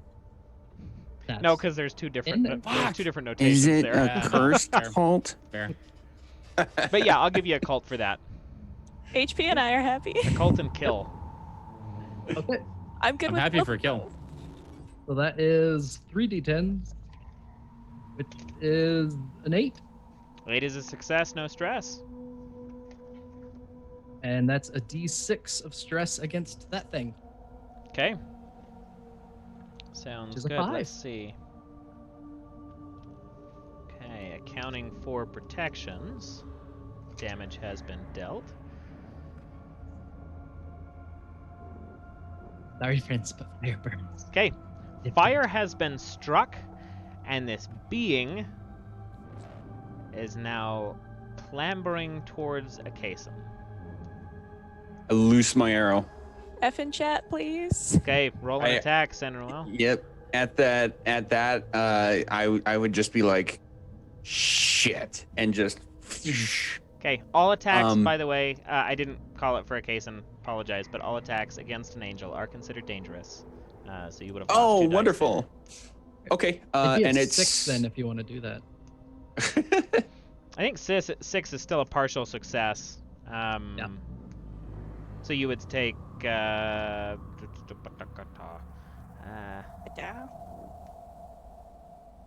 Would be a in response to that, because the creature is not directly attacking you. That would be a d6.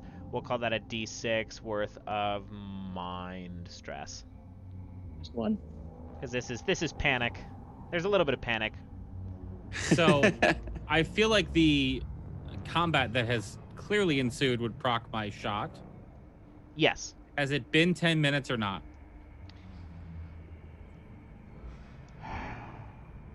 Fuck it. I'll give you 10. You're I'll gonna give say me a 10 Kaizen's minutes? thing was enough that he started smoking again. There was some delay there. I'll give you the 10. My dude. My dude, I love it. Kind of. So- Yeah. Yes. So as Rudolfo is sitting there, like looking at his prey Uh-huh. through the scope of his rifle, he's kind of muttering words to himself, and there's like this thin tendril of like wispy green energy that seems to be going out of his mouth and like curling around into the barrel of the gun, Mhm. into the bullet itself. And as soon as things kind of break and there's clearly combat to be had, he pulls the trigger, and I get to use I get to use kill at mastery. Okay. Damn. So this is the domain for this is what again? It would be a cult. Occult.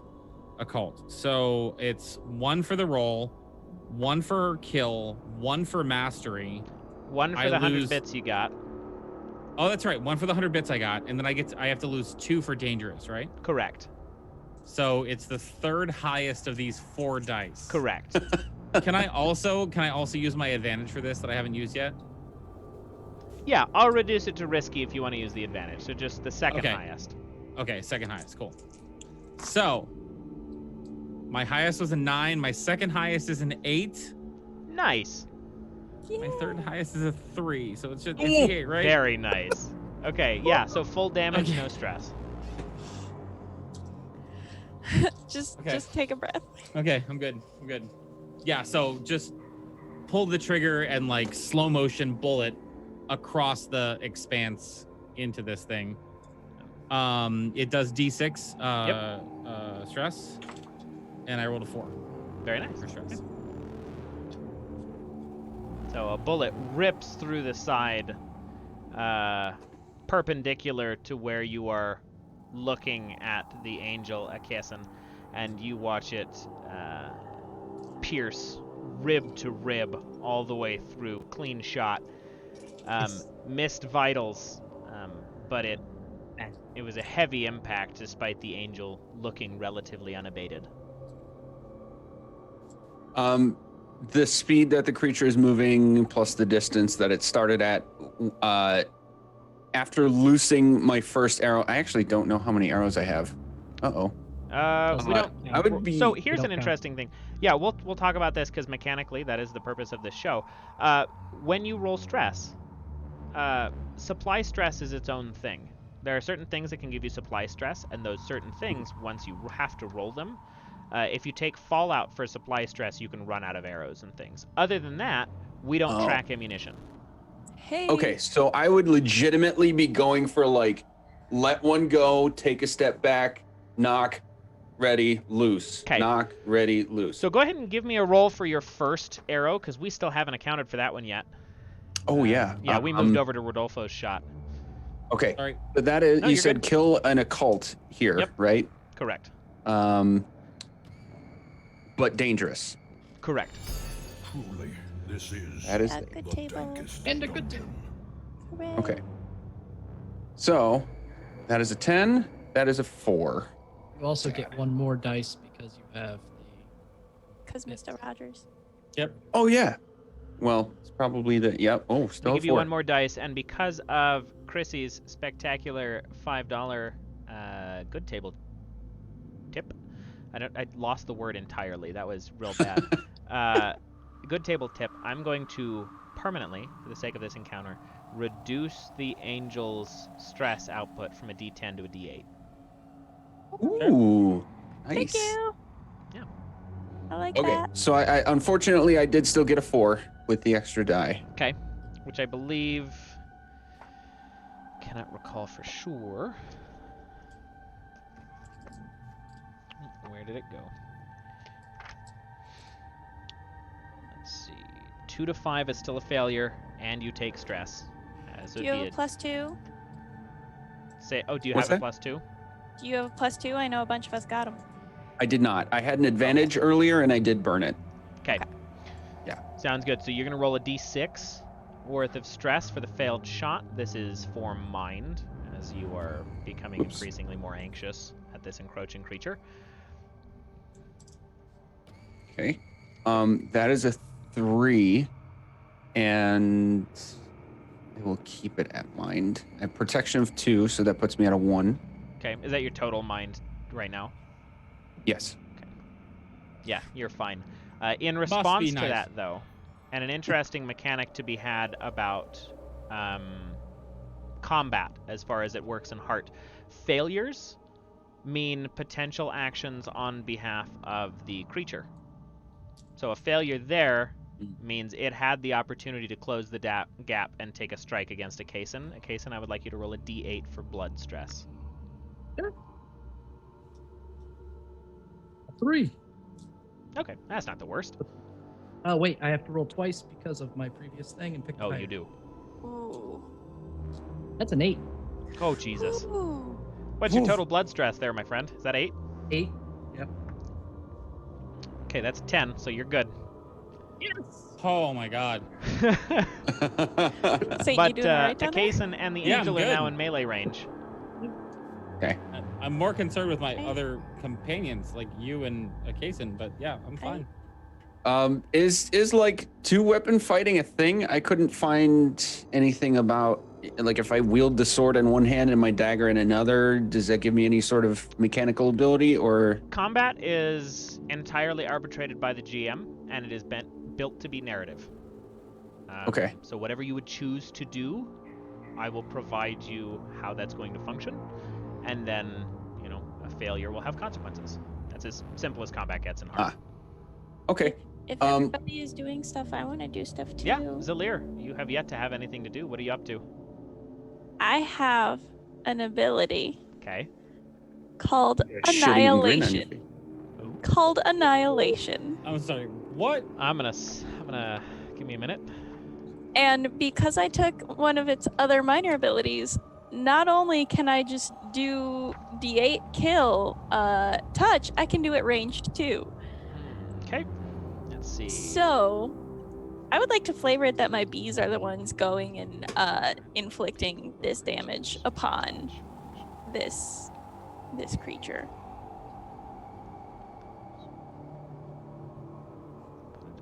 Okay. It is. Don't It's have page like- 38. Yeah, I'm on it right now. I'm just double checking. And then what is the minor that you have on it? I have a blossom within the skull. Annihilation gains the ranged tag. Very nice. Okay. Sure. So go ahead and roll for success against that. So occult and kill. Occult and kill, which I have both. Okay. So And- 3d10s plus your 100 bits, so 4d10. Yep. It is a dangerous endeavor, so you take off the 2 highest.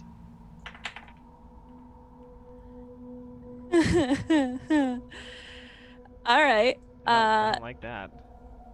7. Is that your 3rd highest? Yeah. Very nice. Okay. Damn. So roll your d8 for stress against the angel. 8. 8. 8. Very nice. All right. This is such a good set of dice. It's my metal ones. They're pretty. It's just. Yeah, this one. All right. But you will still take stress from that. Okay. In regards to this, narratively, that's a pretty hefty blow. Yes. And it's going to turn and Oh. face you. And as it does, you get a similar horrifying glimpse into heart and what you are trying to hinder as a Kason did. And you will take a d8 worth of echo stress Okay. in response to the partial success. That's fine. This is the first time I've experienced stress, besides in my mind, and my mind doesn't count. I got a 6. Got a 6? Okay. Easy enough. Oof. Fall out, Ooh. fall out, fall out. Yeah, that's a 3, so... Yes! All right, give me- Finally, the consequences of my own actions. Ah, yes, the hubris has caught up with you.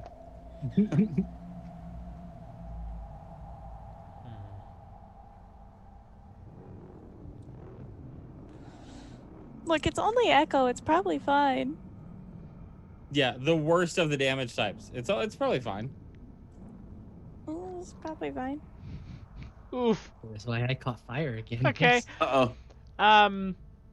So it looks at you No. as these bees descend upon it and start swarming and stinging and tearing at its sinuous form. And if anybody is looking at her, other than the angel, Him. you would notice. Rudolfo, you would probably first notice. Mhm. Zelyr, you just disappear. You can't do that. I can. It's called glitch. And you are temporarily just blinked out of the space. You personally are floating through abstraction right now in horror at the unknowing that you are currently witnessing. Hey, what's up, Limbo? It's Zelyr. What It's your up? boy. Oof.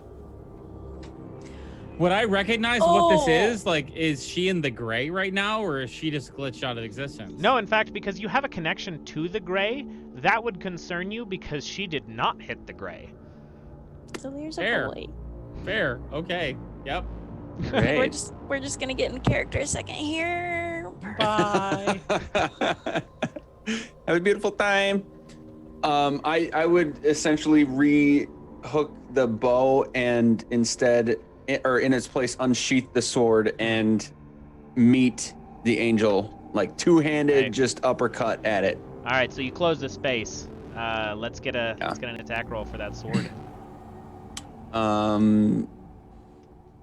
Okay, so I gotta take the lowest. That is a 9, and that is a 7. Okay, 7 still success. You'll take stress from that. Okay. But that's going to be tier stress, and a lot of these are just kind of narratively abstracted by the game master, but this is going to be tier stress. So you'll take a d6. We're going to say this is a riposte by the angel, so it'll be d6 blood stress. Okay. That is a 3 with protection of 2. Okay, so 1. So Alright, that puts good. my total at 4.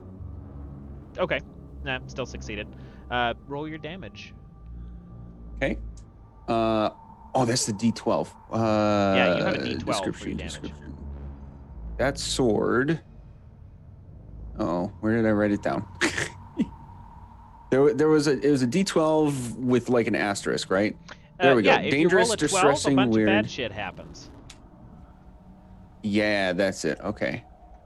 So being a melee attack now, this is going to add, because of chimeric strain, it's going to add weird and brutal. So you rolled 2d12, take the highest. That's a D10. Where is my 12? There you are. That is a 4 and a 7. Okay, so 7 damage. Okay. Okay. With a hefty cleave through the center of it, it is not doing super well. It's kind of clambering over itself, coming up across you. No negative effects for that particularly, so you're good. Okay. In my like leap toward it, I would be intentionally trying to like cross it as I slash, so I'm ending up sort of behind it, if I can. Okay. Like I'm trying to make my momentum exactly opposite its. Yeah, So I that's end up fine. I mean, you behind. took the stress for it, so I'll allow it. Okay. I feel like like Rudolfo would have like cocked the gun, the shell would have popped out, and he's ready to shoot another Yeah, you got shell. another time. Go ahead and roll some damage. Or roll. Yeah, roll I for would a also like to point out that I don't give a shit whether Senril is in the shot or not. Okay. So that's 1 for the shot, 2 for hunt at mastery. I don't have the domain for this. It's also at Dangerous. dangerous, so I knock off 2. Wait, is it at dangerous or risky? It Because of is the chat thing. dangerous. It was risky for one of them, for your last shot. Oh, okay. We got it. reduced that, yeah. So I'm gonna knock this 9 and the 8 off. 6 is my third highest of the 3. Okay. Sounds good. So you take a shot off with this. We're going to give you a d6 of blood stress in response. Mother trucker. Mm-hmm. What was that? It's 5. Okay. My total is 5. Okay. In your haste to recock your gun and take a shot, the readying yourself, your form was just a little bit off. And if you've ever scoped yourself with a rifle, you just scoped yourself with a rifle. Yep. Yep. It's not a pleasant experience, sir. Yep. No, it's not great. Go ahead and roll your damage for the shot, though. Yeah. So that's a D6 kill. 1. 1? Okay. 1. All right. And then what do you roll for? You said 5. Is that your total blood stress right now? My total blood stress is 5 currently. Okay. You're good. I rolled an 11. Yep. Kason. Okay, scrambling away because not wanting to get hit. Getting hit is very bad, and the fire dances and spins. Yes. For all of it too. 2 was your just a highest 2. roll. After dropping dangerous, yes. Okay. So we're gonna give you. We're gonna call that a D6 worth of blood, as the heart has imbued you with this extraplanar flame that you are feeling more connected to it. You also don't know how to control it, and as you try to recast your particular abilities to lash out against an agent of the heart, it ignites and intensifies just briefly to show you your place. So a total of 13 blood. Okay, I don't need to roll for that. That's a major fallout, and you drop your You drop your stress. You already have a major fallout, right? That's the blood one you have? Yep. But I am ignoring negative effects of blood or mind fallout for the remainder of this situation. Wait, for real? Yeah, not yet. Okay. Let me just double check. Which I didn't realize when I had. Oh no, Heart-Blooded was an echo one. So this is a blood one. This is the first time it would have come up. Okay. Sounds good.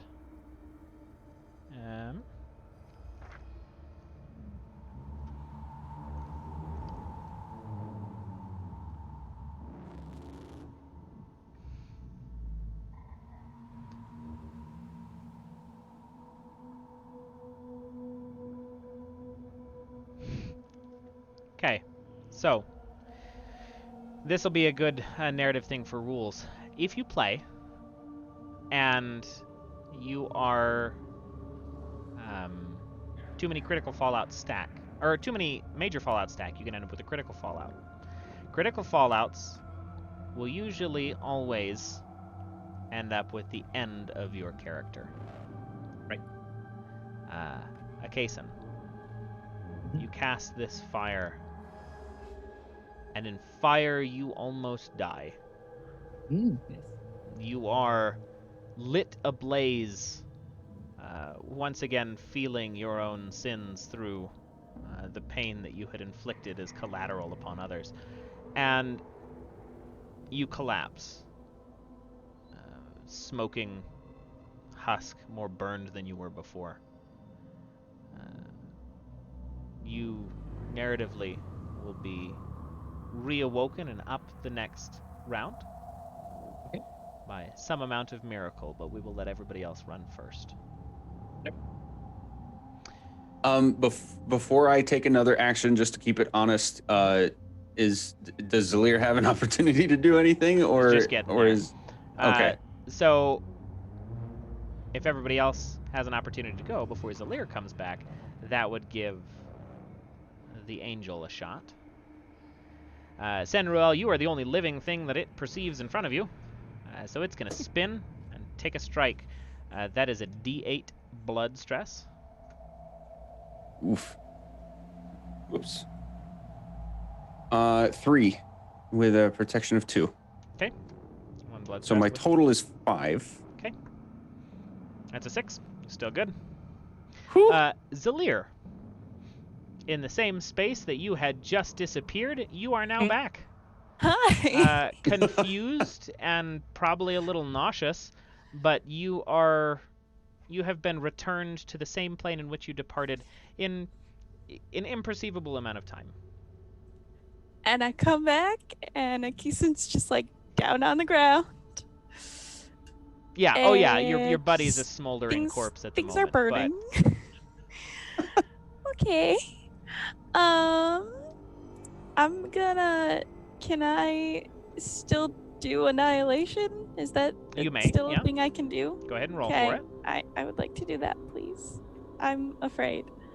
We're gonna do these dice. This is gonna be fine. Everything's fine. Ooh. What am I rolling? Which dice do I take? So if you're rolling 3, you're taking the lowest. Beans. I have +2 that I might use. Can you remind me of the scale of what a mixed success is? So a mixed success is 6 or more.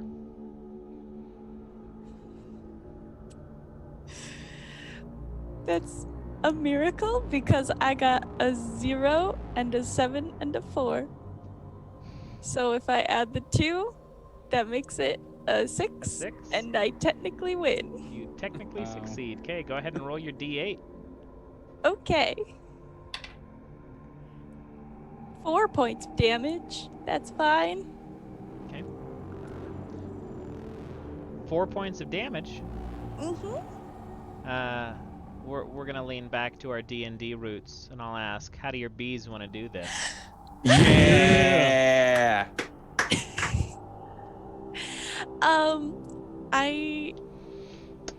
Do I zip back in like right behind Senrul still? Zenril actually moved, so you were a little bit Oh. distanced from Zenril. It would have been a ranged Oh. strike. Cool. My bees. To cast Annihilation will have had to like remove my gloves and like control my hands because there's like Bees. honeycomb amongst them and stuff. Yeah. And so I just kind of almost like motion a choking motion, and the bees just kind of follow in the swarm and just go around this angel's like head and neck and just kind of like go in and smother them. Okay. So in a horrible display of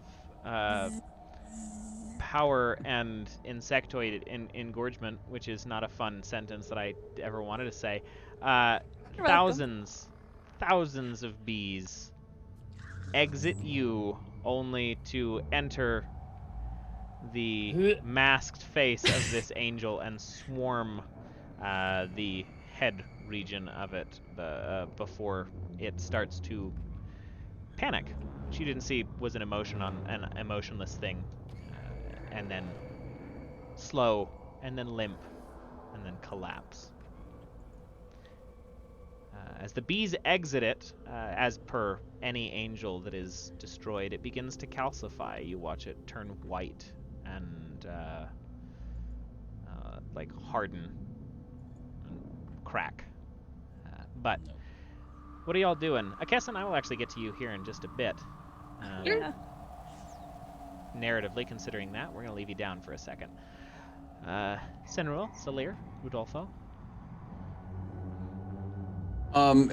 Seeing this happen, I would have been like in my ready stance, ready to make my next move, and then sort of relax as I can see it falls and calcifies. And the first thought that would come to my mind is actually, shit, we don't know where they are. So I'm really just thinking about the other two idols that we're supposed to find and see if this chamber has any other exits other than the way we came in, as well as check out the giant beings that had entered in the first place to see if they're doing anything. Yeah, so the giant beings, they are carvings on the walls. These are like hieroglyphs of what was to be created in this space. They're not...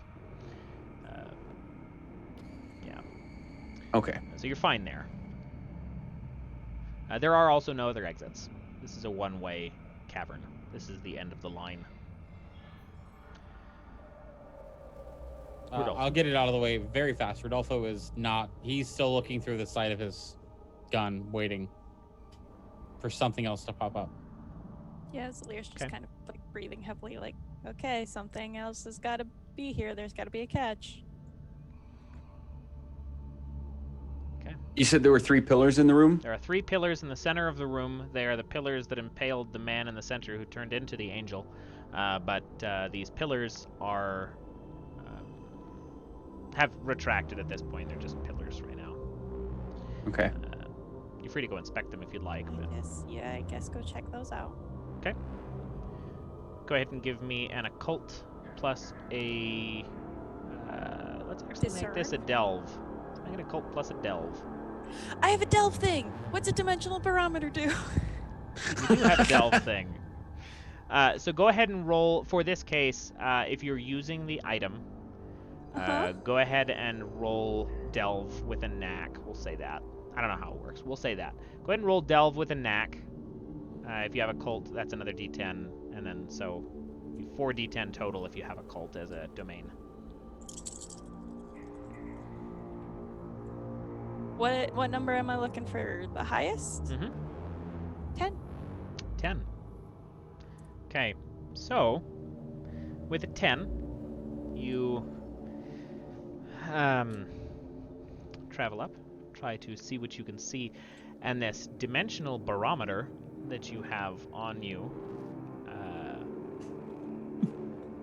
Somehow. Yeah, I don't know how it works. But it basically functions as a compass towards the center of heart. That compass will point directly down towards the center of these 3 pillars, towards these 2 footsteps that were placed there. But if you are looking at it instead of stepping on it, because you watched that happen the first time, Yeah. No, I'm not gonna do that. you go lean down.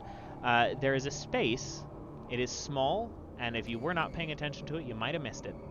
But between these 2 boot prints, there is a keyhole. Like, we have a key, right? Okay, people are We do nodding have at a me. key. I'll just Yeah. motion of like No. key. With- So you take the key. Key gets put in place, gets twisted, and much like opening the Louvre in the morning, all of the exhibits in the center of the room Yes, a shared appear through experience we their all have. pillars. And I don't know, I'm going off of like National Treasure. I assume they just kind of pop out of their exhibits so that people can't steal them. But, 3 small golden, like an antique gold, almost brassy idols sit on top of each of these 3 pillars. They are of beings that you would not recognize. They are, again, antediluvians, probably the best word for them, but old worshipped idols. You're not sure their connection, nor were you even told their connection initially. But your quarry that you were looking for has been found. As you do so, and they appear to themselves, a Kesson comes to. Still charred and still smoking, but he is very much alive and feeling okay for it. Your fallouts have been removed, as has any stress that you have received. He smelled magic. That's Did. what brought him back. You found me. Yes. Before he wakes up, or as he's waking up, Rudolfo would come up to the area, and I'd like to do my echoes again. Okay. Just to make sure it's okay to take these things off of whatever they're on. Yeah. You know what I mean? Mhm.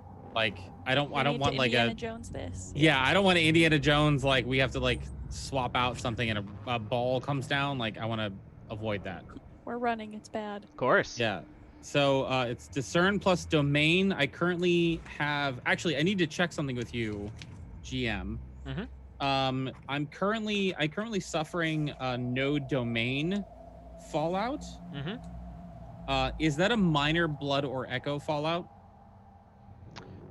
I cannot recall. Let me grab the book again. Yeah, I can't either. I'm sorry. No, you're good. Minor echo. I had it too. Because if it's blood or echo, then I would have used an ability to stop it, potentially.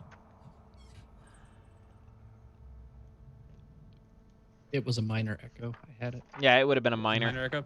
Okay. So I am deathless. I've already died once. I can suffer through this. I can roll endure plus religion to ignore the effects. Okay. Until the end of the situation, which I think is what we're still in. We're still in the same situation. This would be its own situation. We're past combat at this point, so. Yep. No. So that's a new situation. So it doesn't matter. It still affects me now. So I would like to do my echo, which is discern only. Unless there's no, I can't do the domain. Which would be oh shit, that was a. Yeah, no, that's a 4, so no. Okay. So what does that look like for you? Are you just trying to patch yourself up? No, I was trying to get a sense of what had happened in this area with those particular idols to try to warn people whether or not. Oh, right. Sorry. Yes. So go ahead and take a D6 of echo. Oh, of course. Yeah. Stress for that. That's a 2. That's a 2. What are you at total? We're at currently 6 total. Okay. That's an 11. Doing okay. Okay. Fairly resistant. But nothing comes to you. This space seems to be devoid of the gray as you know it.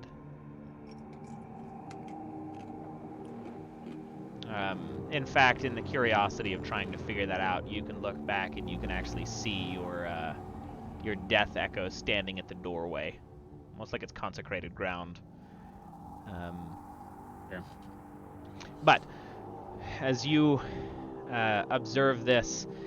Zelyr, Senruel, Akessan even, you're back. What are you guys Yes. up to? You can see the idols. Rudolfo has no new information. So seeing that there are 3 Mhm. that, as you say, clearly look very similar, as if they belong in combination here, I would recount my assumption that the sword was meant to be one of the idols and kind of quickly just rope up a little makeshift half sheath just so I can like strap the sword onto my existing adornments, I guess, and actually hang on to it. And I see Zelyr making grabby hands here, so. I just we're supposed to take them. Why wouldn't I just take them?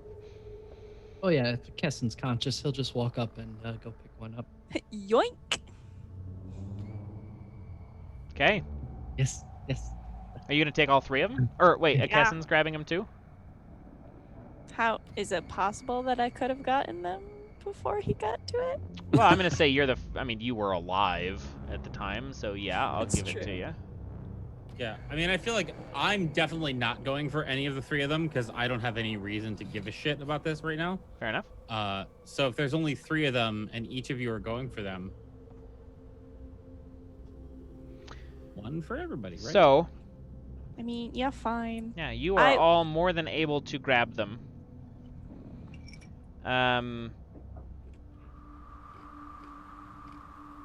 But as they are all picked up and you put them in your bag,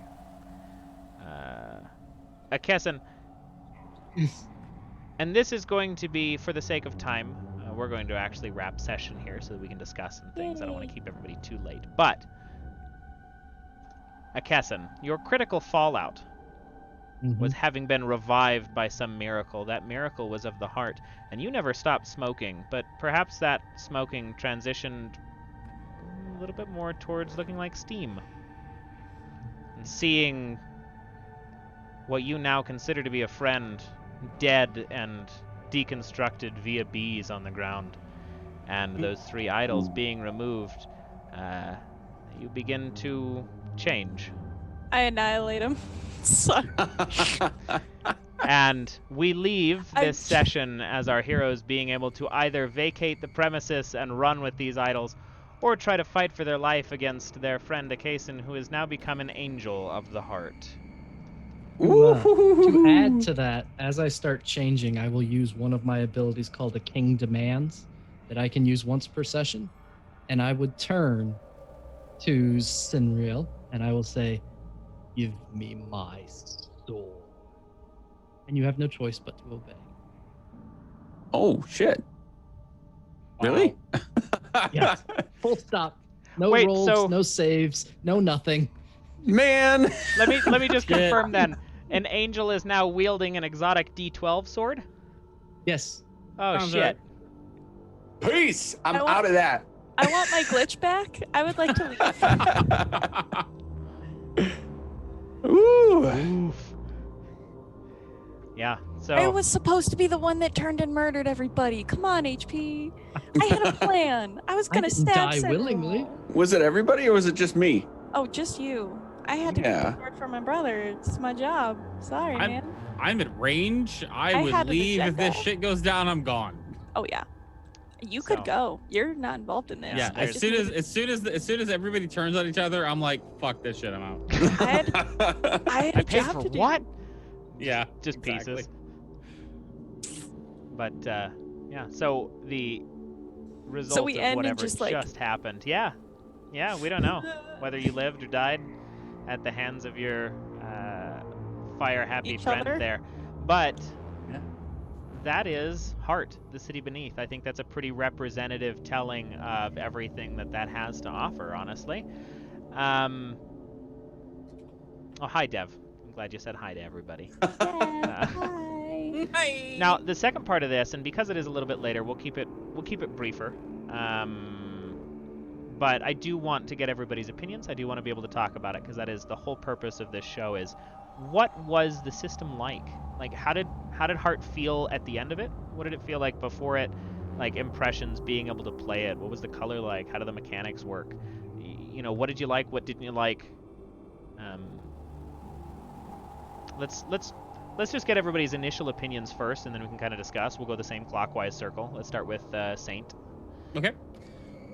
So for me, from a new player coming in perspective, and I think this is something that we kind of universally agreed at least a little bit on. It's hard to come into just reading the rules.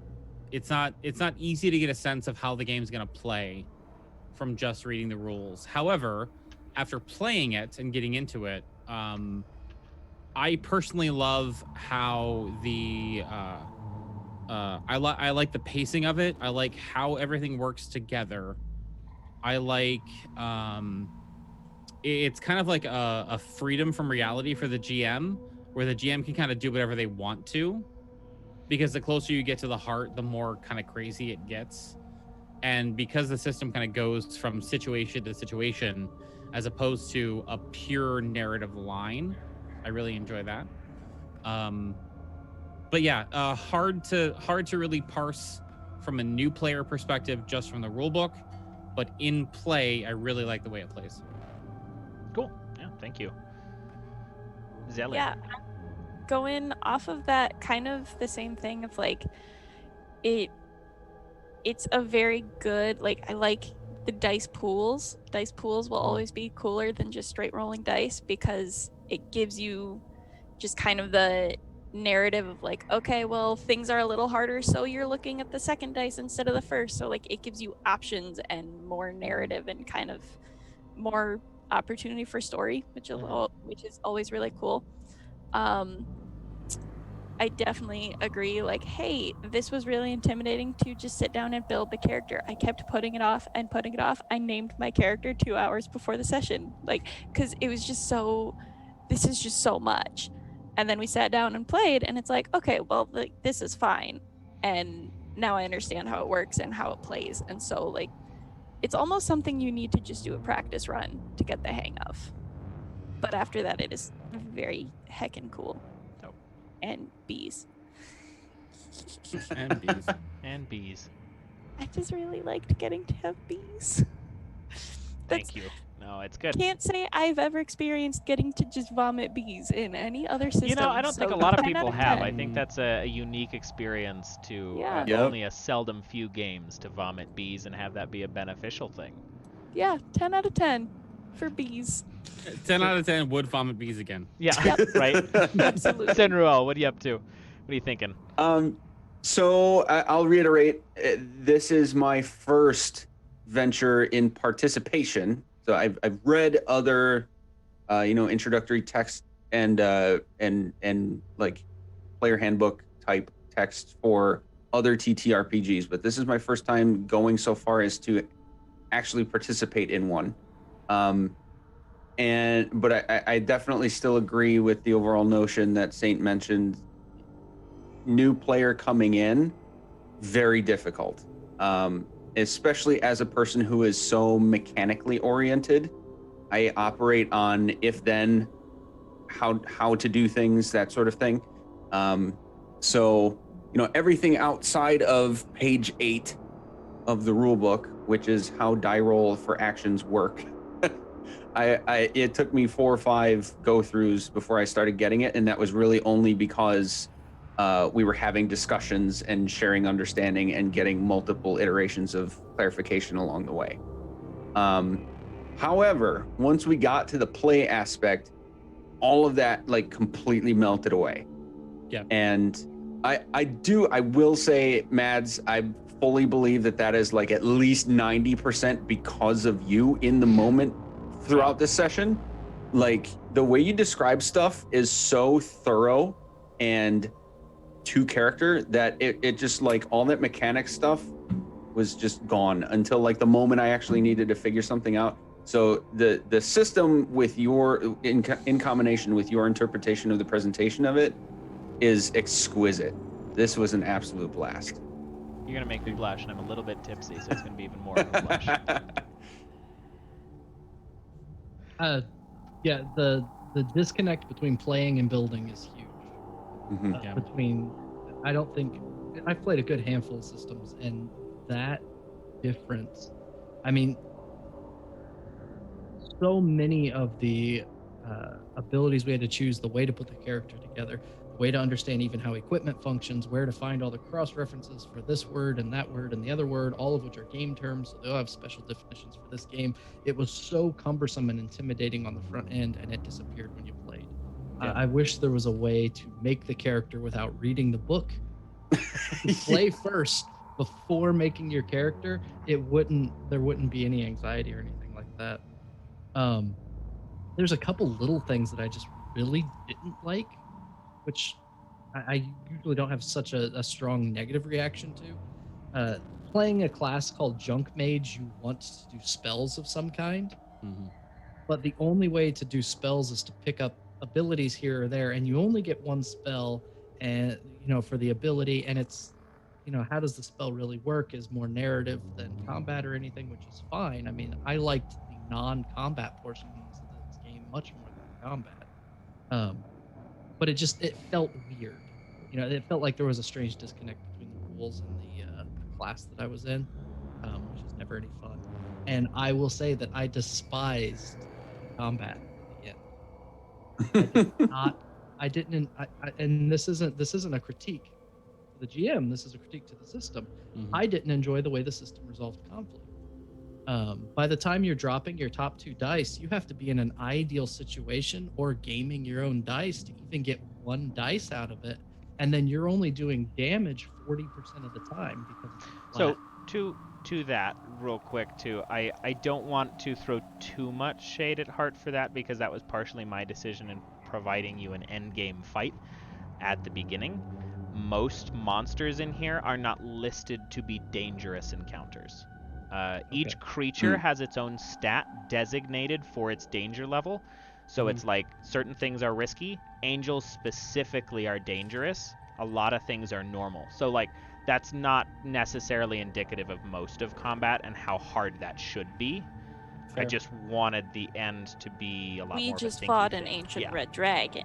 That's Right. fine. Yeah. And I'm fine with that, but even if you look at it as this is supposed to be a difficult battle, it's still, I mean, throughout so much of it,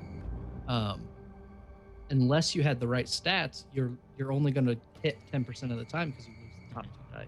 Yeah. So I think that you really have to be in a situation where the knacks and the masteries come into play more before you can even fight things that are as dangerous. Yeah, No, and that's but- kind of where I was talking about before we even started, about how this doesn't make sense to me from a system perspective. Because I think that I was kind of like unknowingly tapping into what your problem is with combat. You know what I mean? Where we're going to have like a very low percentage chance of even connecting anything, regardless of what abilities we take. I'm actually going to go back into the character, like do some character building for shits and giggles with that notion in mind, because one of the other things we ended up talking about, and I don't know, of course, how this is with other systems. My only other experience is legitimately with D&D, but comparing those two that I know now, D&D, there are all sorts of webbed avenues for combining, feats, abilities, spells, multi-classing, racial traits, etc., etc. This was much more like it seems like it's intended to be more like a series of lines rather than a web. Like if you're going for 1 or 2 major abilities, it's aggressively geared toward compound build on those major abilities. Yeah. So I wonder if that the fallout coming from danger could be counteracted by the chaining of, instead of just one major ability that does its own thing, I have a major that does its own thing, but actually chains with 2 or 3 other minors. Which is entirely possible. I think I appreciate everybody's opinions too, because I think my experience as running the game is similar, but it's also it is definitely different. I think the first part of it is getting into it is absolutely difficult. I spent and had to get secondary opinions from people multiple times about what the hell the resource section was. Yeah. It took me a while, and I still don't know if I have it right, how resources function, because even gold is abstracted. You know, the value of something is the value of the die that is designated towards it. So a D12 die being the highest thing that something can have is the most expensive item in it. And I think the idea there is you're not really buying things with currency, but most of everything here is functioned on a barter system. You know, so Right. you're giving things of equivalent or similar values to people, which I love the idea of. I just feel like it wasn't really cleanly expressed. So as a GM, I had a really hard time trying to figure that out, which is why we didn't see a lot of it. And then I threw a character at you that could literally eat anything that is a resource. Yep, exactly. Yep, love that. I do want to say one more thing too about it, because like with the other channel that I run, we've looked at a couple different systems to try to put something together, right? Uh-huh. And one of the things we've consistently come up with, I think, or that we've consistently run into as a problem, is the same thing that I felt with this system, where the concept itself is amazing, Mhm. right? So like everything about the delve, the heart, and how the core mechanic works is perfect. Like it makes sense. But the rule book is written from people who came up with that concept perspective. Yes. And so there's these kind of preconceived notions that like I understand this, so I'm going to write the rule book from this perspective. And then you come in from an outsider perspective and it's like, I don't know what you're talking about. Do you know what I mean? So there's these That's a concepts good way to put it. that don't quite land until you look at the whole rule book as one entity. Mhm. When as a character coming into a new table with a GM, I want to just read the player section of the handbook Yes. and to understand what's going on. And for this system, I had to read the other section to get ideas and like understand the concepts and terminology and everything else. That's a spectacular point, though, because what I had the same perspective in reverse. Like, I think, from my perspective, I should have been able to, in theory, read the GM section and be able to put more focus towards studying, like, here's how the monsters work, or here's how delves function and things. And I read it all, but, like, I had to read through character stuff to really understand how the game works. Like, you have to have the full knowledge in order to be connected to it, and that is a lot to parse for episode 1, because that means everybody has to have the book, or everybody has to have the time to read it, or somebody has to have already played it. Exactly. And a lot of the times, as the top shelf is a perfect example of this, because this is how every game will function, nobody's played it before. Like, I don't want to personally get in a habit of playing them beforehand and play testing how a session is going to run, because I think this right here is an unbiased experience of, hey, we want you to experience different tabletop games. You got to go out and play those. That means you and your friends are going to have to learn a whole new system where people understand D&D, and like you can kind of teach that, and it's designed to be very user-friendly, which is pleasant. You know, you have a difference between the player's handbook and the DM guide. A lot of these don't have that. So it has to be built more specifically, and I think there was definitely failings in this one in that. Not in a really negative, like, I don't want to play it way, because I would love to run a full campaign of this now. But starting into it feels far more daunting than it should, and would, from a different perspective of me not being a collector, I could see that as a younger man dissuading me from wanting to play it.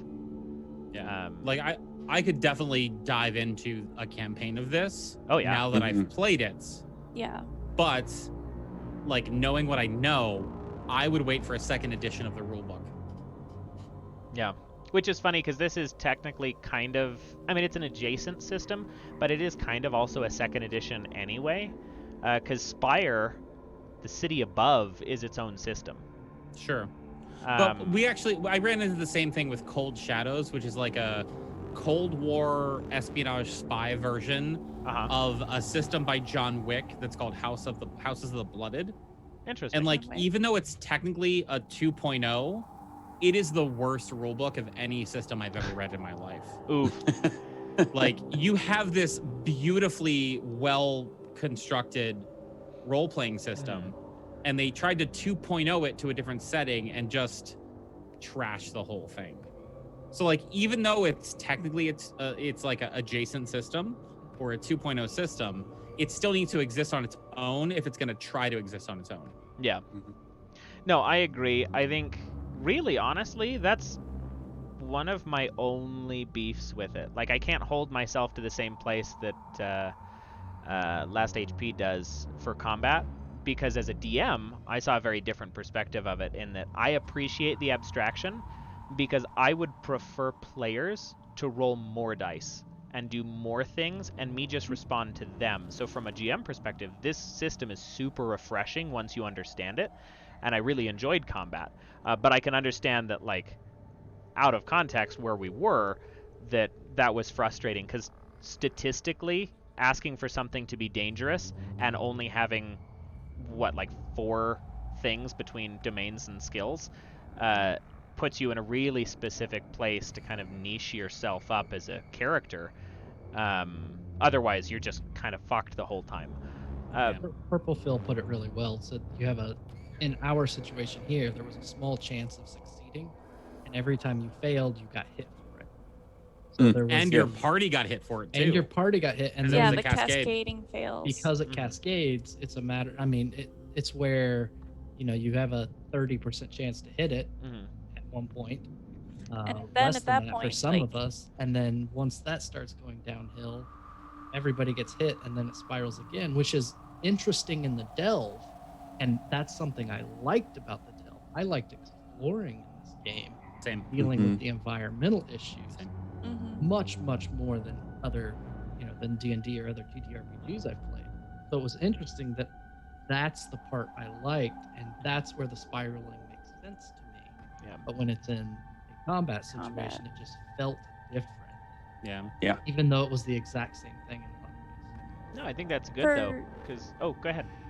I was just gonna say, for combat, for me at least, it felt very much like there's not really anything I can do to help my party. Like, we're all just kind of 1v1ing the boss, taking turns doing so. Like, there's no, I can help my friend and like pass on boosts to them, or that move gives me a bonus when they do it. Like, it can be a lot more cooperative and stuff if you know your party strengths in other systems. Like D&D rogues are like, oh hey, I'm gonna wait to attack because my friend needs to be next to it, and then I'll go, and that helps me. There's not a lot of that here, and so all of us just having to do our own thing, but then having negative consequences on the rest of the party of like, oh well, sorry, you lost at the thing you were trying to do, and now all of us are getting hurt because of it. Yeah. It leads, like, I wasn't even part of the whole cascade that you 3 did, and I was getting upset. I was like, no, that shouldn't happen. Why is he getting hurt because you did a stupid thing? And so, look. Yeah, well, and as you can tell, I have issues with hurting people, okay? Well, that's what Purple Phil just said makes a lot of sense. And this is something that I think narratively we could have addressed, and that as a table, like if I was doing a long-term campaign, one of the things I talk about with the table is, okay, during combat, let's do stuff to give each other an extra dice, or a bonus to the result. If that was codified in the rules, it would be very interesting. The proverbial help action would be incredible. Right. Here. Because those extra dice make all the difference. Narrative in this.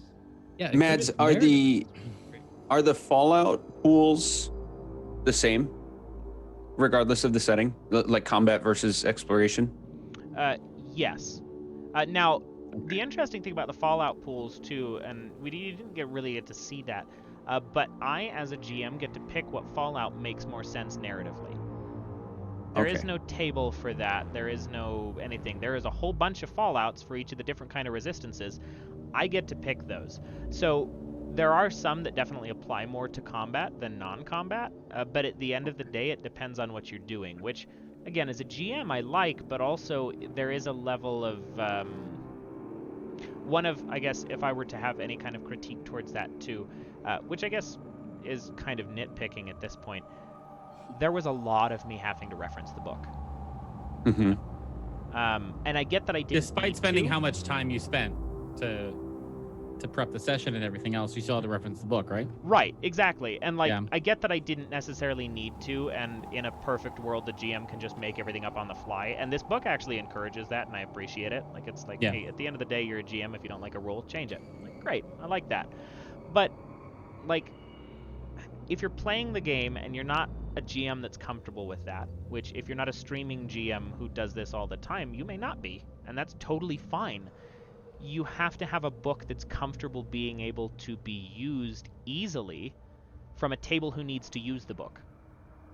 Mhm. It's a reason that I personally had troubles with the Icewind Dale's book for 5e, this new one, because it is so dense textually that if I wasn't comfortable being a DM, I would have a hard-ass time trying to get through it and running a campaign, because it just feels like there's so much I have to flip through constantly. And I don't want to Dude. do that as a DM. I want to be able to engage with you guys. Dragon Heist as a source book, same thing. Mhm. Unbelievably overwhelming to go into Waterdeep as a newer GM to that world. Mm-hmm. And not really understand the full like complexities of Waterdeep. Yeah. And throw low-level characters in, it's way too much. Yeah. And to look at a different system than D&D that has that issue, Green Ronin's Expanse RPG. So with that system, you have critical roles that you can get pretty often, and depending on what you're doing, depends on which chart you look at to see what your critical role actually gets you to do. Mhm. So I mean, like, there's just no way to memorize the information, Yeah. even if you could, to deal with it. And they tried to simplify it by making like 4 pages of charts that just feel worse as But you're going. charts through can 4 only do pages so of much. Yeah, but that's the interesting thing, because like I think I'm the oldest person at this table. I think I've been gaming in role-playing games longer than everybody here. And like I grew Hey. up Yeah, I I'm don't think I can definitely argue that older one. than you. But like I grew up with AD&D, and I grew up with like original edition SSI, like Top Secret, and like all these systems that are heavy with math and charts and references and all of that stuff. And I feel like a lot of the kind of like, I don't want to say indie systems, but like the systems that are not as well like marketed, Mm-hmm. not necessarily indie, because there are some really like well-known publishers that are putting out less marketed systems. Yeah. But like they rely on a lot of that kind of memorizing charts, memorizing resources, memorizing like, here's what you look for this information, as opposed to like I genuinely don't like spoiler alert, I don't like D&D as a role-playing system, but it's easy. Yeah.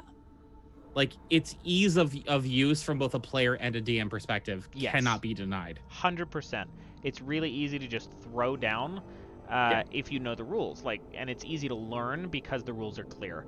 Are you from Saint specifically? Are you familiar with the term OSR?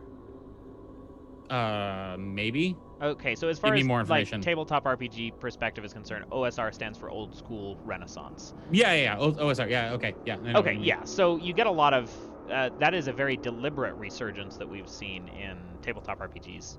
Is the kind of chart heavy or reference heavy information giving these answers to how things are supposed to go.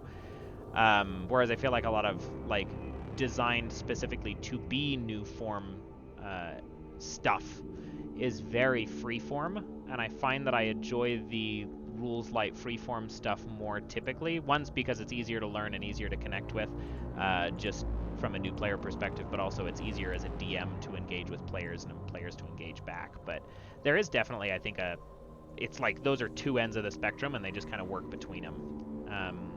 But I'm actually going to use that as a segue, because the top shelf is here specifically to go over all of the systems from OSR, chart heavy, big crunchy stuff, to rules light. I use nothing but a coin I'm not kidding. I have a system that is just a single coin. You could play it at a bar table, and everywhere in between. And I am very excited to go over all of these and continue to have these discussions, because at the end of the day, this is a huge passion of mine, as I have seen from all of you, and I'm so grateful that you all got to come play today. But I want other people to have that and to find the system that works well for them. And there are 1.5 million to choose from, so we're going to keep plugging through them. We're going to actually have more discussion on Heart here coming shortly. As a bonus episode to this specifically, I'm going to have Grant Howitt, one of the authors of the book himself, do an interview with me that we're going to put up as bonus content on YouTube. So keep an eye out for that. TPK will release some announcements when it gets closer. As well as keep an eye out for next episode, which is going to happen in 2 weeks. This is going to be a bi-weekly series. Next week, we're going to be playing Light, which is a newly released rules light tabletop RPG designed by... oh, goodness, let me actually recall. I have... let's see. Where did it go? Spencer Campbell wrote Light, and he is just the coolest dude. He's actually going to be playing with us next session. I'm going to be running the game for Spencer Campbell and 3 other people, so that'll be interesting to be able to talk in session with him.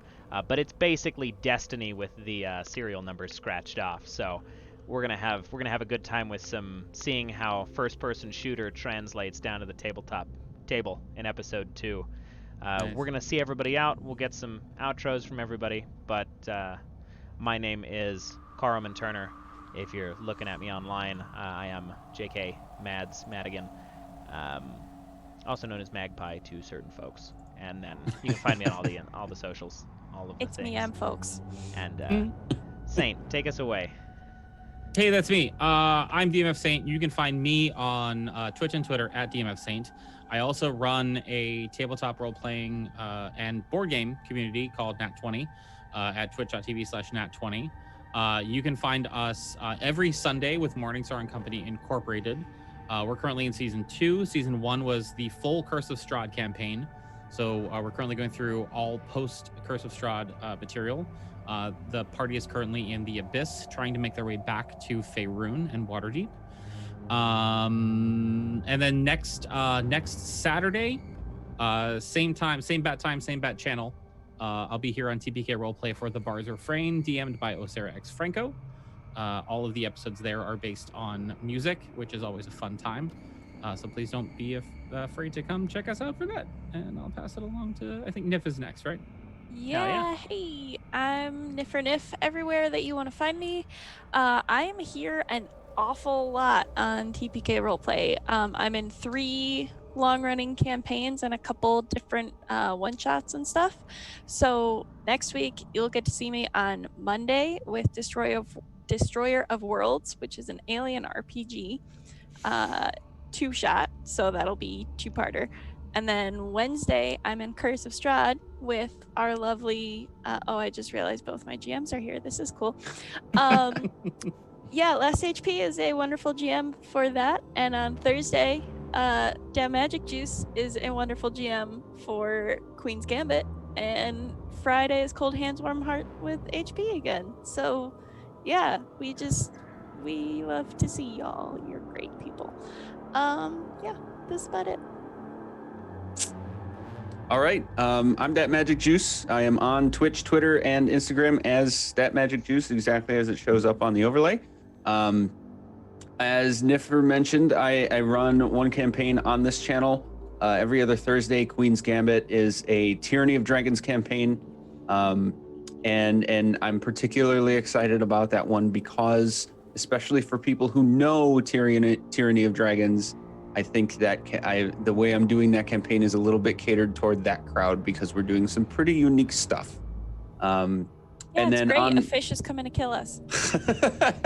And then on my own channel, I run another D&D campaign every other Friday that is primarily based off of the Princes of the Apocalypse 5th edition module, but is almost just as much homebrew as it is that pre-written module. So there's a lot going on there too.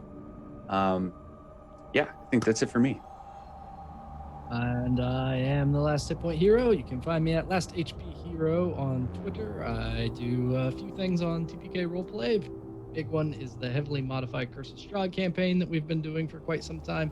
And that has been an absolute blast and is coming to a rather interesting turning point in the past couple of weeks. And Ullifer's fantastic on that. Cold Hands, Warm Heart is the other one. Rhyme of the Frost Maiden new book. I definitely feel what you were saying earlier about Icewind Dale book being a bit interesting on the learning what to do in order to run it, but a lot of fun there. So that is where I am and what I'm up to. Very good. Well, thank you so much, guys, once again for coming over and playing and being part of the inaugural session of the Top Shelf. We've got lots more systems to come through, and Saint, I will let you know when we are playing Prole. Actually, I'll give you the choice. We got Prole, and as a new one that I just got, we got one called Clank, or Clink? Clink.